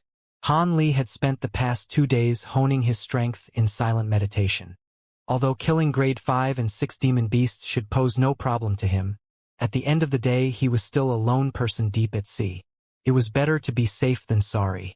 The effects of the rainbow skirt grass wasn't always consistent. In the past, he had attracted a grade 7 black dragon, nearly bringing about his death. He was forced to sacrifice a rather valuable spell formation in order to make his escape. Han Li truly didn't wish to lose his life over a brief moment of carelessness. After most of the day had passed, Han Li's expression suddenly twitched. He opened his eyes and coldly stared into the distance. A short moment later, a storm of dense black clouds had in the horizon, accompanied by a 30-meter-wide whirlpool that suddenly appeared beneath it. A faint rumbling could be heard coming from within it. With a calm expression, Han Li shot into the air as a streak of azure light and gazed at the scene before him. With the muffled rumblings coming from the whirlpool, a demon beast clad in black chi leapt out from within. The demon beast wasn't large, and was only about 10 meters long. As it gazed towards the rainbow skirt grass, it released a violent screech. Han Li let out a sigh of relief at the sight. He was unable to see the true form of the demon beast due to the black chi blocking it from his sight. But from intensity of black chi, it appeared to be a grade 6 demon beast. This was the most optimal result, as it shouldn't prove to be dangerous in even the slightest. As a result, Han Li remained motionless in the air as he stared down at the demon beast. After only a short moment, the demon beast had been driven into a frenzy by the scent of the rainbow skirt grass. With a loud snarl, it fiercely pounced towards the coral reef, stirring up a 30-meter-tall wave following in its wake. After having experienced the huge tortoise's waves as it underwent tribulation, this mere level of display wasn't enough to impress Han Li. After seeing the demon beast draw close to the coral reef, a sneer appeared on Han Li's face. With a wave of his arm, a dark green formation plate appeared in his palm. After emitting a flash of azure light from his hand, Han Li struck the formation plate without hesitation, causing it to suddenly glow with a blinding yellow light. In the next moment, over 10 beams of yellow light shot out from the sea, forming a barrier of yellow fire that surrounded the demon beast. The demon beast was clearly startled. It immediately brandished 2 claws from within the black cloud of chi and fiercely struck against the yellow light barrier. With a huge bang, the yellow light barrier wavered on the verge of collapse. It appeared as if it wouldn't be able to withstand much more. However, it had already bought Han Li more than enough time. The 5 element bands he had prepared in his hand released a clear ring before disappearing in a blur. As a series of cries came from within the black cloud, rainbow light suddenly appeared and then disappeared into the black chi. A second later, a frightened roar was heard as the black chi scattered, revealing the demon beast within. The demon beast turned out to be a 12-meter-long gray prawn with 3 green eyes on each side of its head. It appeared panic-stricken. It was currently restricted by the 5 copper bands and was rendered completely incapable of escaping. At that moment, 2 streaks of bright azure light flew down and revolved around the huge prawn in coordination, chopping it into pieces. Green blood splattered onto the seas below. The 5 element bands trembled several times before disappearing in a glow of light and reappearing in Han Li's grasp a moment later. Han Li wore a slight smile on his face and shook the formation plate in his hand. The yellow radiance immediately faded away as the yellow barrier beneath him followed suit. Then, with a wave of his hand, the 5 element bands had been replaced with a pitch-black alms bowl in a flicker of light. With both hands clasped on the bowl, Han Li floated down next to the pawn's corpse. A cold glint flickered from Han Li's eyes as he stared at the huge prawn's head. Without further deliberation, Han Li extended his finger and started to mutter an incantation. The tip of his finger began to shine and gradually grew brighter. Han Li coldly snorted. Several thin white strings shot out from Han Li's finger before piercing into the huge prawn's skull. Then, with a shake of his finger, the white strings pulled out a fist-sized orb of green light from within the prawn's head and brought it towards the soul congregation bowl. The green light knew that this wouldn't end well, and began to struggle with all its might against the white threads. However, it was unable to break free as it slowly drew closer to the bowl. When it was about a foot away from the soul congregation bowl, the green orb of light was wrapped in black light and drawn into the bowl. Han Li smiled at the scene. He then approached the prawn's corpse and rummaged through the scattered remains before he found a light blue sphere. Not only were grade 6 demon beast cores larger than those from grade 5, but they were also more translucent and shined with a faint glow. It made for a beautiful sight. After looking at it for a moment more, Han Li placed the core into his storage pouch and took another look at the huge prawn's corpse, as if something had just come to mind. He suddenly raised his hand and cut it with 2 more streaks of light. He sliced off its claws and placed them into his storage pouch without any further thought. Afterwards, he shot a small fireball at the corpse, turning all of the remaining pieces into ashes. Han Li calmly flew back to the rainbow skirt grass and went back to sitting down cross-legged. He was confident that the nearby seas didn't only have one grade 6 demon beast. Now, he just had to calmly wait until the next one arrived. 7 years after Han Li began harvesting demon beasts, a group of cultivators with varying cultivations were slowly flying at a low altitude in a region of the outer star seas. They would occasionally glance around as if they were searching for something. The group of cultivators were at Foundation establishment, apart from their 3 leaders. One of their leaders was a mid-core formation while the other 2 were at early core formation. A middle-aged cultivator with a yellowish complexion impatiently asked, "Brother Chiu, is that grade 6 demon beast truly nearby? We've already searched for several days and we even expanded our search perimeter. Isn't it likely that the information is wrong?" It appeared he was talking to the gaunt old man that wore a solemn expression at his side. The old man was the highest-ranked cultivator in their party, the sole mid-core formation cultivator. The old man indifferently replied, "Don't be impatient, fellow Taoist Min. The information we received was but an approximate location. It is also quite common for the location to change after several days. And even then, following this information is better than just randomly roaming the seas. I am confident that the intelligence vendor wouldn't have dared to swindle me." The 3rd core formation cultivator, a large man with a fiendish face, suddenly said, "The demon beast might have already left the area, or perhaps its nest doesn't lie in this area. Impossible. This is a rare vivid glass beast. We've swept our spiritual sense in the nearby seas and spotted the beast's most beloved food, the tricolored seaweed. Its nest must be nearby." The gaunt old man spoke with a tone of certainty. Because the 2 core formation cultivators seemed to hold the old man in high regard, they said no more. Instead, they continued to sweep their spiritual sense in every direction. As for the Foundation establishment cultivators behind them, most were either their disciples or younger relatives. As such, none of them dared to intrude in their conversation. Under the lead of the 3 core formation cultivators, the group continued to search for the rest of the day. Unfortunately, they found absolutely nothing. By this time, the old man began to frown. Sigh. Originally, when one stayed near the depths, even if their gains were infrequent, one could still acquire 4 high-grade demon cores a year. But now, ever since we left the depths, we've only encountered 2 high-grade demon beasts, and even worse, we failed to acquire their cores. The cultivator surnamed Min grumbled as if he had a bellyful of grievances. Enough. Brother Min, you should be aware of the circumstances in the depths. If we were to go to there now, we would only be going to our deaths, rather than hunting demon beasts. With a face pale from trepidation, the man with a fierce appearance said, "It is still truly abnormal. The depths were a place where you could make a living if you were clever and avoided the center region. But 2 years ago, ever since the demon beast insurrection started, the entire depths became a restricted area. High-grade cultivators that commonly roamed the depths never returned. And in the past year, several nascent soul eccentrics joined hands and explored the center region of the depths.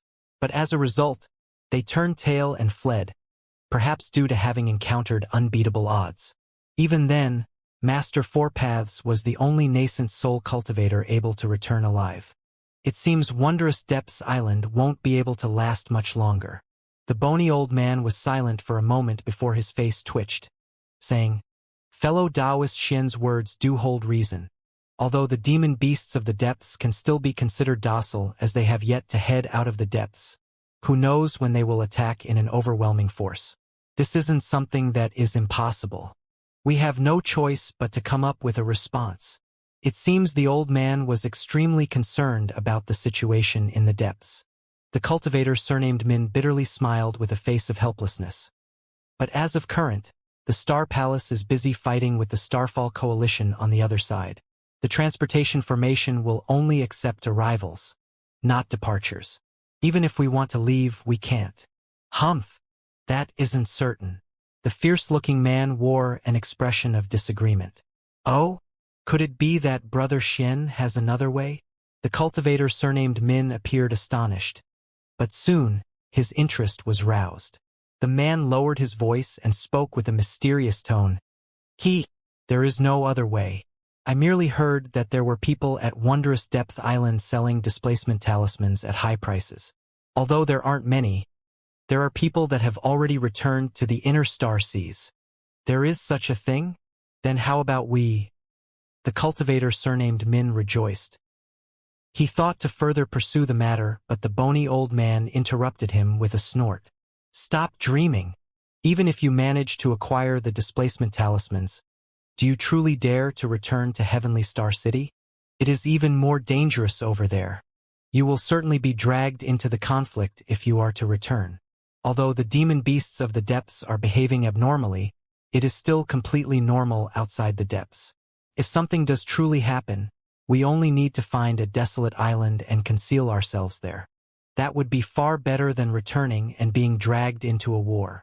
A strange light appeared in the old man's eyes as if he had spent a long time thinking on the matter. When the two heard this, they stared at each other for a long while. While they felt that the old man's plan was quite crude, they believed it to be practical. Just when the two thought to discuss the matter further with the old man, they suddenly heard a rough, strange roar in the distance along with a chain of explosions. The vivid glass beast. The two early core formation cultivators glanced at each other and yelled out the demon beast's name at nearly the same time. Pleasant surprise was displayed on their faces. The bony old man's face grew stern.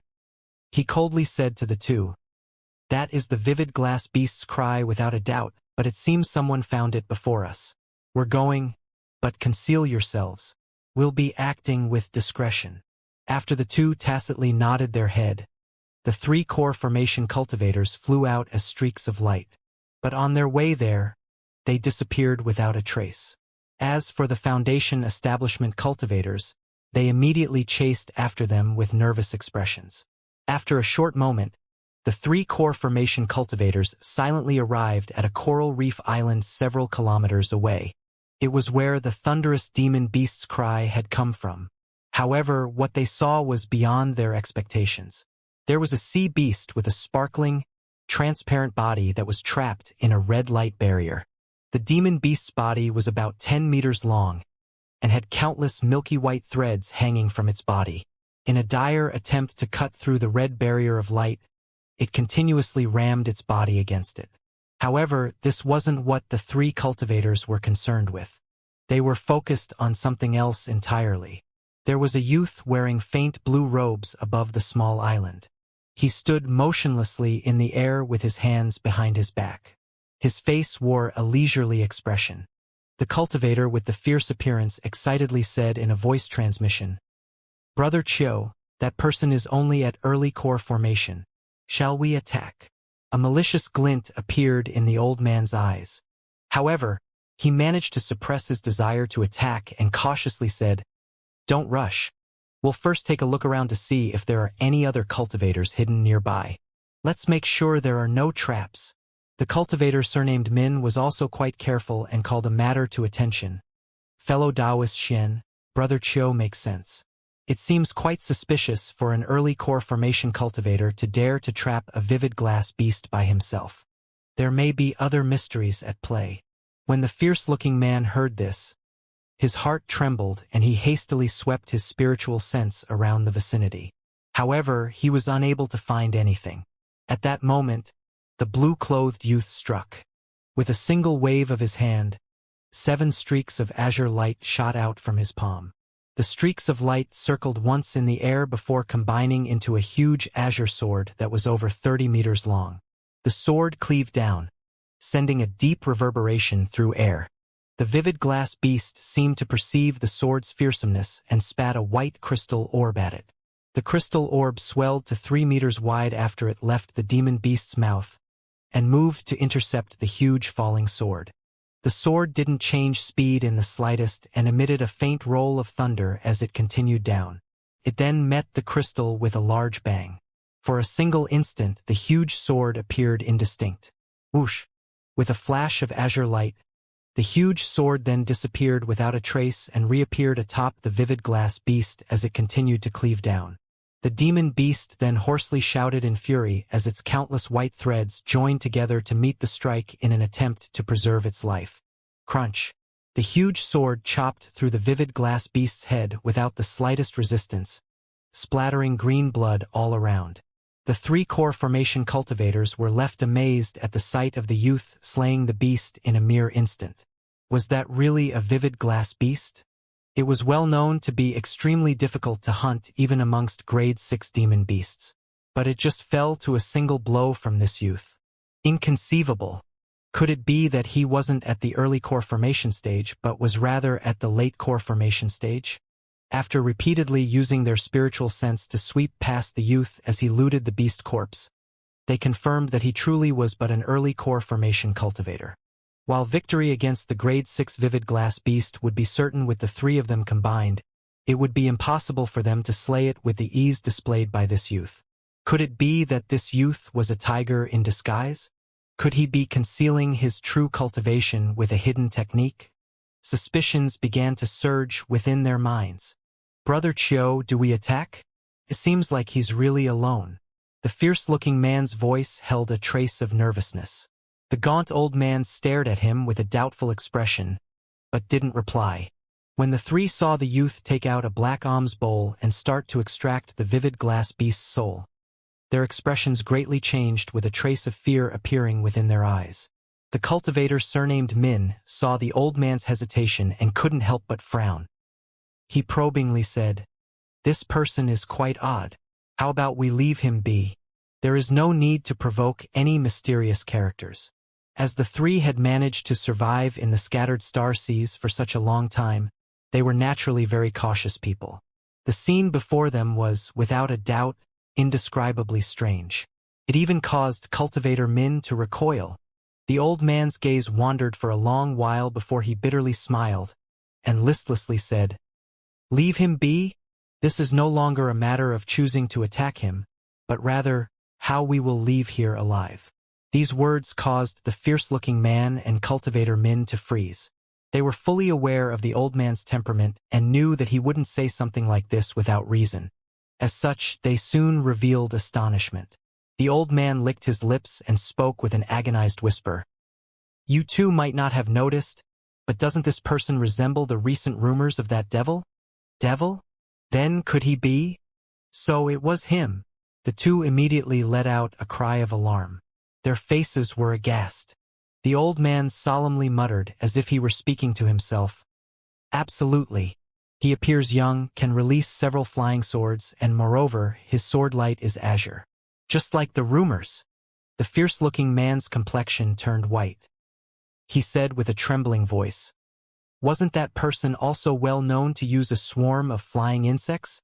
He hasn't revealed them since we've arrived. That can't be a coincidence." It appeared he had been shaken stiff by the old man's words. Cultivator Min turned slightly green and sent out a voice transmission in a whisper. "Brother Chiu's words are correct. This devil ordinarily reveals himself to be at early core formation and is fond of extracting the souls of demon beasts. The reason why he hasn't released his flying insects should be that he didn't feel the need to." "You're saying that this guy is the rumored insect devil? Then why are we still here? If we face him, we're certain to perish." The fierce-looking man appeared to be panic-stricken. The old man managed to regain his calm and said, "Don't lose your head. Even if it truly is the insect devil, his attention was occupied with the vivid glass beast when we arrived. As a result, we had remained undiscovered. Now that he has killed the demon beast, we will expose ourselves if we act rashly." The other two glanced at each other and saw the sense in the old man's words. As such, they didn't dare to act impulsively. As the large man stared at the youth extracting the demon beast's soul, something suddenly came to mind. He whispered with a doubtful expression, "I heard that 4 years ago, the insect devil contended for a grade 7 demon beast against a group of 9 core formation cultivators. He managed to kill 8 of the core formation cultivators by himself, but a single late core formation cultivator was fortunately able to escape. Could those rumors be true?" Cultivator Min dryly swallowed a few times before whispering, "They should be." The man who survived was an expert from the Jade Cloud sect, and the ones who died were his fellow sect members. That fight caused the Jade Cloud sect, once renowned as one of the 5 great powers of Wondrous Depths Island, to lose an entire third of their forces. The Jade Cloud sect's chief elder, Taoist Master Swift Crane, was enraged by this and personally scoured the seas several times by himself in search of the insect demon. However, he returned unsuccessful each time. Many people believed even if he found the insect devil, nothing would come of it. After all, from the abilities he displayed, it is quite possible that he is actually a newly ascended nascent soul expert. It is said that the other factions of Wondrous Depths Island have already taken note of the insect devil and wish to recruit him. After a moment of silence, the old man shook his head and said, "Nascent soul stage? Not necessarily. I've heard that there is nothing exceptional about the insect demon's cultivation. All of his fearsomeness comes completely from his strange insects. It was said that on the day of that battle, he hadn't used any magic treasures and merely released countless flying insects, devouring the many core formation cultivators alive without even lifting a finger. That was how he received the name of Insect Devil." Cultivator Min persisted.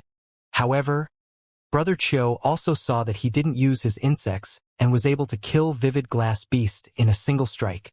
Even late core formation cultivators would find it difficult to replicate this feat.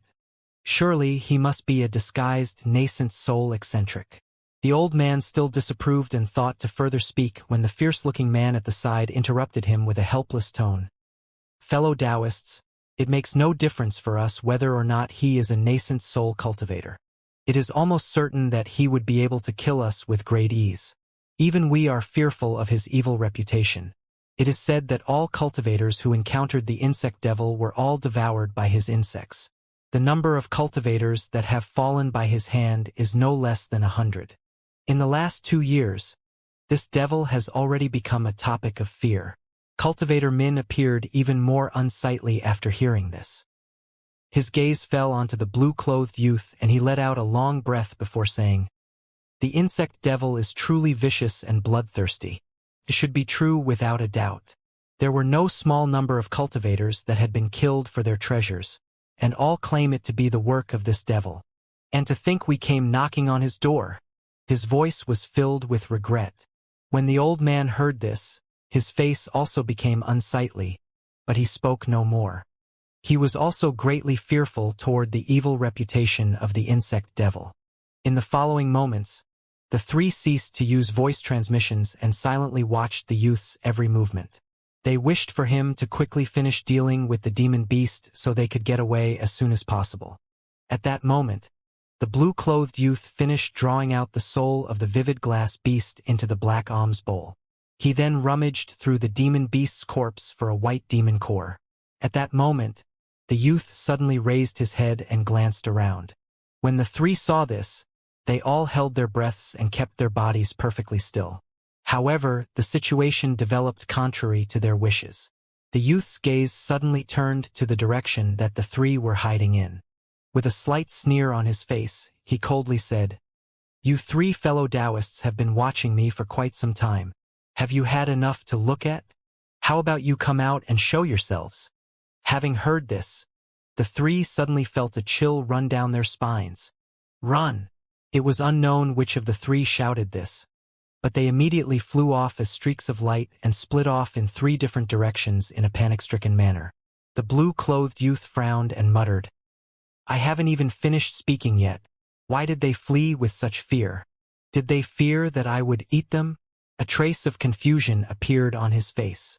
But soon after, the youth waved his arms with a sullen expression and sent 3 spirit beast pouches into the air, filling the sky with a torrent of tricolored beetles.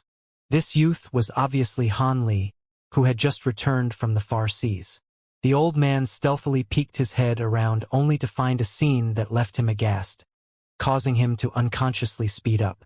At that moment, a series of soft sounds leisurely left Han Li's mouth.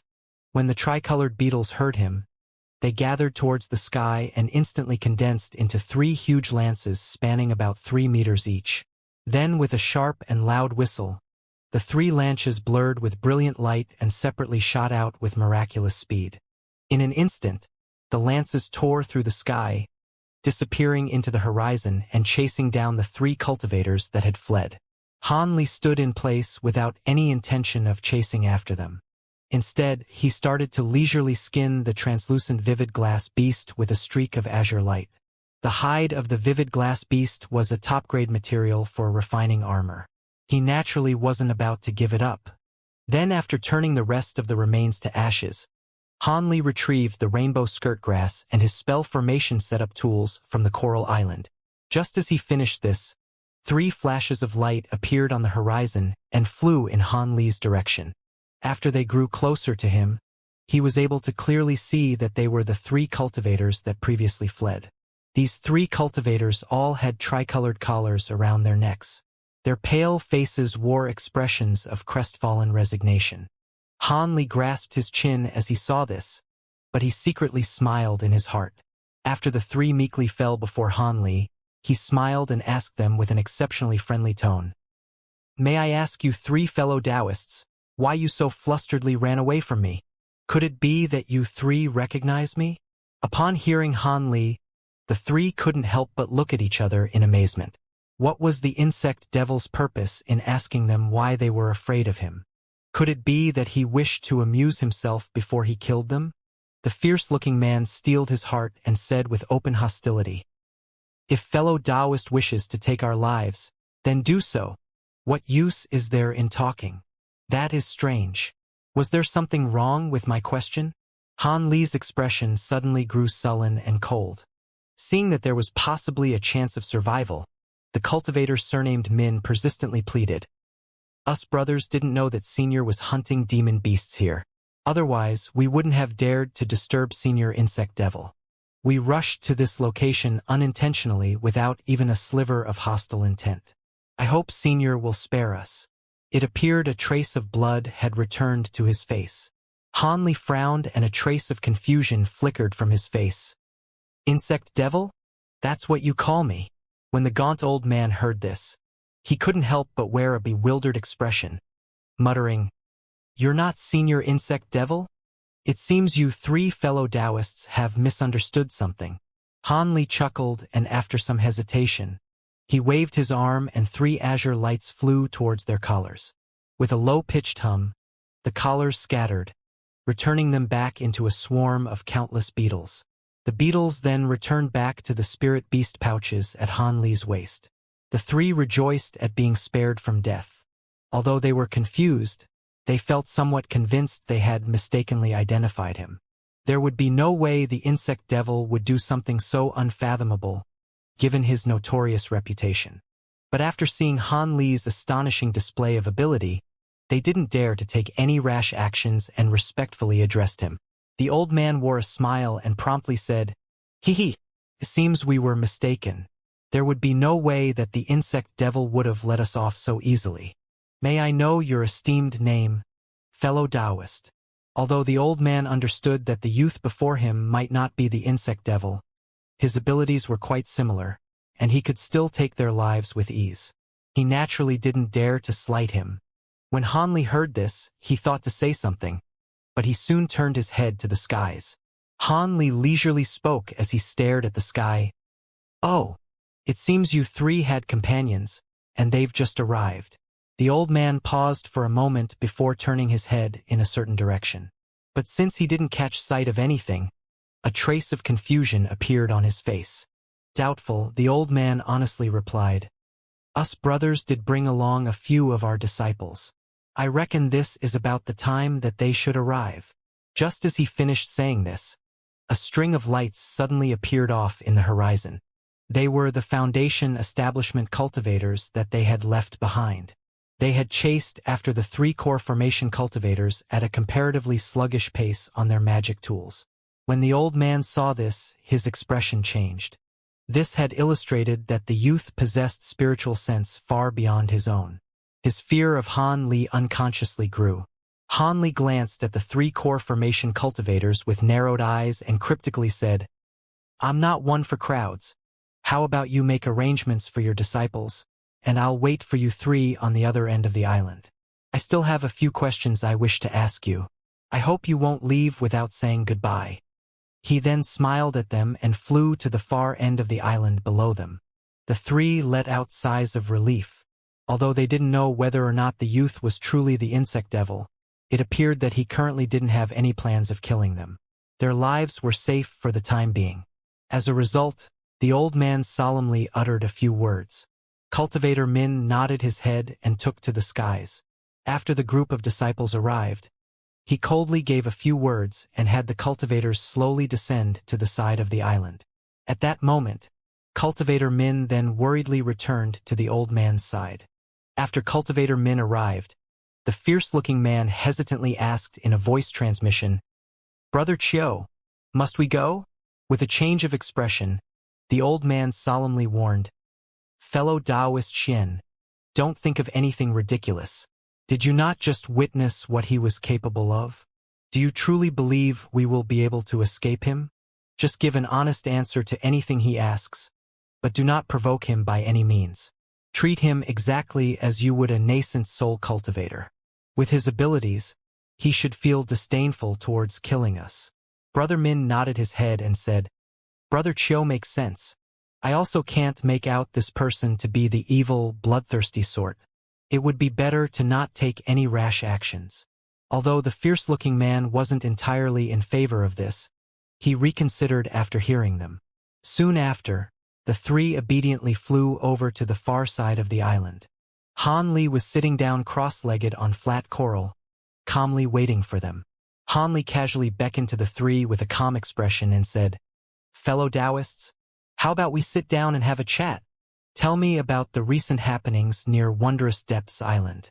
I've just returned from the far seas, and I've encountered several groups of cultivators in the recent days. From what I remember, cultivators should rarely tread in these seas. Why aren't cultivators hunting demon beasts in the depths? Naturally, I'd also like a detailed explanation on the matter of this insect devil." The three became increasingly uneasy upon seeing Han Li's calm appearance. They respectfully agreed and carefully sat down nearby. The old man bitterly smiled and slowly said, "It's been 2 years since we've been to Wondrous Depths Island. At that time, the Wondrous Depths had already become a restricted area. One can no longer hunt demon beasts in the depths.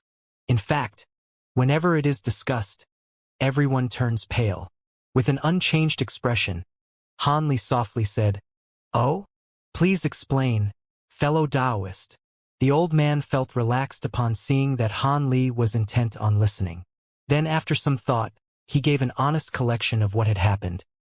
"This matter is actually quite a long story. 2 years ago, the demon beasts violently emerged." Han Li quietly listened until the old man had finished.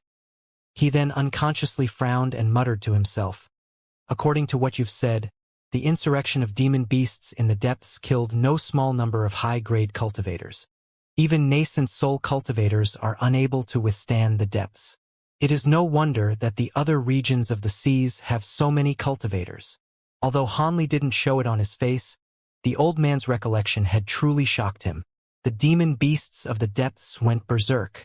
Even nascent soul cultivators are unable to return after entering. Everything that he heard seemed to point to disaster. Could it be that a great war was about to erupt in the outer star seas? Han Li paused for a moment before asking with an interested tone, "So how about telling me about that insect devil business? After you three saw me, you believed me to be this insect devil. Could it be that person is quite similar to me?" When the three heard this, they couldn't help but exchange glances at each other. The old man dryly coughed and answered, "How do I say this? At first glance, fellow Taoist looks very similar to the rumored insect devil. He uses azure flying swords, has a young appearance, and also appears to only have an early core formation cultivation. Additionally, he can also control over 1,000 flying insects." But as he continued speaking, his voice unconsciously grew soft, because no matter how he saw it, this youth completely matched the details of the rumored insect devil. Even Cultivator Min's confidence was wavering. Although a trace of surprise appeared from Han Li's eyes, he calmly said, "Huh? That does sound quite like me. Fellow Taoist should be a bit more specific. What has the insect devil been doing?" It seems his reputation is quite large. Cultivator Min carefully answered. There are many events related to the insect devil, but the most famous among them was when he used his insect swarm to kill 8 core formation cultivators 4 years ago. That was when he became famous. Although his face didn't show it, Han Li felt his heart drop. After that battle, the insect devil vanished without a trace. A year after that, near Wondrous Depths Island, cultivators began to be hunted down for their treasures. According to the survivors, it was all the doing of the insect devil.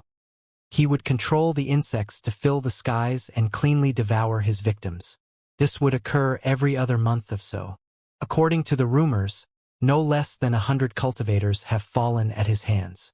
This was how the insect devil acquired such a fearsome and resounding reputation. After all that was said, Cultivator Min wore a trace of nervousness and unease on his face.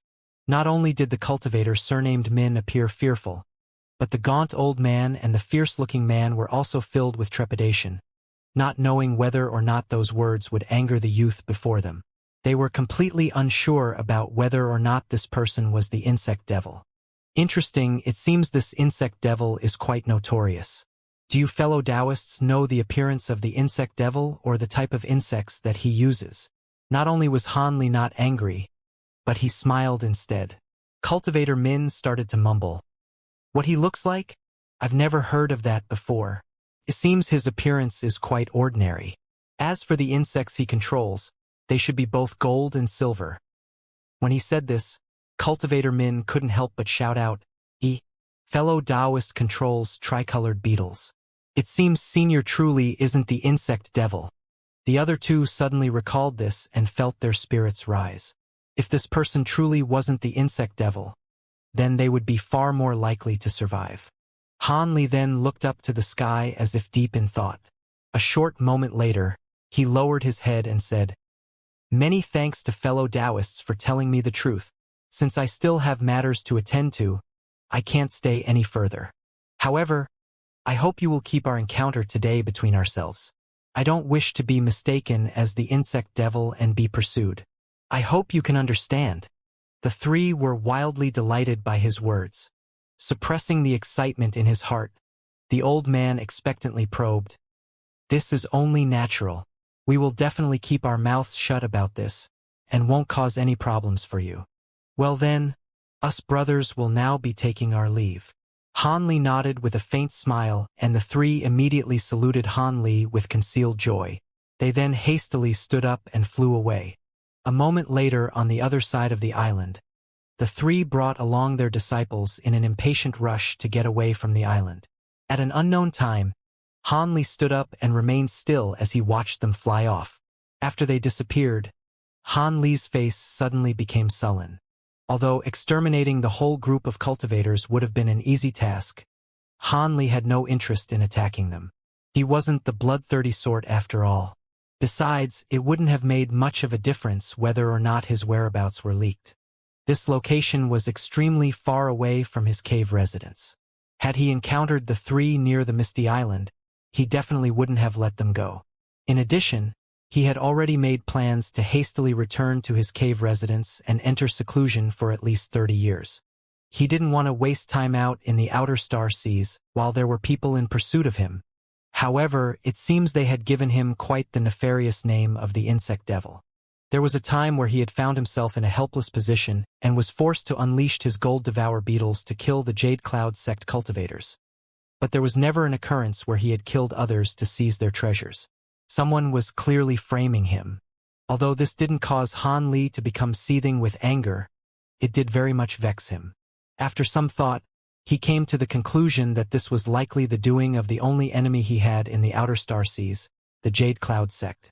During the time when Han Li was still fearful of high-grade demon beasts and had to yet stray too deeply into the outer star seas, he had used the rainbow skirt grass to continuously lure in demon beasts and slay them for their cores. As a result, he managed to lure in a grade 7 demon beast. Just as this happened, a group of 9 core formation cultivators ran into him. They arrogantly proclaimed themselves as the Jade Cloud sect, and thought to give in to their avarice and slay him for his treasure. As such, Han Li could only release his many gold-devouring beetles to kill them and protect himself. Although he naturally thought it would be best to kill them all after reaching that point, he didn't expect that the late core formation cultivator among them actually possessed an ancient protective treasure of impressive strength. As a result, he alone had managed to escape the gold-devouring beetles, catching Han Li off guard. As Han Li knew that the Jade Cloud sect was one of the great powers of Wondrous Depths Island, he could only brave the dangers of heading into the far reaches of the sea to avoid any powerful enemies that sought him out. Could be said that Han Li had been quite lucky. In the several years that he had spent in the far seas, he hadn't encountered any demon beasts of grade 8 or higher. His most dangerous encounter had been when he attracted several grade 7 demon beasts at once. Although the situation had left him at a loss, the simultaneous release of his gold-devouring beetles and magic treasures managed to settle the problem without much trouble. In his hunting during these past years, he eventually acquired several hundred grade 6 and 7 demon beast cores, more than enough for his medicinal recipes. Additionally, he also accumulated a large collection of demon beast materials. As such, he felt satisfied with ending his expedition and returning back to his cave residence. However, just as he returned from the deep seas, he unintentionally discovered a vivid glass beast as he passed by these waters. Han Li didn't intend on letting it slip away and place down a formation to trap it. However, he didn't expect that this would attract the gaunt old man and his 2 companions. They even called him Insect Demon in a panicked manner. This caused Han Li's mood to take a turn for the worse. It was more than likely that since the Jade Cloud sect was unable to find him, they had incited rumors of an insect devil using his likeness and penchant for controlling insects and his bamboo cloudswarm swords. It was clear that they had intended to destroy his reputation and deny him any place in the outer star seas, forcing him to appear. They even sent people to impersonate him and slay other cultivators for their treasures in the process, managing to kill 2 birds with 1 stone. However, there was still something that Han Li couldn't wrap his mind around. It wasn't difficult to find high-grade cultivators that were skilled in controlling insects. Finding flying insects that appeared similar to gold-devouring beetles also wasn't particularly difficult. But if this was truly the fault of the Jade Cloud sect, why did the impersonators use gold and silver insects? He had used his black-tainted gold-devouring beetles to kill the Jade Cloud sect. The lone cultivator that had escaped definitely wouldn't have made such a mistake.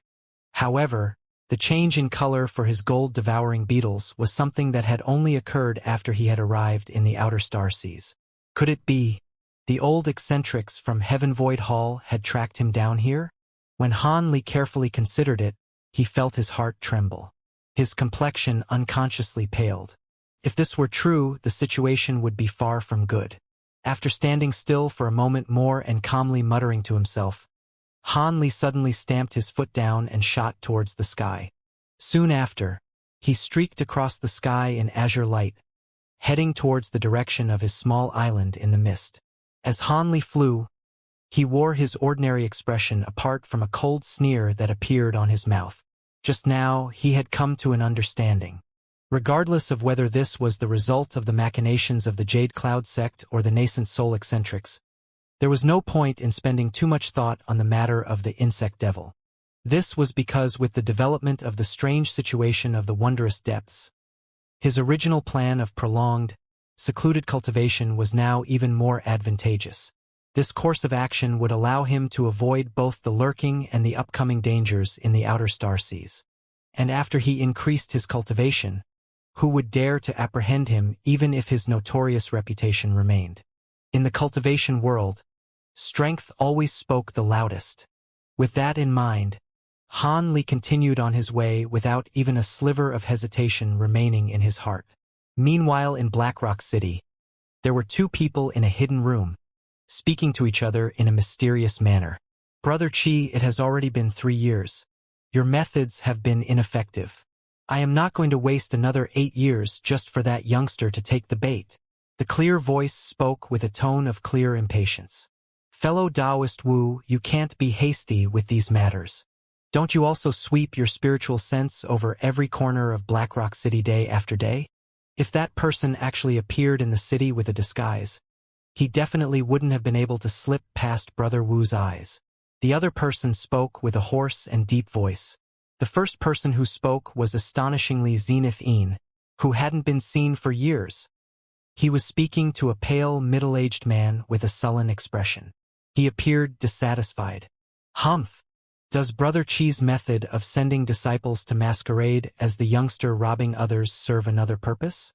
Brother Chi doesn't have another purpose in mind that he is deliberately hiding from me? I can't believe that finding a single early core formation cultivator could be so hard for a sect as large as your Jade Cloud sect. Zenith Een said with an annoyed expression. Sigh. Brother Wu's words wrong me. We weren't friends for only 1 or 2 years. How could I possibly do that? Moreover, our sect also holds a deep enmity with him. We've never stopped trying to find him. The owner of the hoarse voice was a middle-aged Taoist priest wearing a robe adorned with white cranes. His face had white pockmarks and was covered in a layer of warm fluorescence, making for quite an imposing visage. He then smiled as if he had thought of something and said, However, fellow Taoist Wu, I am quite curious. Just what did the youngster do to cause you to brave the risk of sneaking into Heavenly Star City and teleporting here? Fellow Taoist Wu has always used his grandson's death as an excuse. However, it was always stated so casually that I'm very much in doubt. When Zenith Een heard Taoist priest Chi accuse him of hiding something, he inwardly frowned and cursed, Cunning old fox. However, none of this was betrayed on his face. Zenith Yin's expression grew stern and he coldly said, Brother Chi, you've asked this more than once before, and each time, I've answered that this youngster Han treacherously killed my grandson in Heaven Void Hall. That is why I must capture him alive, so that I may refine his soul. The Taoist priest shook his head and said, Brother Wu had been saying this for the past 2 years, and I do believe it. However, Brother Wu has spent such a long time here, unwilling to be distracted by both his profound Een Island and the Starfall Coalition's battle on the other side.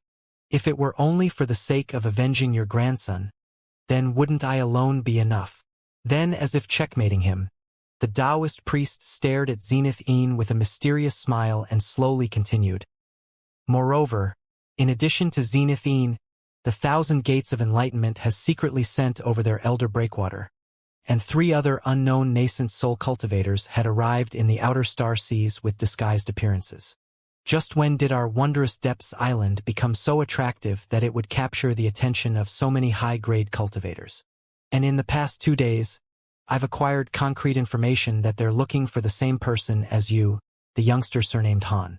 Brother Wu, please don't tell me that they also wish to avenge their grandsons. Zenith Yin's heart trembled and his face grew icy, but he remained silent. The Taoist priest saw that Zenith Yin's heart was wavering and he calmly continued to persuade him. There is no need for Brother Wu to pointlessly continue to conceal this. Regardless of what great secret this youngster Han may possess, since so many fellow nascent soul Taoists have already figured it out, there is no harm in having me and only me know about it. If Brother Wu were to calmly tell me, it could work to your advantage. Moreover, in the current seas, in addition to my own disciples masquerading as the insect devil, there are other cultivators that have also taken up that identity in other locations. It is clear that they're interfering with our scheme. Zenith Een eventually replied with a gloomy tone, Humph! Brother Chi, since you already know so much, then what mystery is there to clear up? What point is there in asking me? I am convinced that even if Brother Wu is unwilling to tell me the truth, I will be able to find the clear truth of the matter by the year's end. By that time, it won't just be me or the Jade Cloud sect that knows of the matter. I don't want things to reach that point. Wouldn't it be better to join hands now? The Taoist priest spoke of his inner plans without the slightest attempt at concealment. Zenith Yin's expression fluctuated for a long while. After lowering his head and muttering to himself for a moment, he eventually sighed and bitterly smiled at the Taoist priest. It's not that I wished to deliberately fool you, but in order to ensure that the secret wouldn't be divulged, I, along with several other fellow Taoists, have all made a heart demon pact to not speak of it to outsiders. But since the myriad gates of enlightenment has sent their elder breakwater here, then Wan Tianming has more or less broken the pact, regardless of what he said. Hence, I no longer have anything to fear from divulging the secret. The Taoist priest heartily laughed upon hearing him. Great. Brother Wu actually cared about a heart demon pact. I've never taken them to mind. If heart demon pacts were truly effective, most heretical and devil Tao cultivators would already be dead. Zenith Een said with a helpless tone. Although I don't care about the heart demons, if too many people come to know of it, I'm afraid there will be no rewards left to reap. Soon after, his face stiffened, and he started to speak through voice transmissions. The Taoist priest was completely unconcerned with Zenith Yin's carefulness. But after only a few words were spoken, his expression greatly changed as rapt excitement flickered in his eyes. Is what you said true? The item has emerged into the world. The Taoist priest's voice shivered from excitement. Zenith Een indifferently replied, If not for this treasure, do you truly believe so many nascent soul cultivators would have gathered here? While the Taoist priest was ecstatic, he couldn't help but grumble. That's right. It seems Brother Wu was correct in entirely concealing the matter. I admire you for having kept this secret for so long. But if fellow Taoist had spoke of it sooner, I would have certainly sent out more men. Perhaps we might have found the youngster already. Zenith Een gloomily explained. Fellow Taoist says that quite easily. Do you think I could just divulge this matter as I wished? If I hadn't concealed the matter for so long, the others might have leaked the information as well. Even now, I am unwilling to casually speak of it. The less people who know of this, the better. The Taoist priest nodded his head and agreed without thinking. Brother Wu's words make sense. If I had known about this, I also wouldn't have wanted to divide the treasure with anybody else. However, it seems that now the information won't be hidden for much longer. The truth of the treasure's emergence will finally be spread. Zenith Yin's cheek twitched and he revealed a trace of bitterness on his face. Hee. Brother Wu should know that no news truly stays hidden. Now, I will be taking my leave first, since I need to send out more men. Let us be a step ahead of the others in search of that youngster. The Taoist priest stood up and bid goodbye with a trace of excitement on his face. Zenith Een didn't do anything to stop him. After standing up and cupping his fist to him, he watched the Taoist priest as he left the room. Zenith Een then sat back down in his chair and remained motionless with a bitter smile on his face. Ever since the word advantage was uttered, Taoist priest Qi had become more energetic while Zenith became anxious. But it seemed that telling him about the Heaven Void Cauldron was the right move. That youngster Han had fled to some unknown location and had left no trace of himself. Had Hanli not exterminated the Jade Cloud cultivators, Zenith Een would have believed that Hanli had successfully executed a crafty escape plan and actually escaped to another demon beast island. But since he no longer had the time to wait, he could only draw support from a local power, the Jade Cloud sect. He could only take this one step at a time.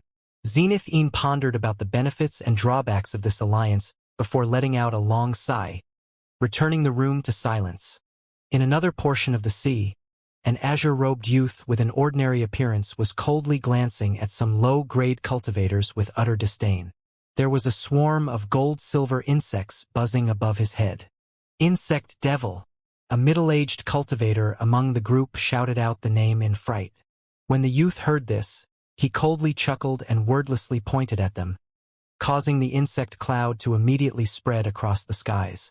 Although these low-grade cultivators did their utmost to protect themselves with magic treasures, they were completely covered by the flying insects in an instant. After only a moment of time, the cultivators completely disappeared without a trace.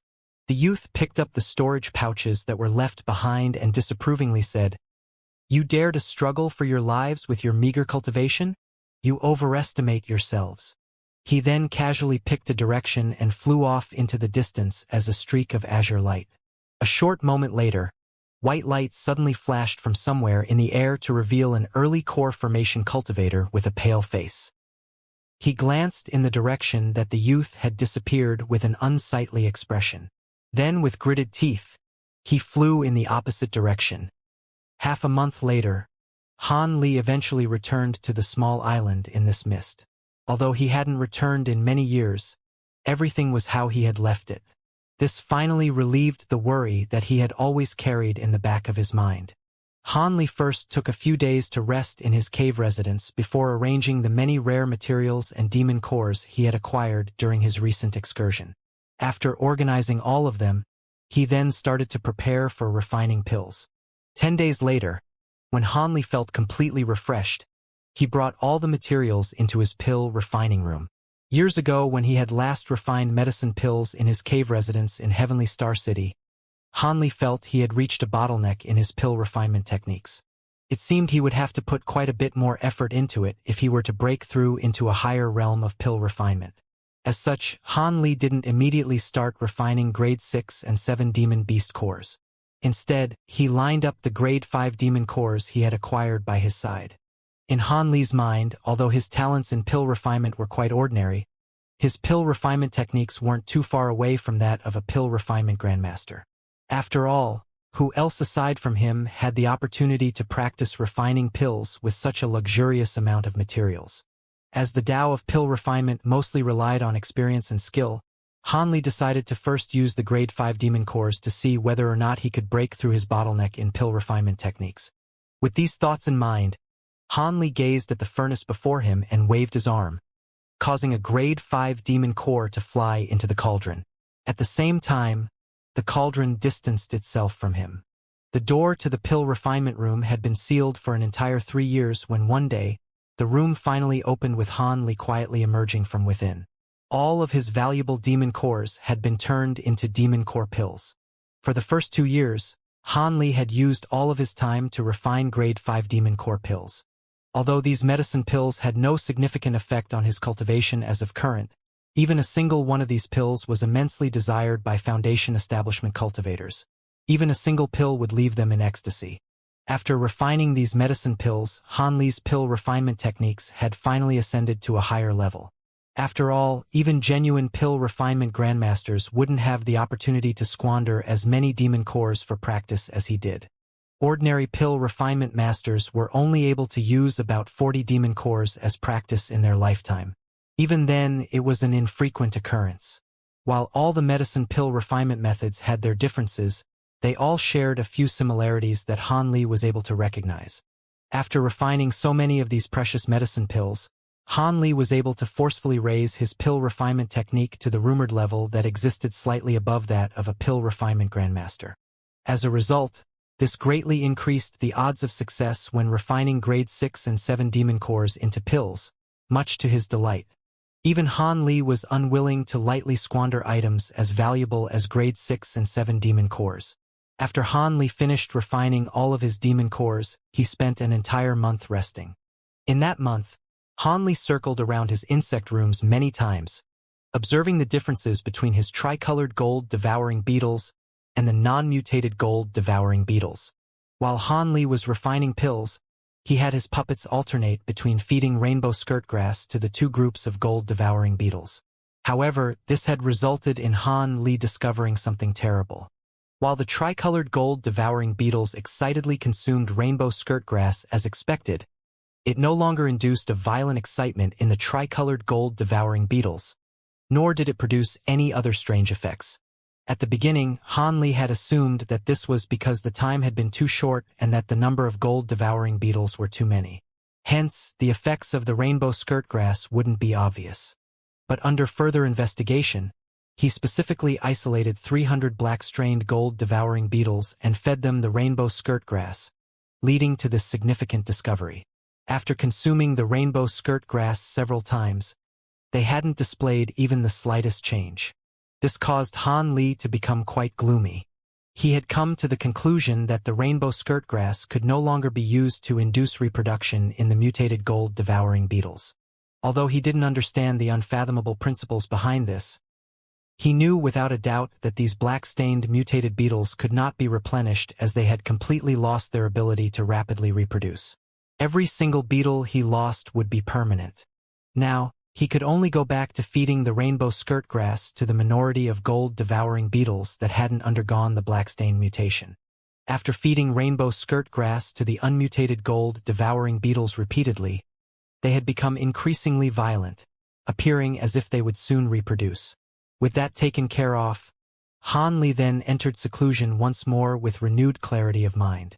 With the prepared assistance of all kinds of medicine pills, Han Li planned on first reaching the 8th layer of the Azure Essence Sword Arts before tackling the mid-core formation stage. Sitting down on a straw mat in the sealed room, Han Li took out a medicine bottle from his storage pouch and poured out a glowing red medicine pill into his hand that resembled a longan fruit. After Han Li swallowed the pill, he began to feel the heat of medicinal power emit from his stomach. He then silently muttered the incantation for the 8th layer of the sword art as he slowly closed his eyes. Han Li wholeheartedly cultivated in the cave residence while oblivious to the time that passed by. The unceasing consumption of medicine pills and the conversion of medicinal power into spiritual power was an extremely tedious task. Fortunately, Han Li was wholeheartedly committed to increasing his cultivation and was able to persevere without fail. But even with his stalwart resolve, Han Li began to unconsciously feel dreary. 16 years passed in the blink of an eye. Han Li had managed to eventually break through the mid-core formation bottleneck and reach the 8th layer of the Azure Essence Sword Arts. Despite his excitement, he didn't hastily leave seclusion as he still possessed a majority of the medicine pills he had started with. It was only natural to want to finish consuming them. Hence, despite having just entered mid-core formation, Han Li forcefully calmed his heart and focused on refining the 9th layer of the Azure Sword Arts. The 9th layer of the Sword Arts proved to be much more difficult than the previous layers had been. As spring passed by and winter appeared with autumn leaving and summer arriving, years and years passed by with the secluded room remaining shut. A thick layer of dust began to cover everything in the cave residence, as if it had become an ancient tomb. On yet another peaceful morning in the nearby seas, a seabird circled overhead, occasionally releasing a sharp cry. It made for a serene scene, but a moment later, a flash of light suddenly appeared from the horizon. Several streaks of azure and red radiance flew towards the direction of the sea mist in a disorderly fashion. A moment later, silhouettes could clearly be made out from within the light. They were a group of 3 women and 2 men. Apart from an early Foundation establishment cultivator, a middle-aged man, the rest were all chi condensation cultivators. They were all youths spanning anywhere from 17 to 24 years of age. They had flown over in a mad rush, occasionally looking behind them as if someone were chasing them. Gasping for breath, a young woman amongst them said, "Marshal Uncle's son, let's rest for a moment in the sea mist. Otherwise, we won't be able to persist when they come chasing after us." The young woman had a round face and large eyes, bearing somewhat of a resemblance to an infant. While she would normally appear quite cute, at the moment, she was covered in sweat, and her complexion was pale as if her magic power was on the verge of exhaustion. The middle-aged man paused and looked at the other 3 chi condensation cultivators. Although they appeared to be in a slightly better condition, they didn't look like they could last for much longer. After hesitantly looking behind them, he reluctantly agreed. "All right, we'll go into the mist and recover our magic power. Then we will leave immediately after. Although we are a good distance away from them, they are capable of relentlessly chasing after us, so it would be best to be careful. If they manage to overtake us, it will be impossible to survive." Each of the youths expressed relief upon hearing this. Their cultivation was truly shallow.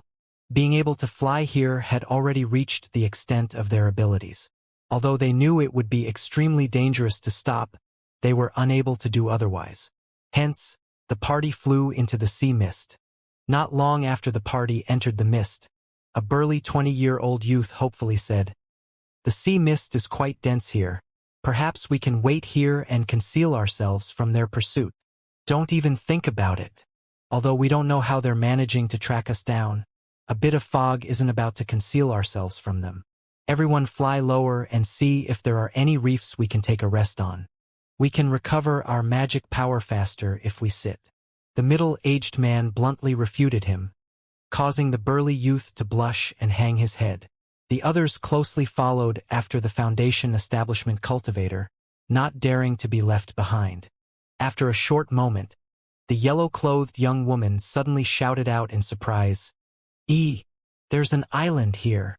Regardless of the woman's yell, The island was clearly visible after they deeply entered the deep fog. They couldn't help but look at each other in dismay. A blue-clothed woman with an ordinary appearance said with fear, "Could there be some sort of demon beast here?" The middle-aged man started to hesitate, but he soon came to a firm resolution. "Something that unfortunate can't occur. And even if it did, we wouldn't be able to deal with it, so there is no point thinking about it. Quickly, head to the island and recover your magic power." When the others heard this, they didn't say anything further and floated down onto the small island. The middle-aged man released his spiritual sense after landing on the island. He then happily pointed and said, "Let's sit down over there. The spiritual chi over there is quite abundant." The direction that he pointed to was the sole mountain range of the island. When the party heard this, their spirits were roused. Afterwards, the middle-aged man led the way with the rest of the party hurrying after him.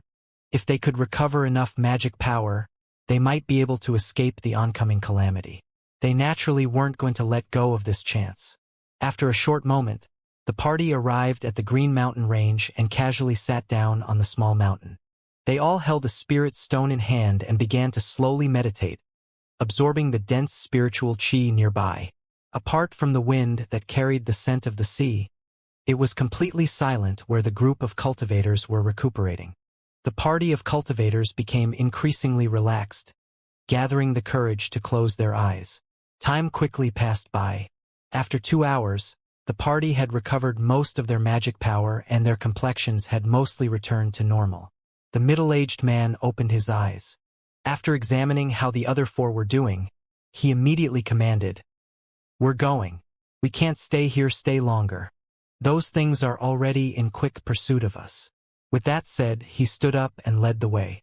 Although the chi condensation cultivators were somewhat reluctant, they didn't dare to tarry and stood up, quickly flying off on their magic tools. But at that moment, loud cries could suddenly be heard from around the island. They seemed to be coming from within the dense mist. "Not good," the middle-aged cultivator yelled with a ghastly expression. The other 4's complexions paled in an instant. A flock of over a dozen huge gray birds emerged from the dense fog above them.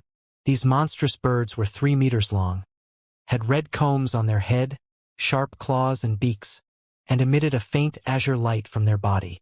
They made for a vicious and ugly sight. After they appeared, they didn't immediately descend down to the island. Instead, they quickly circled around the island before dispersing, blocking the cultivators' paths of escape. The birds appeared quite familiar with the maneuver. When the middle-aged cultivator saw this, his heart dropped. "Run! Quickly go into the forest. Wait until there is a chance to escape." Experienced in dealing with bird-type demon beasts, the middle-aged man hastily ordered the others to flee into the forest. As the 4 were scared out of their wits, they quickly followed his orders without question. Their speed reached new levels with their increasing panic. In the blink of an eye, they had already arrived at the forest. However, a shocking scene suddenly appeared. Just as the 5 flew down to 10 meters above the forest, green light suddenly flashed before their eyes. Once they recovered their sight from the dazzling flash, they were amazed to discover that the forest had disappeared without a trace, only to be replaced by an unfamiliar mountain range emitting an astonishing intensity of spiritual chi. It was an illusion formation. The blue-clothed woman shouted out in alarm. "Could it be that there is a fellow Taoist here?" the burly youth said in pleasant surprise. Greatly surprised, the middle-aged cultivator muttered, "It's possible, but in any case, this is our chance at survival. Hopefully we can use the formation to evade the hawk-kite beasts." With that said, the party couldn't help but sweep their gazes around within the illusion formation. At that moment, the vicious birds suddenly lost sight of them, causing them to become restless. They cried out to each other several times before deciding to slowly fly downward. The middle-aged cultivator's expression sank. "Not good. It seems the hawk-kite beasts will soon be unaffected by the illusion formation's influence. Quickly climb the mountains. There is an aura of spell formations there. Perhaps that is where the fellow Taoist is." He then flew off toward the mountains in a streak of light. After the remaining cultivators mutually glanced at one another, They chased after the middle-aged man with nervous expressions. After they flew a short distance, a layer of white light suddenly revealed itself, blocking their way. When the middle-aged man saw this, he rejoiced. He immediately waved his hand and summoned a sound transmission talisman. After muttering a few words into it, he tossed the talisman before it transformed into a streak of fire, disappearing into the light barrier in the blink of an eye. The others gazed at the scene with panicked eyes, not daring to interrupt him. A short moment later, the many monstrous birds flew into the illusion formation. They quickly discovered the party of cultivators and flew towards them in a mad rush. Their wings carried a faint trace of bright azure light. The middle-aged cultivator grimaced and glanced at the white light barrier behind them. He gritted his teeth and muttered orders to the chi condensation cultivators. The other cultivators' expression were also unsightly, but they still brandished their glowing magic tools in preparation to receive the demon beast's attack. But just as the hawk-kite beasts were about to sweep down onto the party of cultivators, something unexpected occurred. Over 100 beams of various colored light suddenly shot out from the white light barrier. Although the beams were as thick as a finger, each of them were incomparably sharp. In the next instant, the descending hawk-kite beasts were left filled with countless holes, accompanied by the sounds of their flesh being ripped apart. The demon beasts breathed their last as they fell to the ground without even a scream. The group of cultivators were elated by the developments and couldn't help but turn around towards the light barrier. They were left shocked for a long while when they saw over 10 huge apes on the other side of the light barrier. At first glance, they had mistaken them to be demon beasts and were left frightened, but they soon noticed something odd about them. After further inspection, they noticed that the huge apes all glowed with black light, before eventually figuring them out to be mechanical puppets. The puppets each had raised arms. It appeared the beam of lights from a moment ago should have all came from their hands. These realizations left the party completely relieved. Soon after, the huge apes silently lowered their arms and flickered with white light before disappearing from sight. As their expressions continued to change in surprise, the white barrier flashed several times before parting to create a 3-meter wide path. When the 5 saw this, they looked at each other in dismay. A man's voice unhurriedly said, "I am currently in seclusion, and it is inconvenient for me to meet with you. You fellow Taoists may rest for a moment within the barrier before leaving." From his words, it seemed the formation spell master didn't possess the slightest intention to meet them. "Many thanks for Senior's kindness. But since the demon beasts have died, it will be fine if we rested outside. We don't dare to further interrupt Senior's cultivation." Although the middle-aged cultivator felt no malice from the voice, he didn't dare to enter the formation of a stranger. As such, he could only summon his courage to refuse the offer and risk upsetting the other party. "Hee, it seems you're quite careful. But since this is the case, how about you tell me about your situation? Why was there a group of Grade 2 demon beasts in pursuit of you?" The voice spoke without the slightest care, but his later words carried a trace of curiosity. The middle-aged man's face finally relaxed. He hastily replied with a respectful tone, "I am a disciple of the Azure Spirit sect. We went out to sea in order to pick a few spiritual herbs. During a moment of carelessness, we caught the eye of those demon beasts and they have pursued us ever since. Were it not for Senior's rescue, us juniors would have faced calamity." The voice merely grunted in response before turning silent. This left the cultivators uneasy. The middle-aged cultivator grew apprehensive. However, he didn't dare to leave yet and managed to keep his calm. After a moment of silence, the man's voice indifferently said, "Your Azure Spirit sect only sent out you 5? Why aren't there any sect elders leading you? Don't you know you'd only be seeking death by going out to sea with your meager cultivations? Even if a sect has no core formation cultivators, Grade 2 demon beasts shouldn't pose much of a threat against a group of Foundation establishment cultivators." After that was said, the middle-aged cultivator paused for a moment. With some hesitation, he then bitterly smiled. "Seniors? Our Azure Spirit sect is but a small sect.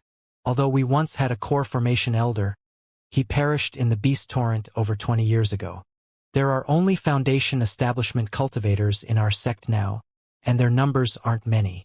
As the middle-aged man thought about his response, he was worried whether or not this senior would form evil intentions after hearing about their sect's details. But after some further thought, he realized that if this person wanted to kill them, he could have done so easily with his puppets. After all, his cultivation was vastly superior to their own. There would be no need for him to waste the effort with such long ploys. And if he were to conceal any information from this senior, he would risk him, damning all of them to death. As such, the middle-aged cultivator came to a resolution and took the risk of honestly answering. He didn't believe that anybody would harbor any designs towards a ruined sect such as his own. Beast Torrent?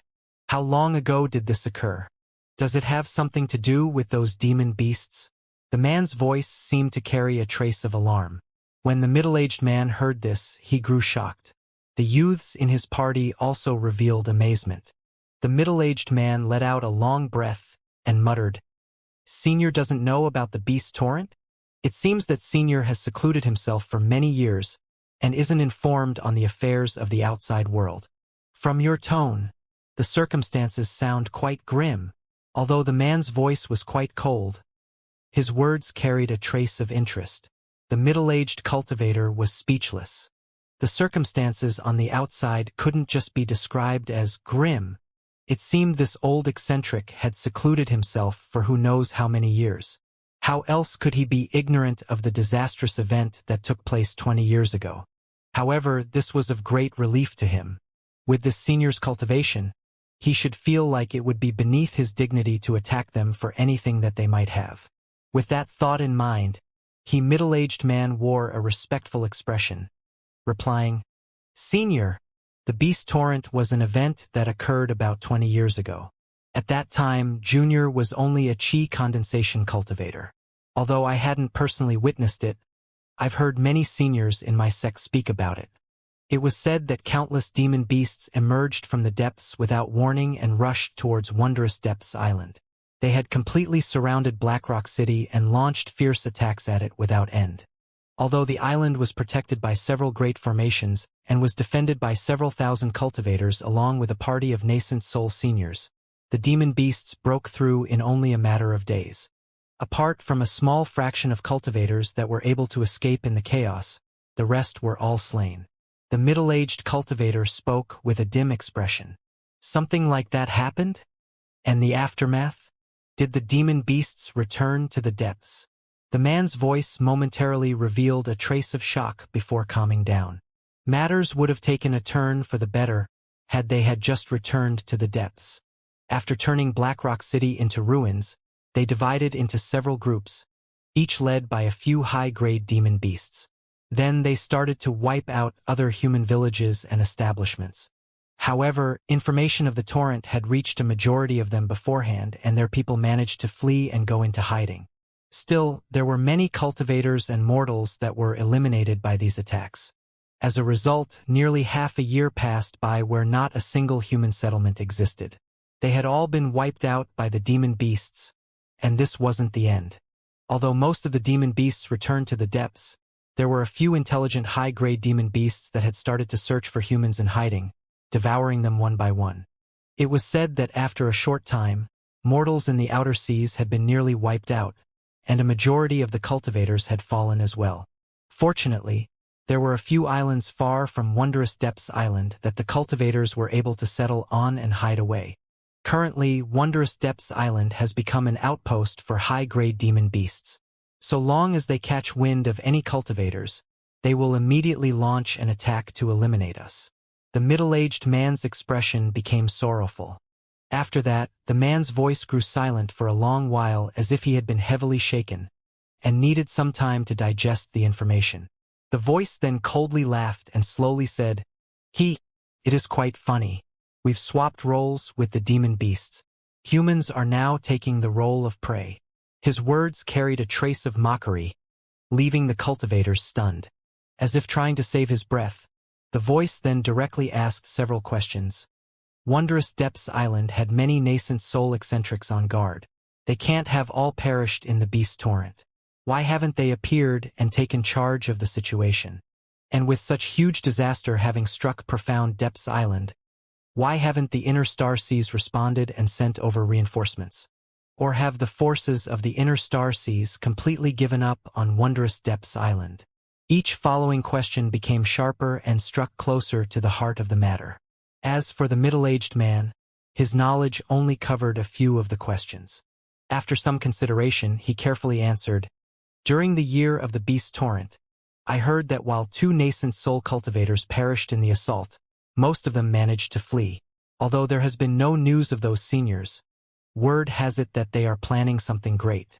It is quite possibly an attack to reclaim Wondrous Depths Island. However, this junior is unaware of the concrete details. As for the inner star seas, all contact with them has been lost ever since the day of the beast torrent. Nobody knows what is happening on the other side. With regards to reinforcements, not a single one has been seen. It is likely, as Senior said, Wondrous Depths Island has already been given up by the inner star seas." After that was said, his face wore a gloomy expression. It seemed the cultivators fortunate enough to survive the beast torrent had grown apathetic towards the inner star seas and unconsciously harbored resentment towards them. The voice grew silent for a moment more before leisurely asking, "Since there is such danger, why is it that you juniors dared to brave these dangerous seas instead of staying safely put? Are you seeking death?" The middle-aged cultivator revealed a miserable expression.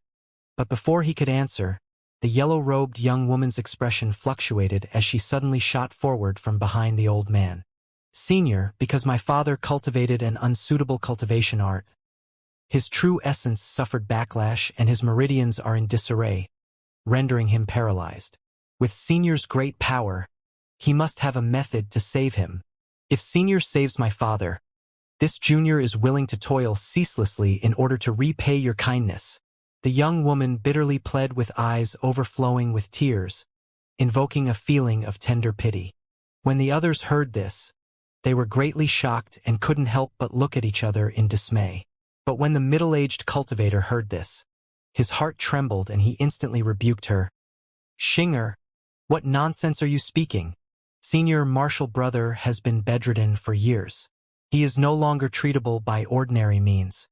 We've only come on this journey to find medicine to alleviate his pain.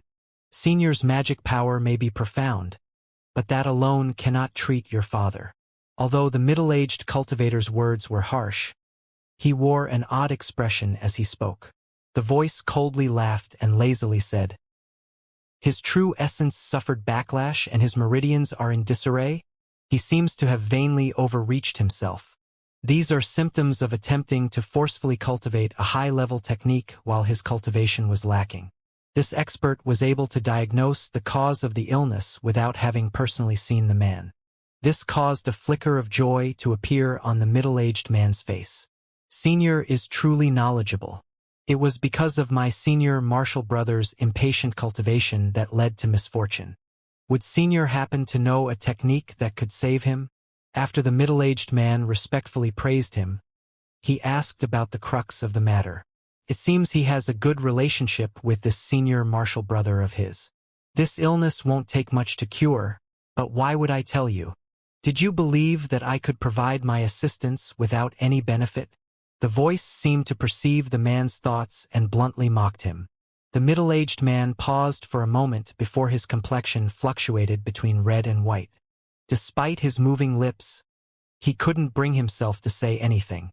The yellow-clothed young woman gained hope from those words and a trace of color returned to her face. With gritted teeth and a beating heart, she knelt before the light barrier.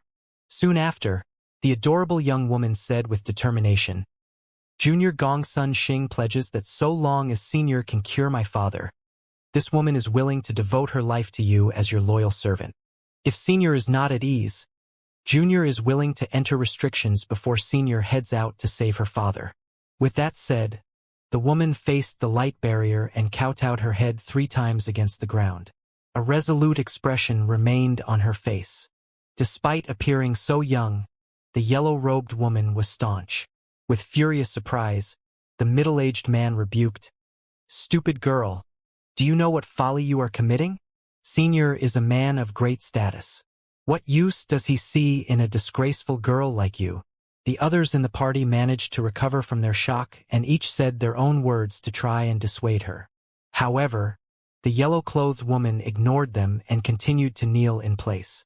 It seemed like she decided to stay kneeling until she heard his reply. The young woman shook her pale face and calmly said, "Everyone, please stop. My talent is unclear. My mother went through much difficulty to deliver me, and my father forcefully cultivated the 6th layer of the Azure Spirit profound arts in order to cleanse my essence and transform my meridians, leaving himself crippled and bedridden. Now is the time that I can fulfill my filial duties. So long as my father can be cured, I am willing to devote my life to Senior without complaint. Girl, could it be that you wish to pressure me? If I don't act, then will you stay forever kneeling?" The man's voice coldly laughed without the slightest sympathy. "Junior doesn't dare. Gongsun Xing is already immensely grateful towards Senior for saving our lives. However, my father is bedridden. We've tried our hardest to find someone to cure him, but all attempts have failed." From Senior's tone, Xinger believes that this will take but a trivial effort from him. Junior's only intention is to bitterly plead with Senior so that she may fulfill her filial duties, nothing else. The woman's voice was on the verge of sobbing by the time she finished. She kowtowed once more as she held back her sobs. The light barrier remained silent. Whoosh! A huge ape emerged from the light barrier and walked several steps towards the kneeling young woman before halting. The expressions of the others changed upon seeing this, watching the puppet with worry. The yellow-robed woman opened her bright, reddish eyes and vacantly stared at the huge ape. "Regardless of the truth of what you said, you still are quite pitiful. However, I have never done anything without profit. I sense that you are still a virgin, and I have cultivated to a bottleneck. Perhaps I could break through it with the assistance of pair cultivation. If you are willing to become my cultivation vessel, enter the spell formation and I will give your companions a bottle of 3 vital essence pills. It should be more than enough to save your father. I will not force you, nor will I take advantage of the weak. If you are unwilling, then you may leave. Just act as if you never met me." The man's voice was ice-cold, containing not the slightest emotion. At that moment, the huge ape puppet extended its arms, revealing a small bottle of sparkling white jade. It presented the bottle to the kneeling woman before it. The young woman's mind grew blank after hearing this. Although she was young, she still knew about the meaning of pair cultivation and cultivation vessels. Her originally pale white face unconsciously blushed. Still, she unhesitatingly replied, "Good. So long as my father can recover, Junior is willing to become Senior's cultivation vessel." With that said, the young woman reached out and took the bottle into her hands before slowly standing up. The middle-aged man was greatly shocked by the young woman's words and panically shouted, "Xianxia, how could you do this? What will I tell your father?" The others' expressions also greatly changed upon hearing her, and they each attempted to dissuade her. The young woman didn't respond to the old man's outburst. Instead, she offered the jade bottle to him and calmly asked, "Martial uncle, can you please check the medicine pills in the bottle and see whether or not they will be of use towards my father?" "You!" Sigh. The middle-aged cultivator took an jade bottle and glanced at the young woman's tender, expressionless face before letting out a long sigh. Knowing that he couldn't change her mind, he could only sullenly take the jade bottle and examine the faint blue medicine pills within. A peculiar scent slowly spread throughout the air surrounding. All those who smelled it would feel their minds and bodies become free of burden. The middle-aged cultivator lost focus after smelling the pill's medicinal scent. After taking another whiff, he shouted out in surprise, "These are medicine pills refined from demon cores." The young woman remained calm and thoroughly asked, "They were refined with demon cores? Will these vital essence pills heal my father?" The middle-aged cultivator's expression grew complicated. After hesitating for a moment, he truthfully said, "Although I don't know the specific effects of this pill, it is an exceptionally rare item. It is unlikely to be fake." Many thanks for Martial Uncle's answer. Xianxia now feels relieved. but I'm afraid I must trouble Martial Uncle to bring it back and tell my father what happened. If only this unfilial daughter had never been born. The young woman sighed. With reddened eyes, she turned around and headed into the light barrier. The middle-aged man's expression changed several times. He opened his mouth but couldn't bring himself to say anything. All he could do was take the jade bottle into his hands. At that moment, the huge ape puppet soon returned into the light barrier. The opening had begun to slowly close. With an anxious expression, the burly youth couldn't help but loudly ask, "Martial Uncle, will you truly allow junior Martial Sister Gongsun to become a cultivation vessel?" The expressions of the other two women had also darkened. Wearing a gloomy expression, the middle-aged man softly said, "Didn't you see it? Your junior Martial sister had already came to a decision. I am no longer able to stop her. Moreover, these medicine pills can truly cure the sect master. I cannot block her in consideration of the Azure Spirit sect's well-being as well." Blood flushed the youth's face. He contended with all his might. "But you still can't allow junior Martial sister to become a cultivation vessel. Will this not damn junior Martial sister to ruin?" The middle-aged man's cheek twitched and he wore a resigned expression. "Marital nephew Li, you've grown up with Xing'er and are as close as true siblings. However, it is too late to change anything." The blue-clothed woman suddenly shouted out, "Martial Uncle, junior Martial Sister Gongsun is about to disappear." When the middle-aged man and the burly youth heard this, they hastily turned around to see the light barrier brightly shine.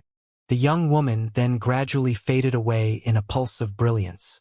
After a short moment, the light disappeared along with any trace of the young woman. Only layers of withered leaves remained.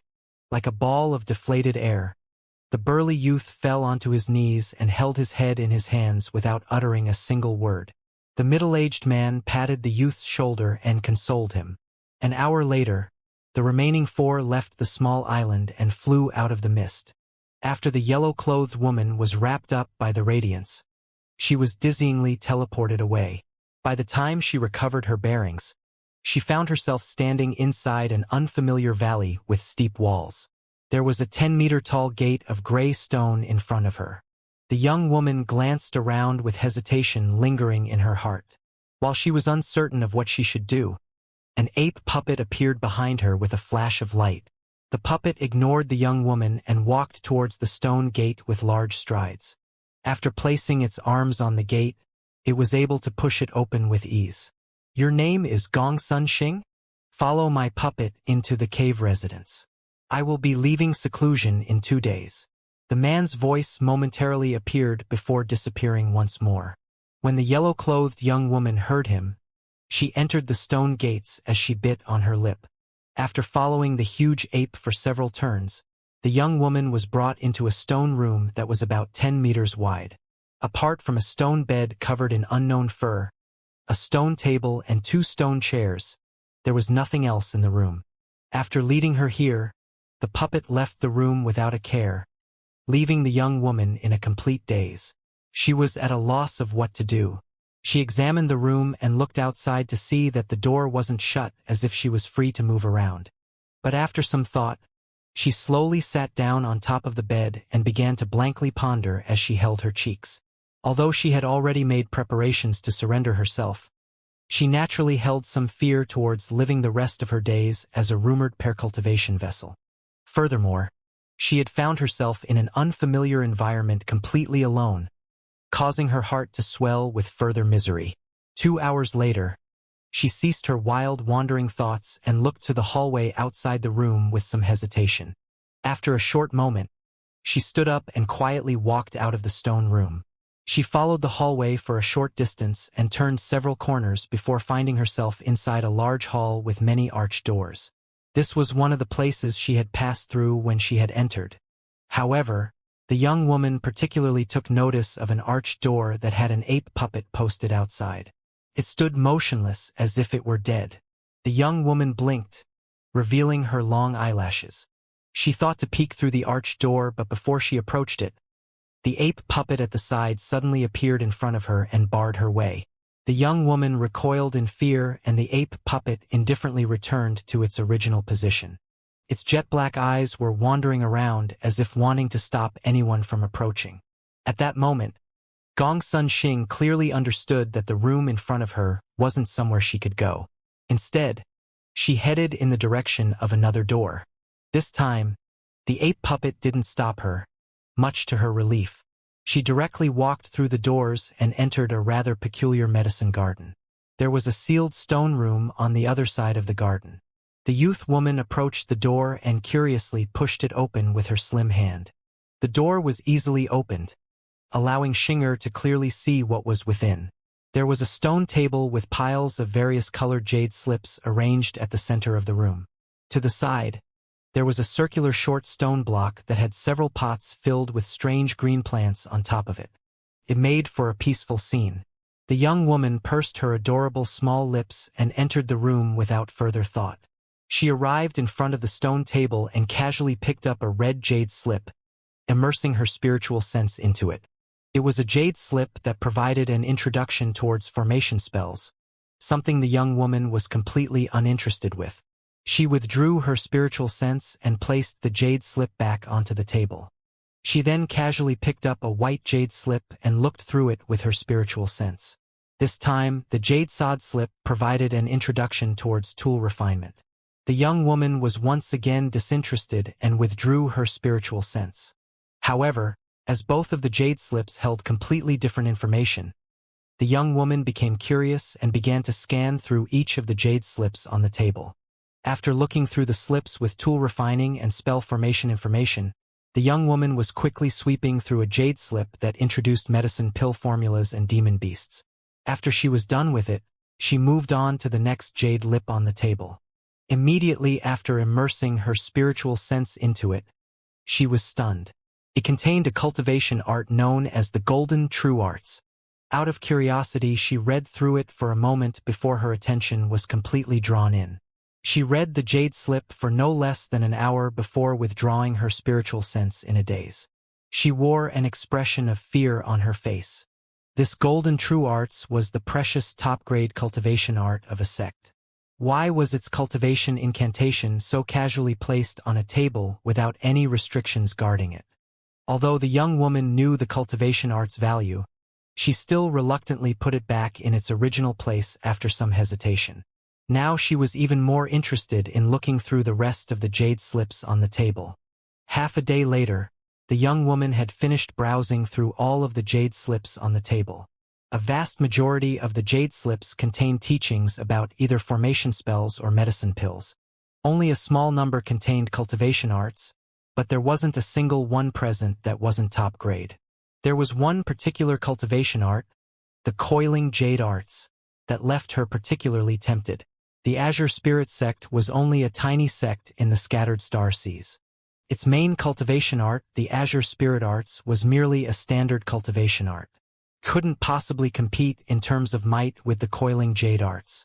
After glancing through the jade slips, her mind wandered for a moment before recalling that there were still other places that she had yet to explore.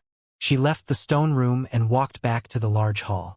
Of the remaining 3 arched doors, there were 2 that were guarded by puppets, leaving her with only one that she could enter. As a result, the young woman entered the only unguarded door. After entering, she was left stunned and remained motionless for quite a while. There was a 60-meter wide hall with a 30-meter wide spell formation placed at its center. The spell formation released a barrier of translucent, faint red light. The light fluctuated and sparkled intermittently, revealing a magnificent sight. The light barrier contained dozens of variously fashioned swords, spears, and other such items. There were a few that released a clear ring, and some that chased after one another, but all of them appeared to possess intelligence. Outside of the light barrier, there were 2 layers of crude wooden racks lining the walls. Each of the racks held a variety of magic tools. Although they didn't have a light barrier blocking them, they each flickered with brilliant light and contained vigorous amounts of spiritual qi. Although the young woman hadn't seen any of them before, she was able to tell that the items contained inside the light barrier were like the magic treasures from legend with the intelligence that they displayed. The young woman had always yearned to look at such magic treasures, but unfortunately there were just far too many before her. Eyes filled with amazement, she couldn't bring herself to believe what she was seeing. A long while later, she finally came to her senses. After further looking at the light barrier with a strange expression, she hesitantly walked towards the wooden racks. She casually took a pitch-black ruler and examined it, discovering that the unremarkable item was actually a high-grade magic tool. But having already experienced far too many surprises before this, she hardly revealed any shock at the discovery. She then began to look through each of the magic tools on the racks, all of which were either high or top grade. There was nothing of inferior quality present. Had the young woman managed to acquire one of these magic tools in the past, she would have been immensely excited. Now, after glancing at the many magic treasures and hundreds of magic tools, the young woman left the room with empty hands, after recalling that she was now but a cultivation vessel. 2 days later, inside the stone room with the jade slips, the young girl was sitting down on a round stone block. She was concentrating on the contents of the jade slip in her hand. The coiling jade arts are quite suitable for a female cultivator, though they were acquired by male cultivator, namely me. A man's gentle voice suddenly came from the doorway. The young woman felt her heart tremble and quickly withdrew her spiritual sense. She then flusteredly turned around. She saw a blue-robed youth with an ordinary appearance standing by the door. He was looking at her with a smile. Gong Sun Xing hesitantly asked, "Your senior?" Although his voice was somewhat similar, this gentle-faced youth was truly too young. It was completely different from what she had imagined. Having experienced so many astonishing things, the young woman had come to expect the senior to be an old man with profound mystical abilities. She even apprehensively guessed that he was a temperamental eccentric. What? Am I not as expected? The youth was Han Li, who had just left seclusion. He walked into the room with a faint smile.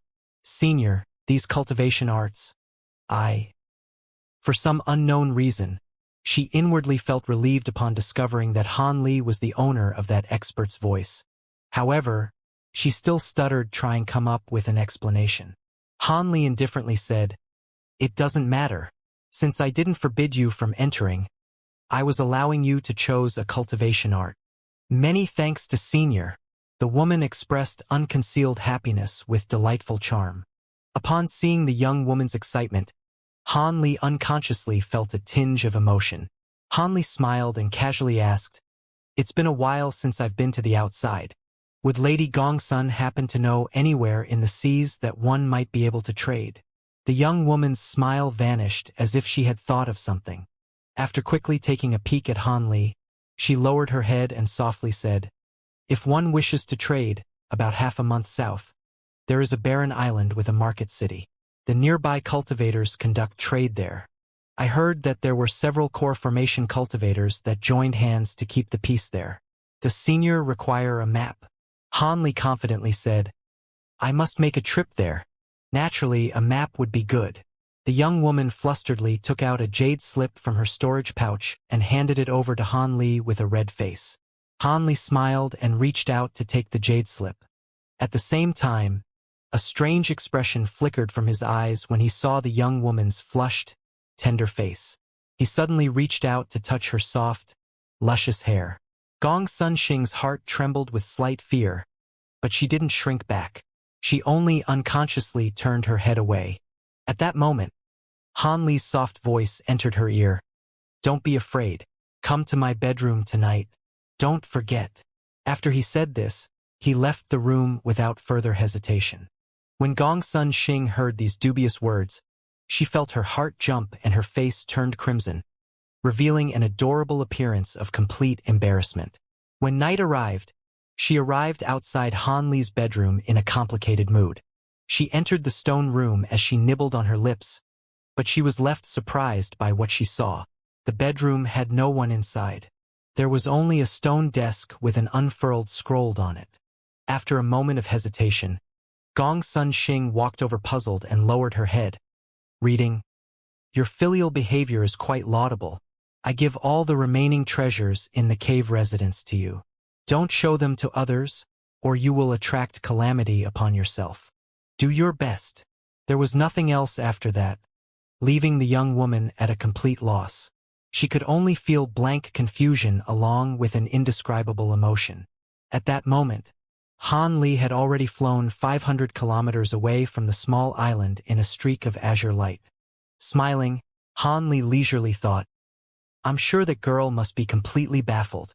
Anyone going through such an unpredictable experience should be left amazed for at least half a day. When he had left the sea mist, he had stripped the cave residents of everything apart from the jade slip containing the coiling jade arts, numerous unwanted magic tools, along with a few medicine pills and 2 looted magic treasures that he left behind specifically for the girl. These items would surely allow the young woman to tread to future heights that are rarely reached on the path of cultivation. This rare showing of immense generosity wasn't due to a sudden feeling of tenderness towards the fairer sex, but rather, the young woman's resolve to sacrifice herself for her father had deeply moved Han Li.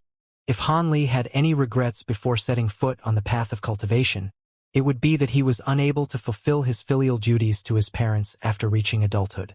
Although he had secretly made arrangements with the 7 Mysteries sect master for his family, it didn't offset the sense of loss he felt deep in his heart.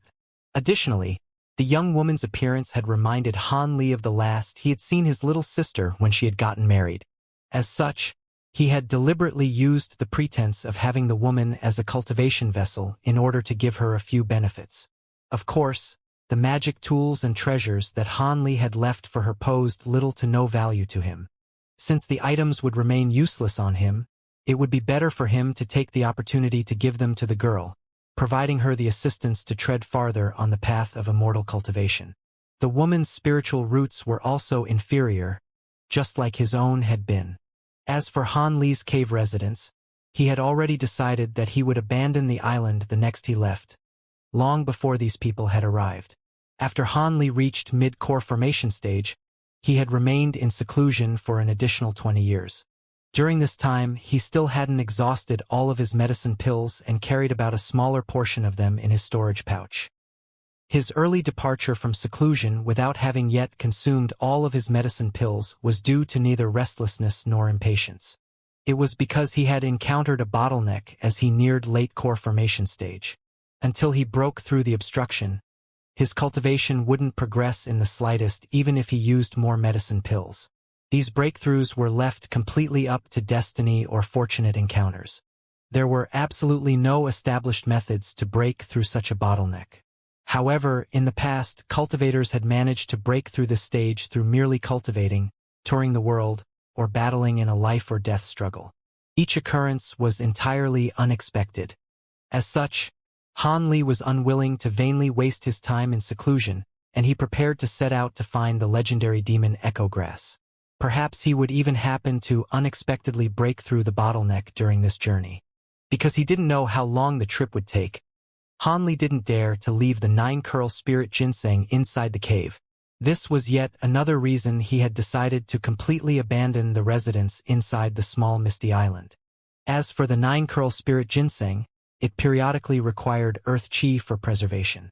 Although this had proved to be somewhat troublesome before Han Li entered mid-core formation stage, it no longer presented a problem.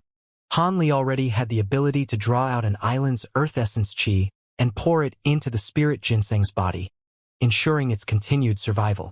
Han Li was currently flying in the direction of the market city that the young woman had spoken of. It was the only place where cultivators frequently passed through that Han Li could potentially find information on any grade 8 demon beasts. When that time came, he would have to think of a method to acquire the demon Echo Grass.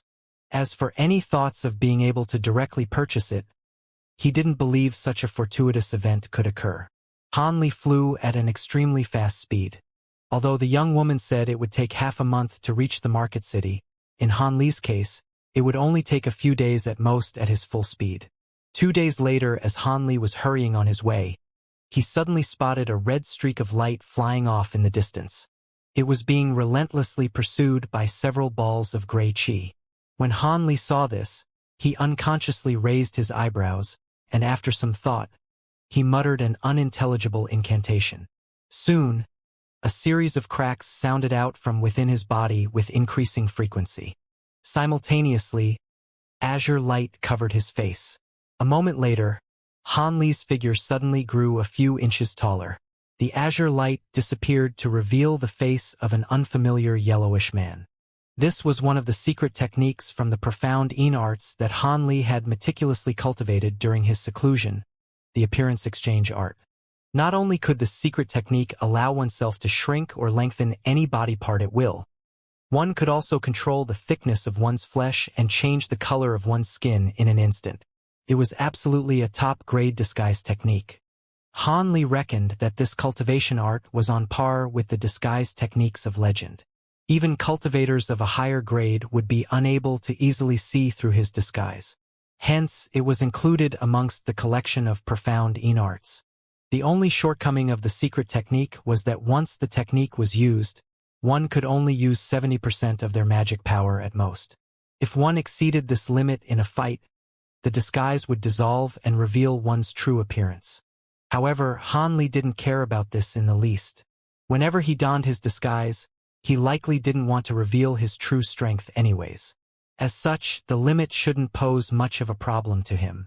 Just after Han Li changed his appearance, the streak of red light discovered his location and wildly flew in Han Li's direction, as if it were their only hope at life. As for the gray balls of chi chasing after the red streak, they were clearly demon beasts that ranged around grade 3 and 4. When Han Li saw this, he immediately stopped and let out a long sigh. He didn't sigh because trouble came knocking on his door, but because the person flying towards him didn't care in the slightest about whether or not he could deal with the demon beasts. It seemed the man being chased wished to drag himself down along with Han Li. As he did this without any hesitation, there wasn't much else to say about the unknown man's nature. Han Li, who had recently felt greatly touched by Gong Sun Xing's display of familial piety, once again questioned the complexity of human nature. One simply couldn't lump these things all together. Fellow Taoist, please save me. I, Huang Mingli, will definitely express my gratitude towards you. A shriveled old man with a wicked appearance directly flew towards Han Li with a panicked expression. He was quite shrewd. Although he hadn't made out Han Li's true cultivation, he knew that his life was saved after seeing Han Li's steadfast, unshakable bearing. Han Li calmly watched the old man flying at him with an indifferent expression. He then lazily raised his hand and shot out 5 giant azure sword streaks, instantly tying down the 5 demon beasts chasing after him. When the old man saw this, he happily let out a long breath of relief and released a fire ring magic tool to attack the 5 demon beasts. Han Li cast a sideways glance at the old man. The old man's cultivation was at peak foundation establishment, the false core stage. It was no wonder why he had been able to flee from a joint attack by so many grade 4 demon beasts. Han Li turned his gaze back to the demon beasts and commanded the several streaks of swordlight to slowly surround them in a calm display of his overwhelming strength. When the old man saw this, his spirit was greatly roused, and he controlled his fire attribute magic tool with increasingly fierce intensity as he struck the now vulnerable demon beasts. After another moment passed, Han Li felt it was about time to end the battle and had the azure essence sword streaks exterminate the demon beasts. With the demon beasts dead, the small old man already realized that Han Li was a core formation cultivator. As such, he respectfully saluted him and said, "Many thanks for Senior's rescue. Could it be that Senior wishes to head to South Dark City?" Han Li calmly nodded. "That's right. I wish to head to the city to trade for a few items." Huang Mingli's eyes shifted around for a moment and he bitterly smiled before saying, "Then Senior need not continue. The trip would be in vain." Han Li's expression stirred and he asked with surprise, "What happened?" As he faced a core formation cultivator, the small old man carefully explained, "Several days ago at South Dark City, there were a few low-grade demon beasts that unexpectedly arrived. Although a majority were killed, the next day, a swarm of grade 4 and 5 demon beasts were brought over to the city by the survivors from the previous day. A great number of the city's cultivators had been harmed, forcing us to break through the demon beast siege. I was among those who escaped. However, I didn't expect to come across another group of demon beasts on my way out. According to what you've said, this trip was for nothing? Han Li frowned and wore a sullen expression. Huang Mingli's eyes faintly flickered before revealing a grin with crooked teeth. He then secretly said, "Well, if Senior truly wishes to trade, this little old man knows of another place. The items there are all precious. One must be at Foundation establishment or higher to enter the city along with having a referral. Additionally, the market city frequently changes location. This old man currently has the qualifications to give you a referral to the city. If Senior wishes to go, Junior will lead the way as payment for saving his life." Han Li paused for a moment before pensively saying, "Are you talking about a secret city?" The old man wore an embarrassed expression and quickly explained, "Senior must think me silly. The market city can't be considered to be secret. They merely fear conflict. Once the demon beasts discover it, it will be the city's end." "So it's like that." Han Li couldn't help but smile after hearing this. He then asked, "How far away is this place?" Huang Mingli seemed quite familiar with this market city and instantly replied, "If we hurry, we should be able to reach it in half a month's time. By then, the market city should have just opened." After some consideration, Han Li replied, "All right, I'll go along with you." "Great." Huang Mingli revealed an excited expression and paused as if he had suddenly thought of something. "Huh? Senior, please wait a moment." He hurriedly said a word of apology before shooting straight down to the sea where the corpses of the demon beasts were floating. When Han Li saw this, he knowingly smiled. A short moment later, the small old man dismembered the demon beasts with great familiarity and placed their parts into his storage pouch.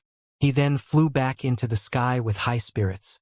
"I've made an embarrassment of myself. While these demon beasts certainly wouldn't have caught Senior's eyes, they are quite valuable to this Junior." The old man spoke with slight embarrassment. After all, those 5 demon beasts had all been slain by Han Li. "It's nothing. Those demon beasts had no value to me anyways. Let's hurry." Han Li shook his head and urged him with an unchanged expression. When Huang Mingli heard Han Li's desire to depart, he agreed with an embarrassed smile.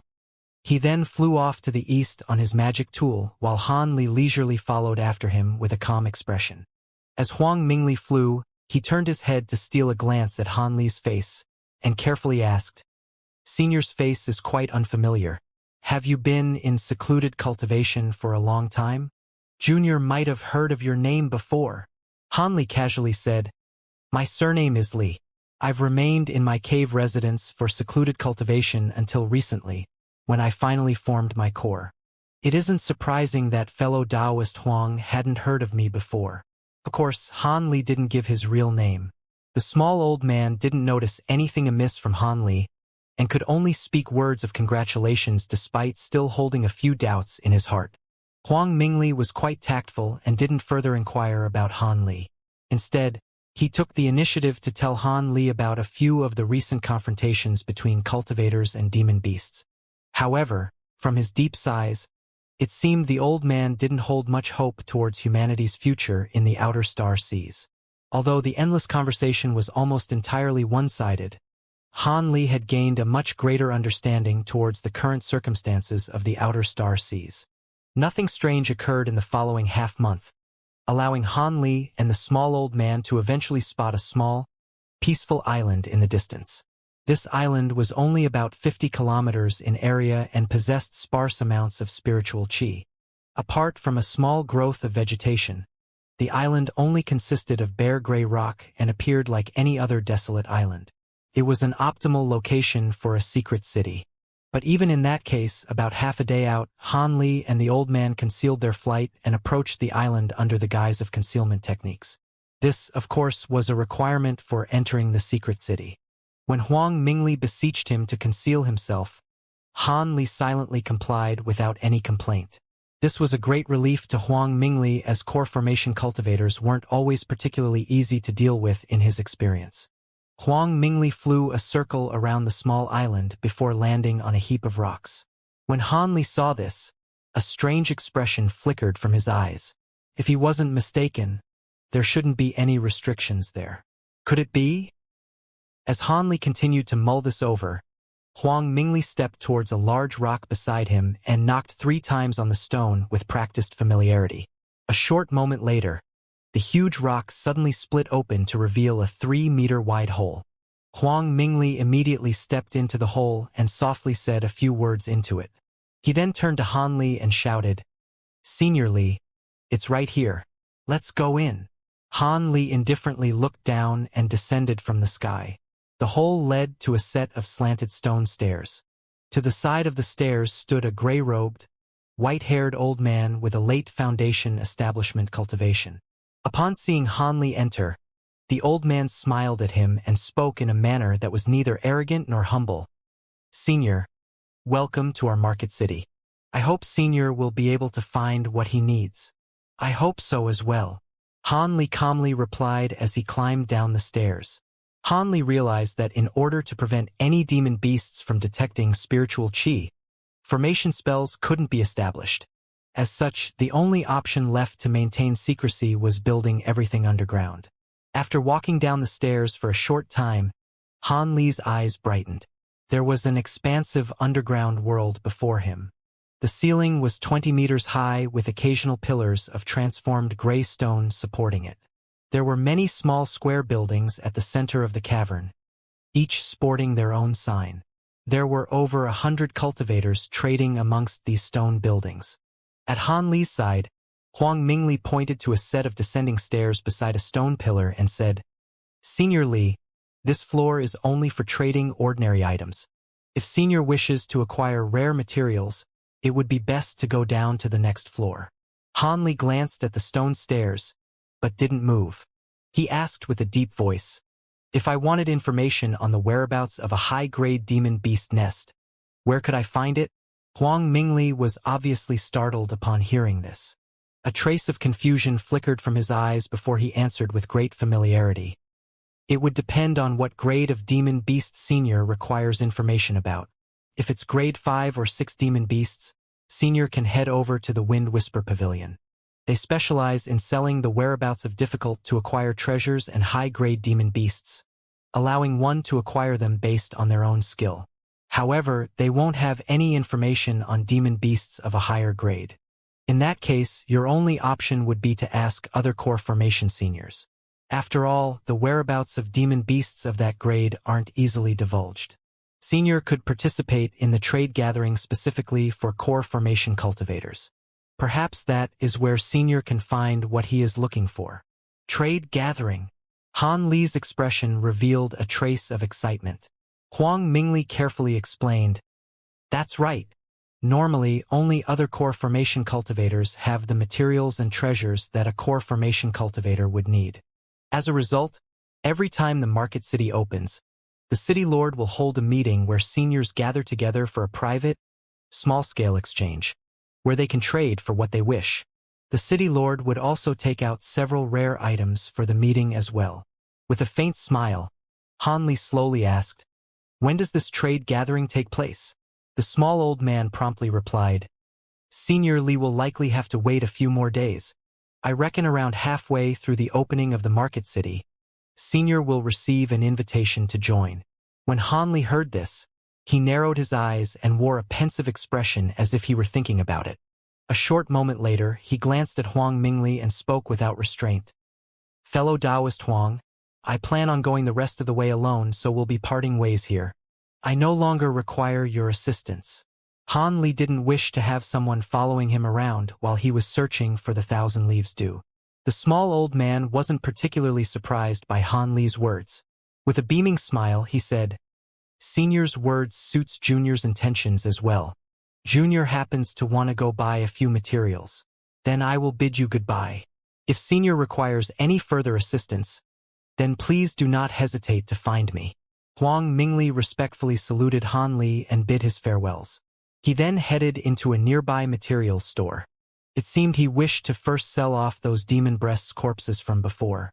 Han Li was quite satisfied with how tactful and quick-witted the old man had behaved. He swept his gaze past the nearby stores and walked into the store across from him with his arms behind his back. The first store he entered had piles of all sorts of medicinal ingredients. Inside a quiet room, Han Li was resting with eyes closed. He felt somewhat gloomy. During his first day in the market city, he had browsed both floors of the market city and found plenty of demon echo grass but none that had grown near a grade 8 demon beast. In addition, the Wind Whistle Pavilion didn't have any information on demon beasts of grade 7 or higher. He could only wait for when the trade gathering convened and see if any other core formation cultivators had relevant information. In the following 2 days, he had no intention of heading out and rented a quiet room specifically to cultivate and see whether or not he could break through his current bottleneck. In the end, he had achieved nothing. Thumps came from the door of his room. Although Han Li had anticipated this, he still indifferently asked, "What is it?" A woman's pleasant voice respectfully said, "Senior Li, Junior is under orders to invite you to the trade gathering. Would Senior be interested in participating?" Han Li slowly replied, "Yes, of course I am." He then opened the stone door and walked out of the room. There was a white-clothed woman standing outside with a lowered head, respectfully waiting for him. When she saw Han Li appear, she immediately raised her head and revealed a charming face. When Han Li saw the woman's beautiful face, he felt his heart tremble. After staring at the woman's face, a flicker of astonishment appeared within his eyes. How could it be her? What is she doing here? Han Li thought, astonished. The woman saw Han Li staring at her, causing her to blush. She then lowered her head and uncomfortably asked, "Senior, is something wrong?" Han Li quickly regained his bearings and calmly said, "It's nothing. Lead the way." The white-clothed woman faintly felt that something was amiss, but she respectfully agreed and walked away with calm steps. Gazing at the woman's silhouette, Han Li unconsciously frowned and wore a face full of confusion. Passing through the plaza of the second floor, the woman brought Han Li to a remote stone wall. The woman gently pressed her hand against the wall, creating ripples of white light and revealing a stone door covered in talisman characters. "Senior Li, please enter." The woman pushed the stone door open and respectfully invited Han Li inside. Han Li nodded and walked in without another word as the woman closely followed after him. The stone door then closed by itself and disappeared, returning the wall to its previous unremarkable appearance. After entering, Han Li saw a gray stone passageway that didn't appear very long based on the white light he saw faintly shining at the end. Han Li silently walked forward and made a turn at the end of the passage, suddenly facing a wide-open stone door. There was a gloomy middle-aged, mid-core formation cultivator standing outside the doorway. When he saw Han Li appear, he immediately smiled and said, "So your fellow Taoist Li? I am Xianxia, the master of the city. Welcome to my trade meeting. Nearly all of the fellow Taoists have already arrived." The Confucian scholar surnamed Yun was very courteous to Han Li. He then indifferently turned to the woman and said, "Young lady 1, properly attend to brother Li. Make sure not to neglect him. Fellow Taoist 1?" There was no longer any doubt regarding the woman's identity. She was Wen Chang's daughter, the exquisite sound sex Wen Siue. Just what had happened for her to appear at this place? It had caused Han Li no small amount of amazement. Naturally, since he had used the appearance exchange arts, the woman was unable to recognize him. When Wen Siue heard him, her flowery expression changed and she hastily acknowledged him. Although Han Li didn't turn around, he could faintly perceive that Wen Siue was very fearful of Yun Tianxiao. A strange expression flickered within Han Li's eyes, but he merely smiled and casually said a few words of formality before entering. The door led to a large square hall with a huge round table at its center. The table had over a dozen remarkably wide armchairs surrounding it. Most of the chairs were already occupied by other cultivators. But when Han Li clearly saw the circumstances in the room, he wore a baffled expression. Apart from 2 female core formation cultivators that were sitting alone, the male core formation cultivators were each nestled together with a gorgeous and alluring female cultivator. These female cultivators were either at peak chi condensation or early foundation establishment, and each of them were all young exceptional beauties. While Han Li looked at this in a daze, he suddenly smelled a sweet fragrance, and a soft, trembling body stood close by his side. Han Li's body tensed up, and he slowly turned around to see a stiff, beautiful face. when Siue had taken the initiative to draw closer to him, allowing him to catch a whiff of her intoxicating scent. Han Li frowned, but he didn't push away the woman in an act of false sophistry. Instead, he again glanced at the female cultivators at the male core formation cultivators' sides with a gaze of understanding. After some thought, he wrapped his arm around the woman's waist and headed towards an empty armchair before sitting down. When Siue did the same as the other female cultivators, and reluctantly sat alongside him while leaning into Han Li's chest. For the moment, Han Li's chest had the warm company of a beautiful woman. Just as when Siue silently pressed her stiffened body against Han Li relaxed the arm he had wrapped around her waist. When Siue was stunned for a moment, she then unconsciously glanced at Han with a trace of bewilderment. At that moment, Han Li was calmly examining the others in the room. The 8 other core formation cultivators had naturally gazed in Han Li's direction as well. Although they found Han Li's appearance strange, they didn't reveal it on their faces. Instead, most of the people looked at Han Li with a kind smile. Han Li's expression relaxed and he returned the gesture. A short moment later, 6 more core formation cultivators entered the hall, each with a young, beautiful female cultivator at their side. Han Li watched this with an ordinary expression, but his heart felt amazement. Yun Tianxiao must have possessed significant skill to have found so many young and beautiful female cultivators. All of their cultivations weren't shallow either, but they were still at varying levels. Just as Han Li pondered this, Yun Tianxiao finally entered the hall with a graceful and elegant beauty wrapped around his arm. The woman was at late foundation establishment stage. Lady Fan. Han Li's heart was shaken upon seeing her. She is the exquisite sound sex envoy of the right Lady Fan. It seems she has a somewhat deep relationship with the city master. This trade gathering should prove to be quite interesting. Despite his excitement and the expectations in his heart, Han Li was able to maintain his calm expression. Ah! When Siue faintly trembled next to Han Li, a faint, painful groan left her dainty mouth. It sounded as if it contained flustered embarrassment. Han Li was stunned for a moment and couldn't help but puzzlingly glance at her. He found her face to be flushed red and bashful. He also discovered that his arm had unknowingly grasped onto her chest.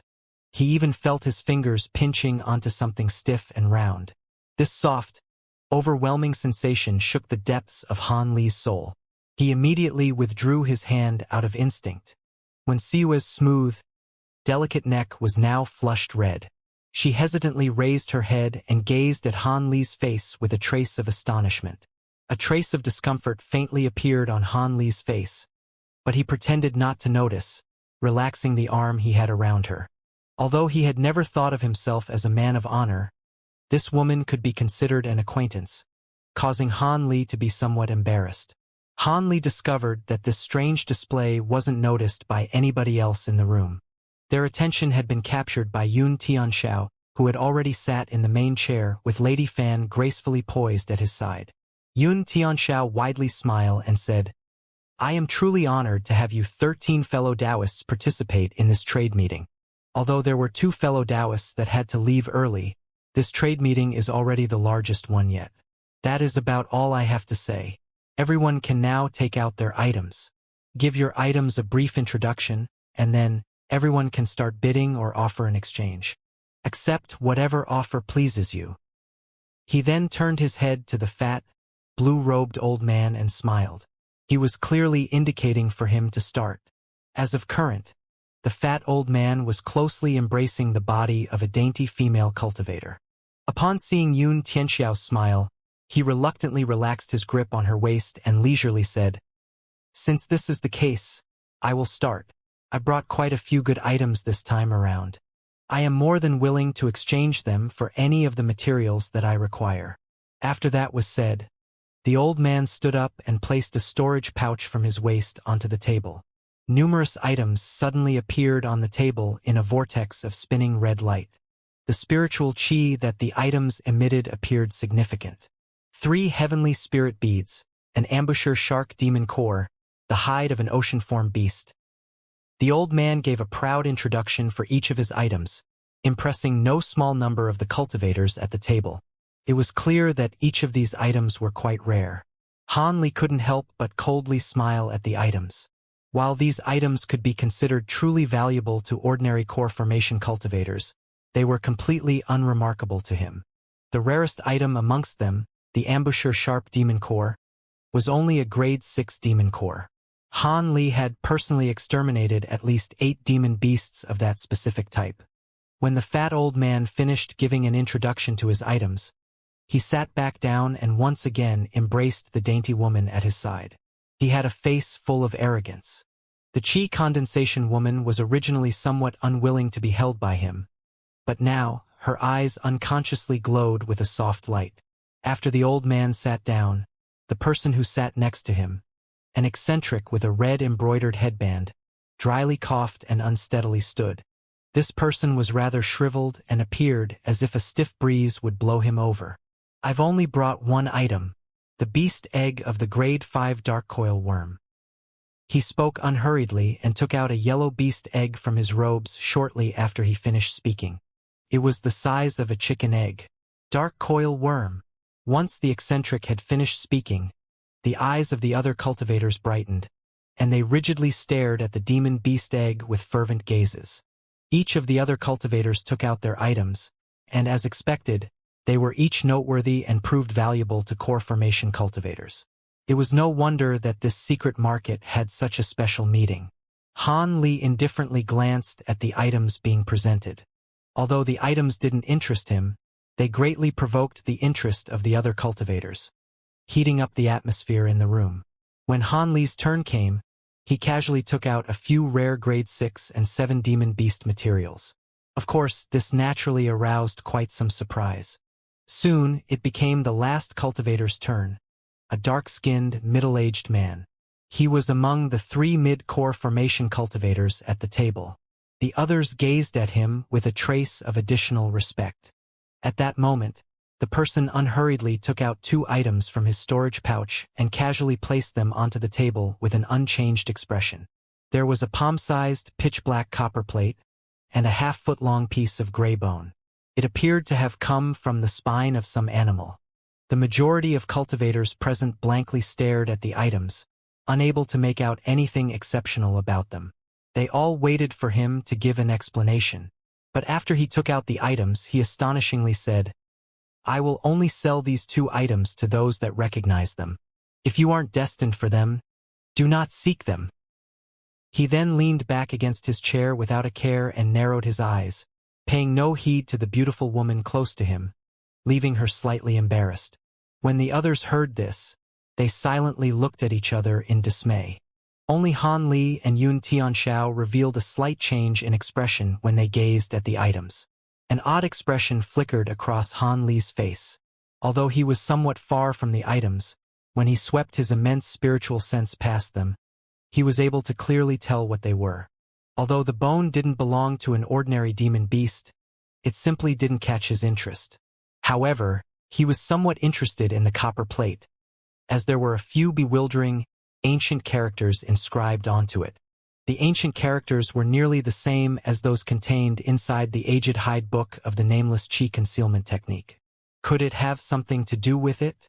Even now, Han Li was incapable of completely understanding the ancient book's contents. Just as Han Li inwardly mulled this over, Yun Tianxiao smiled and laughed. After sweeping his gaze over the bones, Yun Tianxiao jokingly said, "Ha ha! I didn't expect Brother Sun to be so magnanimous as to bring out the spirit bone of a grade 8 demon beast. I am truly tempted."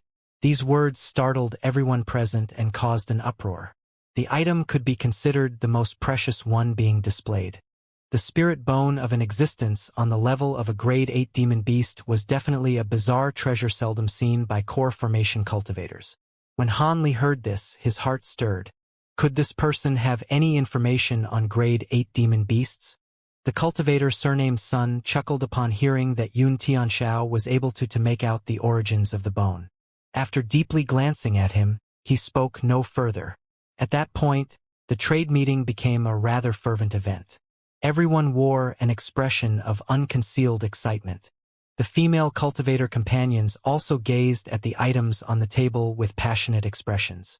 When Hanli saw this, he unconsciously turned his head to Wuxia to find that she also wore a passionate expression. It seemed that these items held an undeniable allure regardless of one's status. At that moment, the fat old man started to list out the conditions by which he would trade his items. The heavenly spirit beads can be exchanged for several stalks of medicine herbs aged 500 years and higher. The demon core requires the tendon of a grade 7 demon beast. Of course, I am also willing to trade them for enough spirit stones. And, seeing that everyone managed to bring out precious treasures, the arrogance of the fat old man had mostly dissolved. When he spoke of the tendon, he unconsciously glanced in Hanli's direction, as Hanli happened to have one on his side of the table. Unfortunately, Hanli had no interest in a grade 6 demon beast core. He merely continued to sit with Wuxia in his loose embrace. I do want that grade 6 demon core, but I don't have any spirit tendons. How many spirit stones do you want for it? A white-haired old man said with much interested. As fellow Taoist knows, demon beasts are far more difficult to come by than they had been in the past. As such, its price will be higher. I will require 15,000 spirit stones for it. The fat old man appeared unwilling to part with it and responded with an obviously high price. When the white-haired old man heard this, he bitterly smiled and said little else. It was clear the high price had dissuaded him. I want that demon core, a white-haired old woman expressionlessly said. Soon after she spoke, a storage pouch flew in the direction of the fat old man. The fat old man received the storage pouch and wore a satisfied expression after inspecting it. Only Lady Qing can be so bold. Us poor cultivators cannot hope to compare. The old man seemed to recognize the woman and tossed the demon beast core over to her with a chuckle. The white-haired old woman coldly snorted and caught the demon beast core. After wordlessly examining it, she placed it into her storage pouch and said nothing further. The other cultivators began to ask about the fat old man's other items, resulting in most of them being traded for. He then put away the remaining items. The following bidding for the red-banded eccentric's dark coil worm egg created a huge contest. Because his conditions were quite lax and he also accepted spirit stones, the demon beast egg was open to everyone. In the end, the beast egg was exchanged for several bottles of precious medicine pills by a red-clothed cultivator with an unremarkable appearance. After another 6 people, it was finally Han Li's turn. Han Li looked at the pile of valuable materials in front of him and felt several burning gazes fall onto him. Among them was the fat old man who particularly desired the spirit tendon. Han Li gently smiled. Without standing, he leaned back into his chair with Wuxia in his arm and calmly said, I don't want any items for these materials. I am only willing to exchange them for information. So long as your information is to my satisfaction, I will give all of these materials to you. Information? Han Li's words were cause for surprise. Although they were somewhat shocked, nobody stirred up a fuss. Rather, they all glanced at Han Li with curiosity, calmly waiting to hear what he would say next. Yun Tianxiao's eyes stirred and suspicion flickered across his face. Han Li leisurely asked, Might any of you fellow Taoists know the location of a grade 8 demon beast nest? I wish to use these materials to acquire such information. Grade 8 demon beast. Each person took in a breath of alarm with an expression of great shock. Could it be that fellow Taoist is joking? Do you intend on fighting a grade 8 demon beast? The fat old man wore an incredulous expression. As Han Li tapped the table, he unhurriedly said, Of course not. I am using the information for something else. But I'm not interested in saying what specifically. At the same time, he swept his gaze past the other cultivators without a trace of politeness.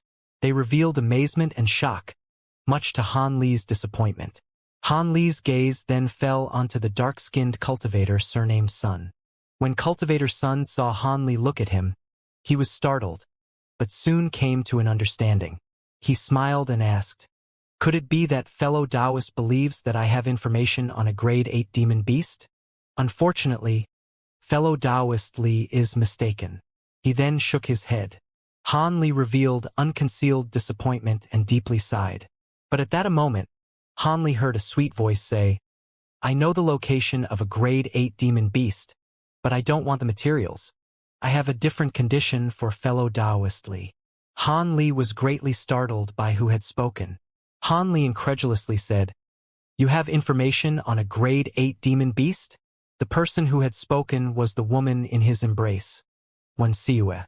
Faintly leaning onto Han Li, Wuxia appeared extremely calm as she looked into Han Li's face and said, That's right.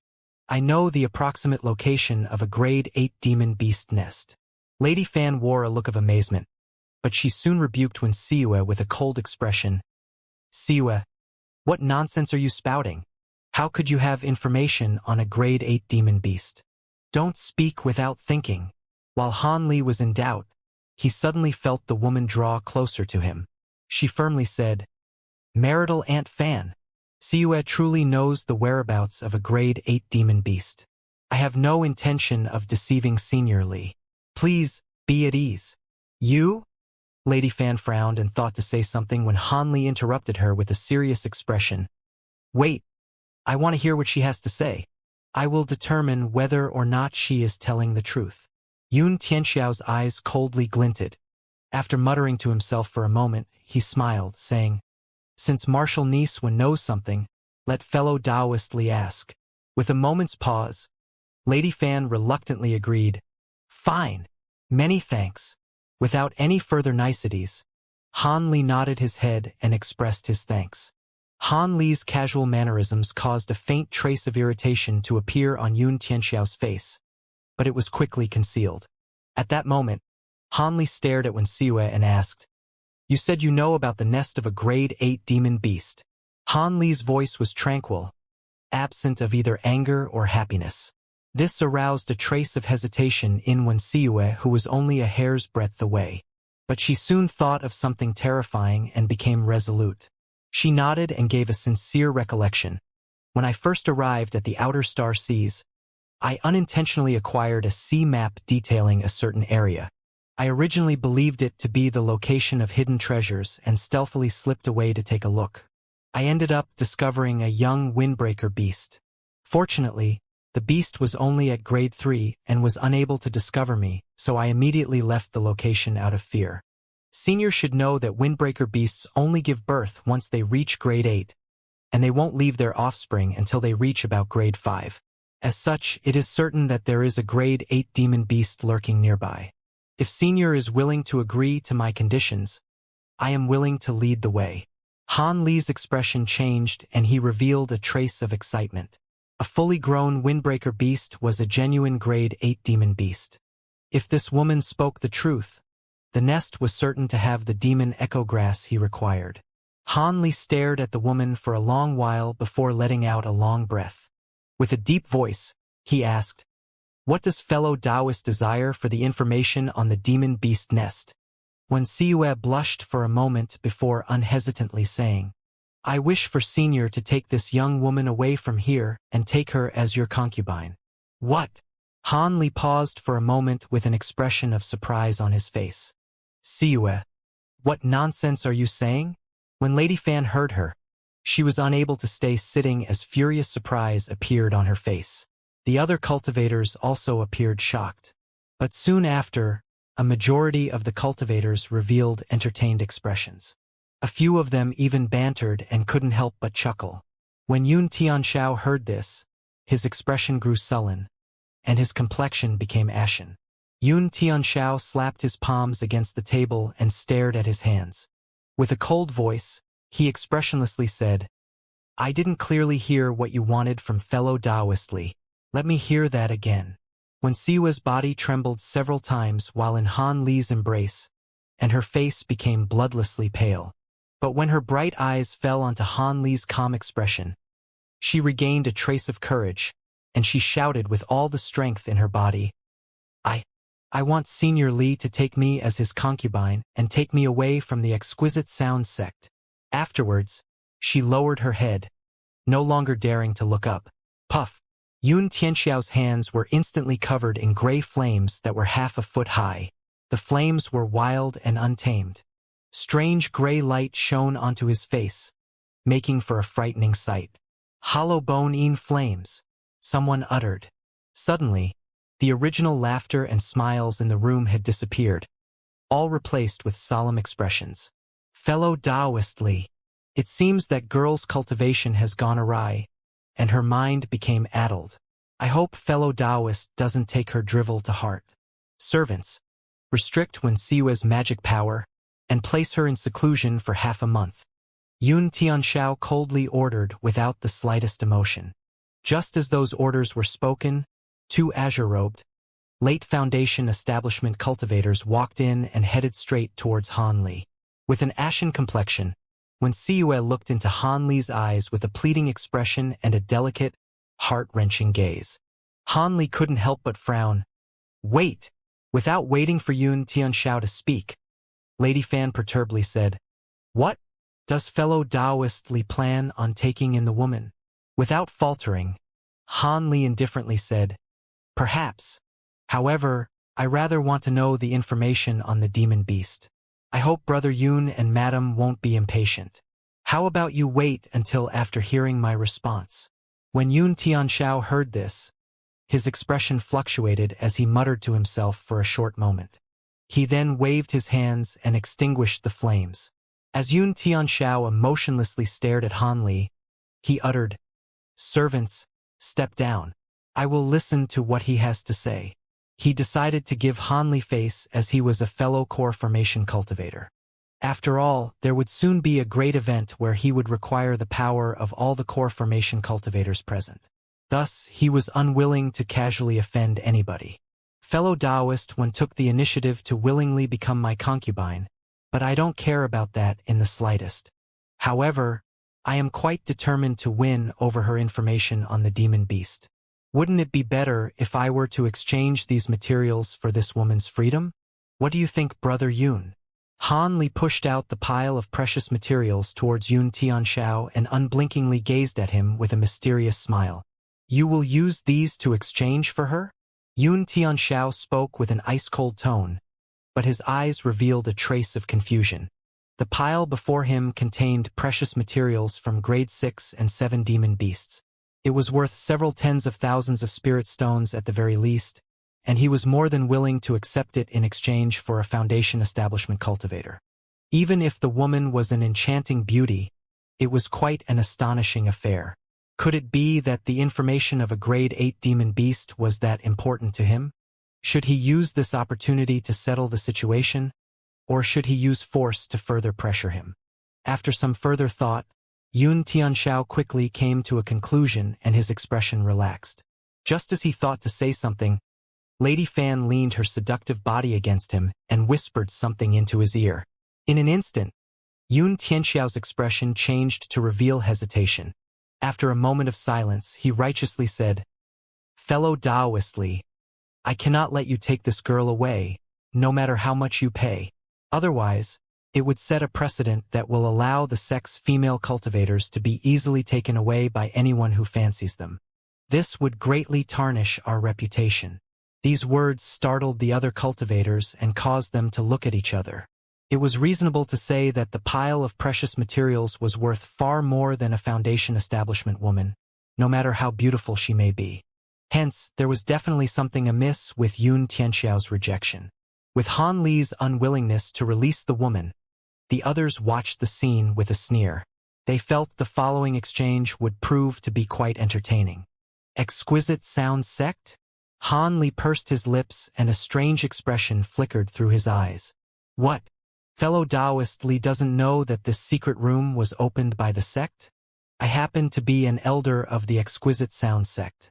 I am assisting sect elder Fan in managing it, Yun Tianxiao coldly said. His face was faintly covered in a layer of strange gray qi, undoubtedly in a display of superior might. Yun Tianxiao's display was but a minor effort at intimidation.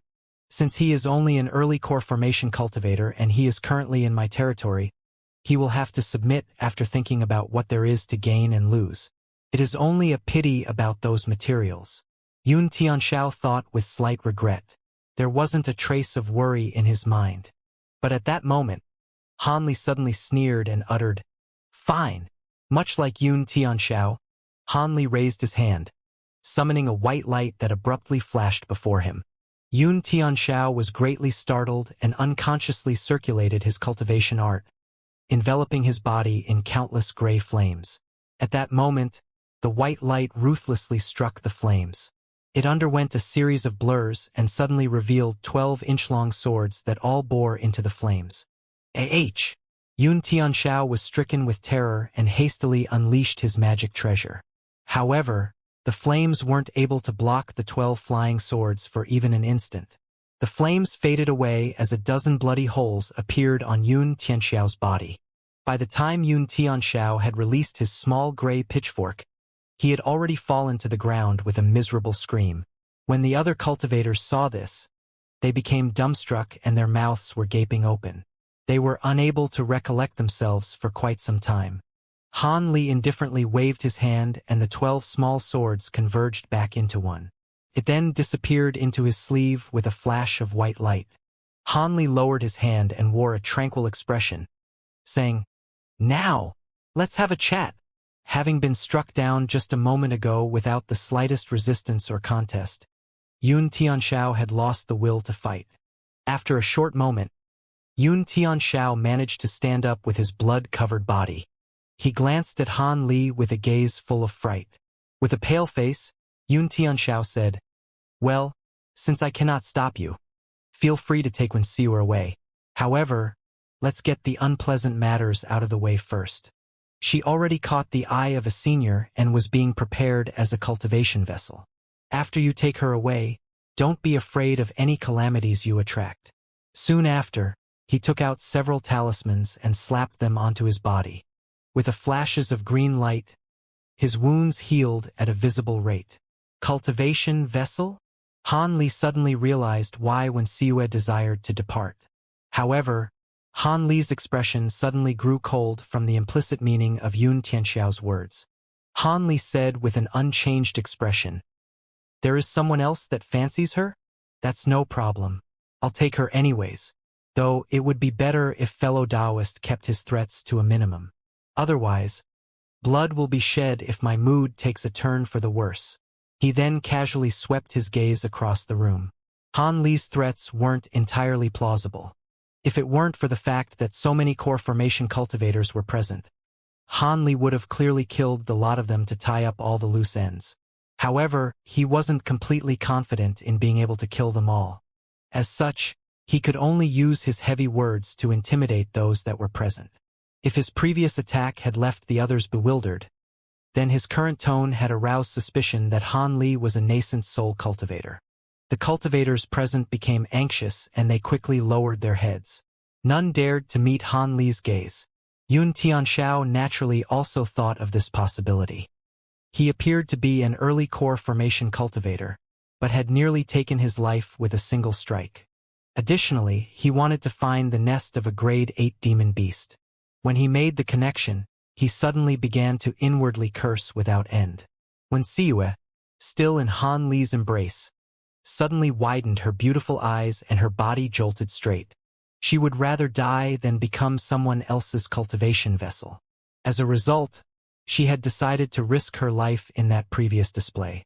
However, she completely hadn't expected this cultivator surnamed Li to possess such a frightening cultivation. He was able to suppress all the cultivators present by himself and in a single terrifying move, he gravely injured Yun Tianxiao and left Lady Fan with a face full of terror. This was all such a delightful surprise. It felt like something that would come out of a dream. Han Li glanced at the other's careful and meek mannerisms and coldly smiled. He then raised his hand and summoned the dark-skinned cultivator's copper plate to his hand. Han Li began to examine it without a trace of politeness. The dark-skinned cultivator's expression faintly changed.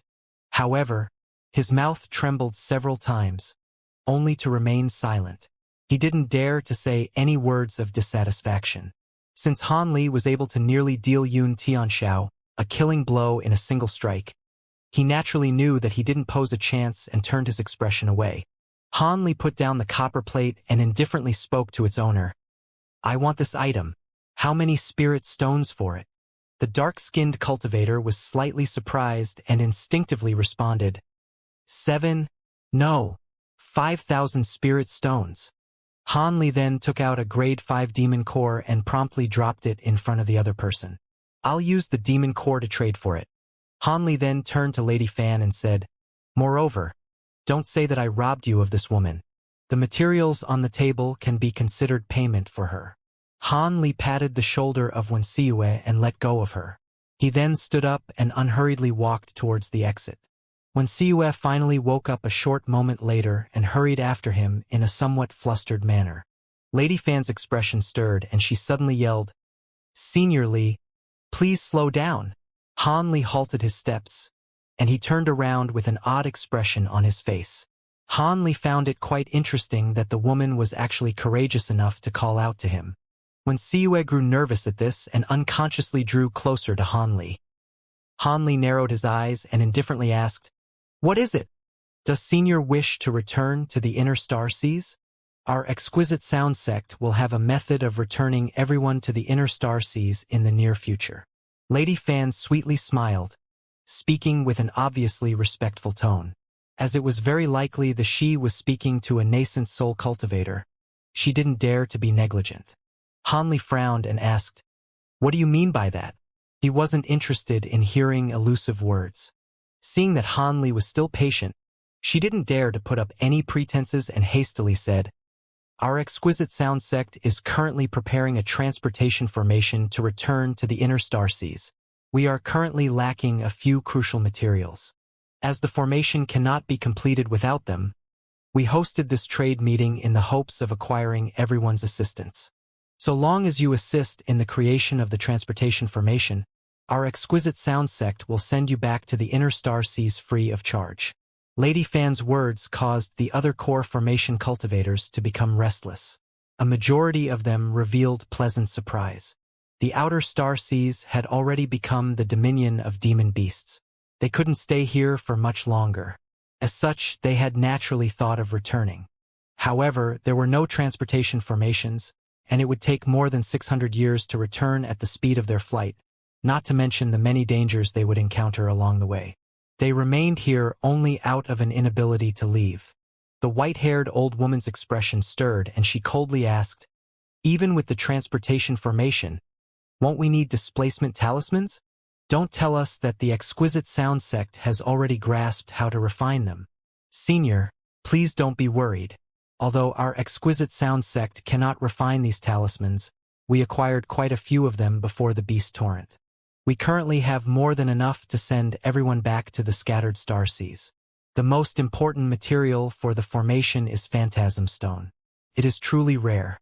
Although we found a deposit of this stone during our search for it over these past few years, it happens to be located near the resting area of a group of high-grade demon beasts.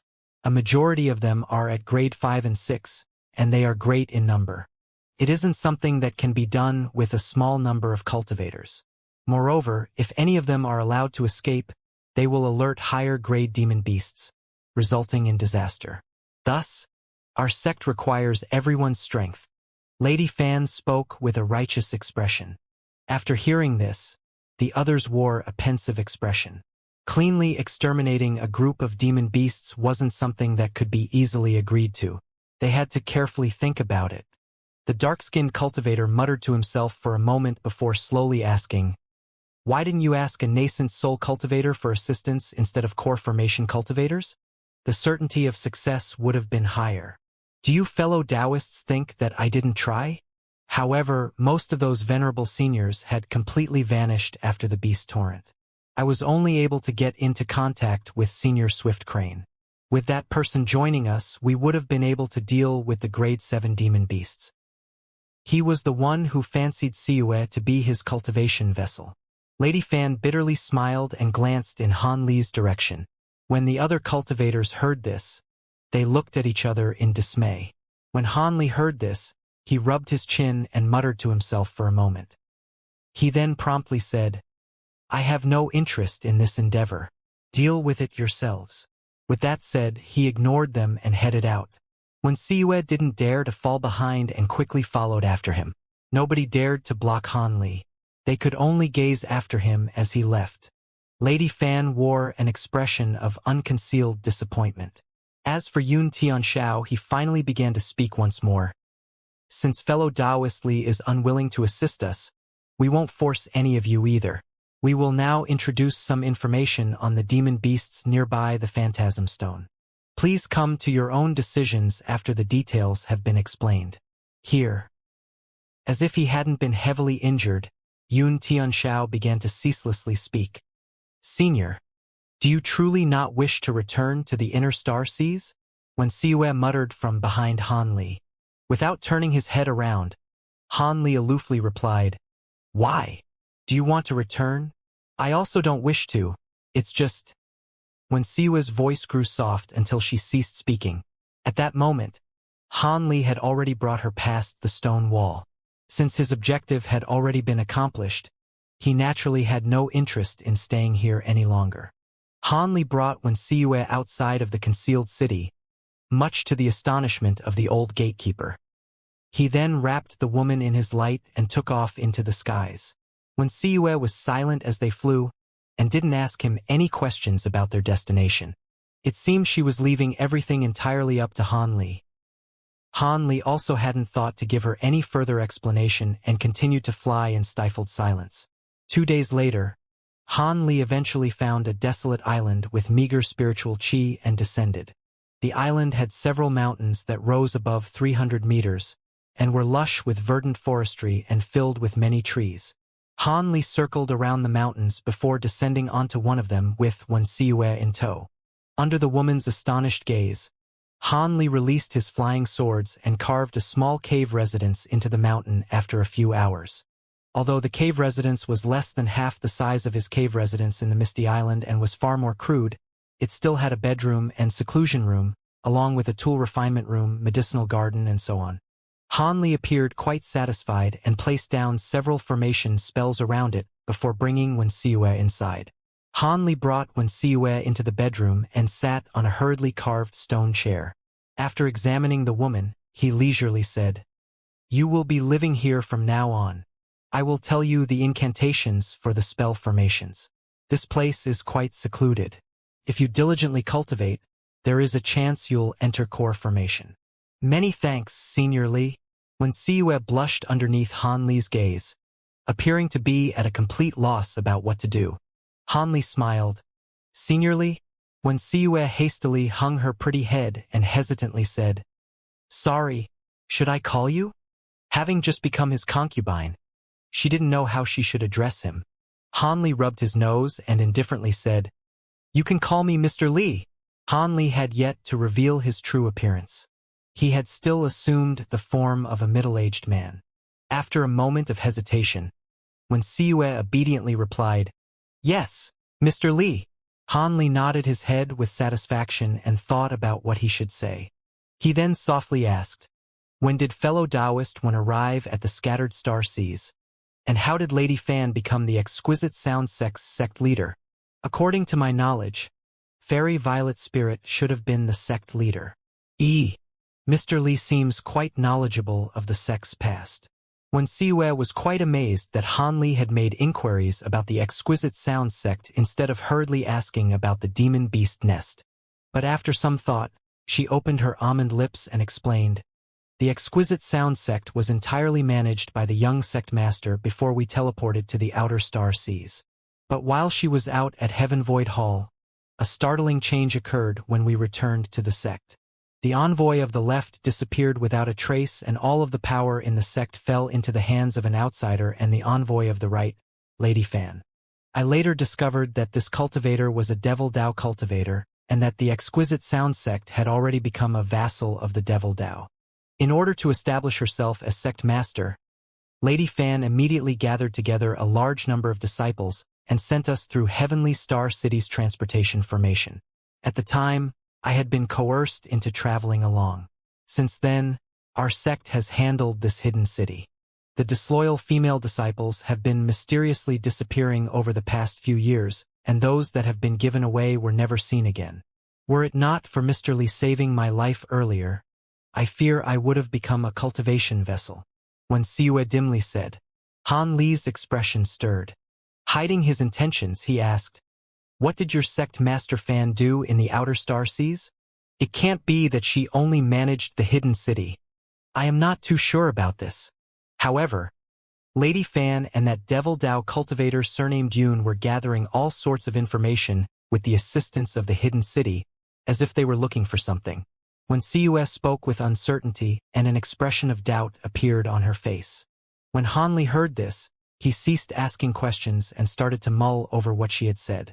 It seemed a violent usurpation had occurred while he and Fairy Violet Spirit were trapped in Heaven Void Hall. With the successful usurpation of power, Lady Fan immediately brought large quantities of disciples to Wondrous Depths Island. Afterwards, the Starfall Coalition had launched an attack on Heavenly Star City. It seemed that regardless of how the Devil Dao took over the Exquisite Sound sect, it was clear that the influence of the Starfall Coalition was immense. Otherwise, they wouldn't have been able to take over the sect at such an opportune time. By the time Fairy Violet Spirit returned from Heaven Void Hall, she would have discovered that her sect was gone. As for the Devil Dao powers, they were drawing support from the Exquisite Sound sect to find someone or something in the outer star seas. This was yet another mysterious aspect that had nothing to do with Han Li. Hence, he was disinclined to further ask about it. Furthermore, he had already become irreconcilable enemies with Taoist Master Swift Crane, and it seemed the current Exquisite Sound sect had a relationship with him. As such, Han Li was even more unwilling to be tied down by them and had refused Lady Fan's proposal. As for returning to the inner star seas, Han Li wasn't even considering the matter until after he broke through his bottleneck. While it was true that demon beasts were running amok in this land, with the greatly desired Heaven Void Cauldron in his hands, the inner star seas might not necessarily be safer. Han Li repeatedly mulled over Wen Siue's words in his mind after a short moment. He found nothing that sounded incorrect. To the best of his knowledge, she was telling the truth.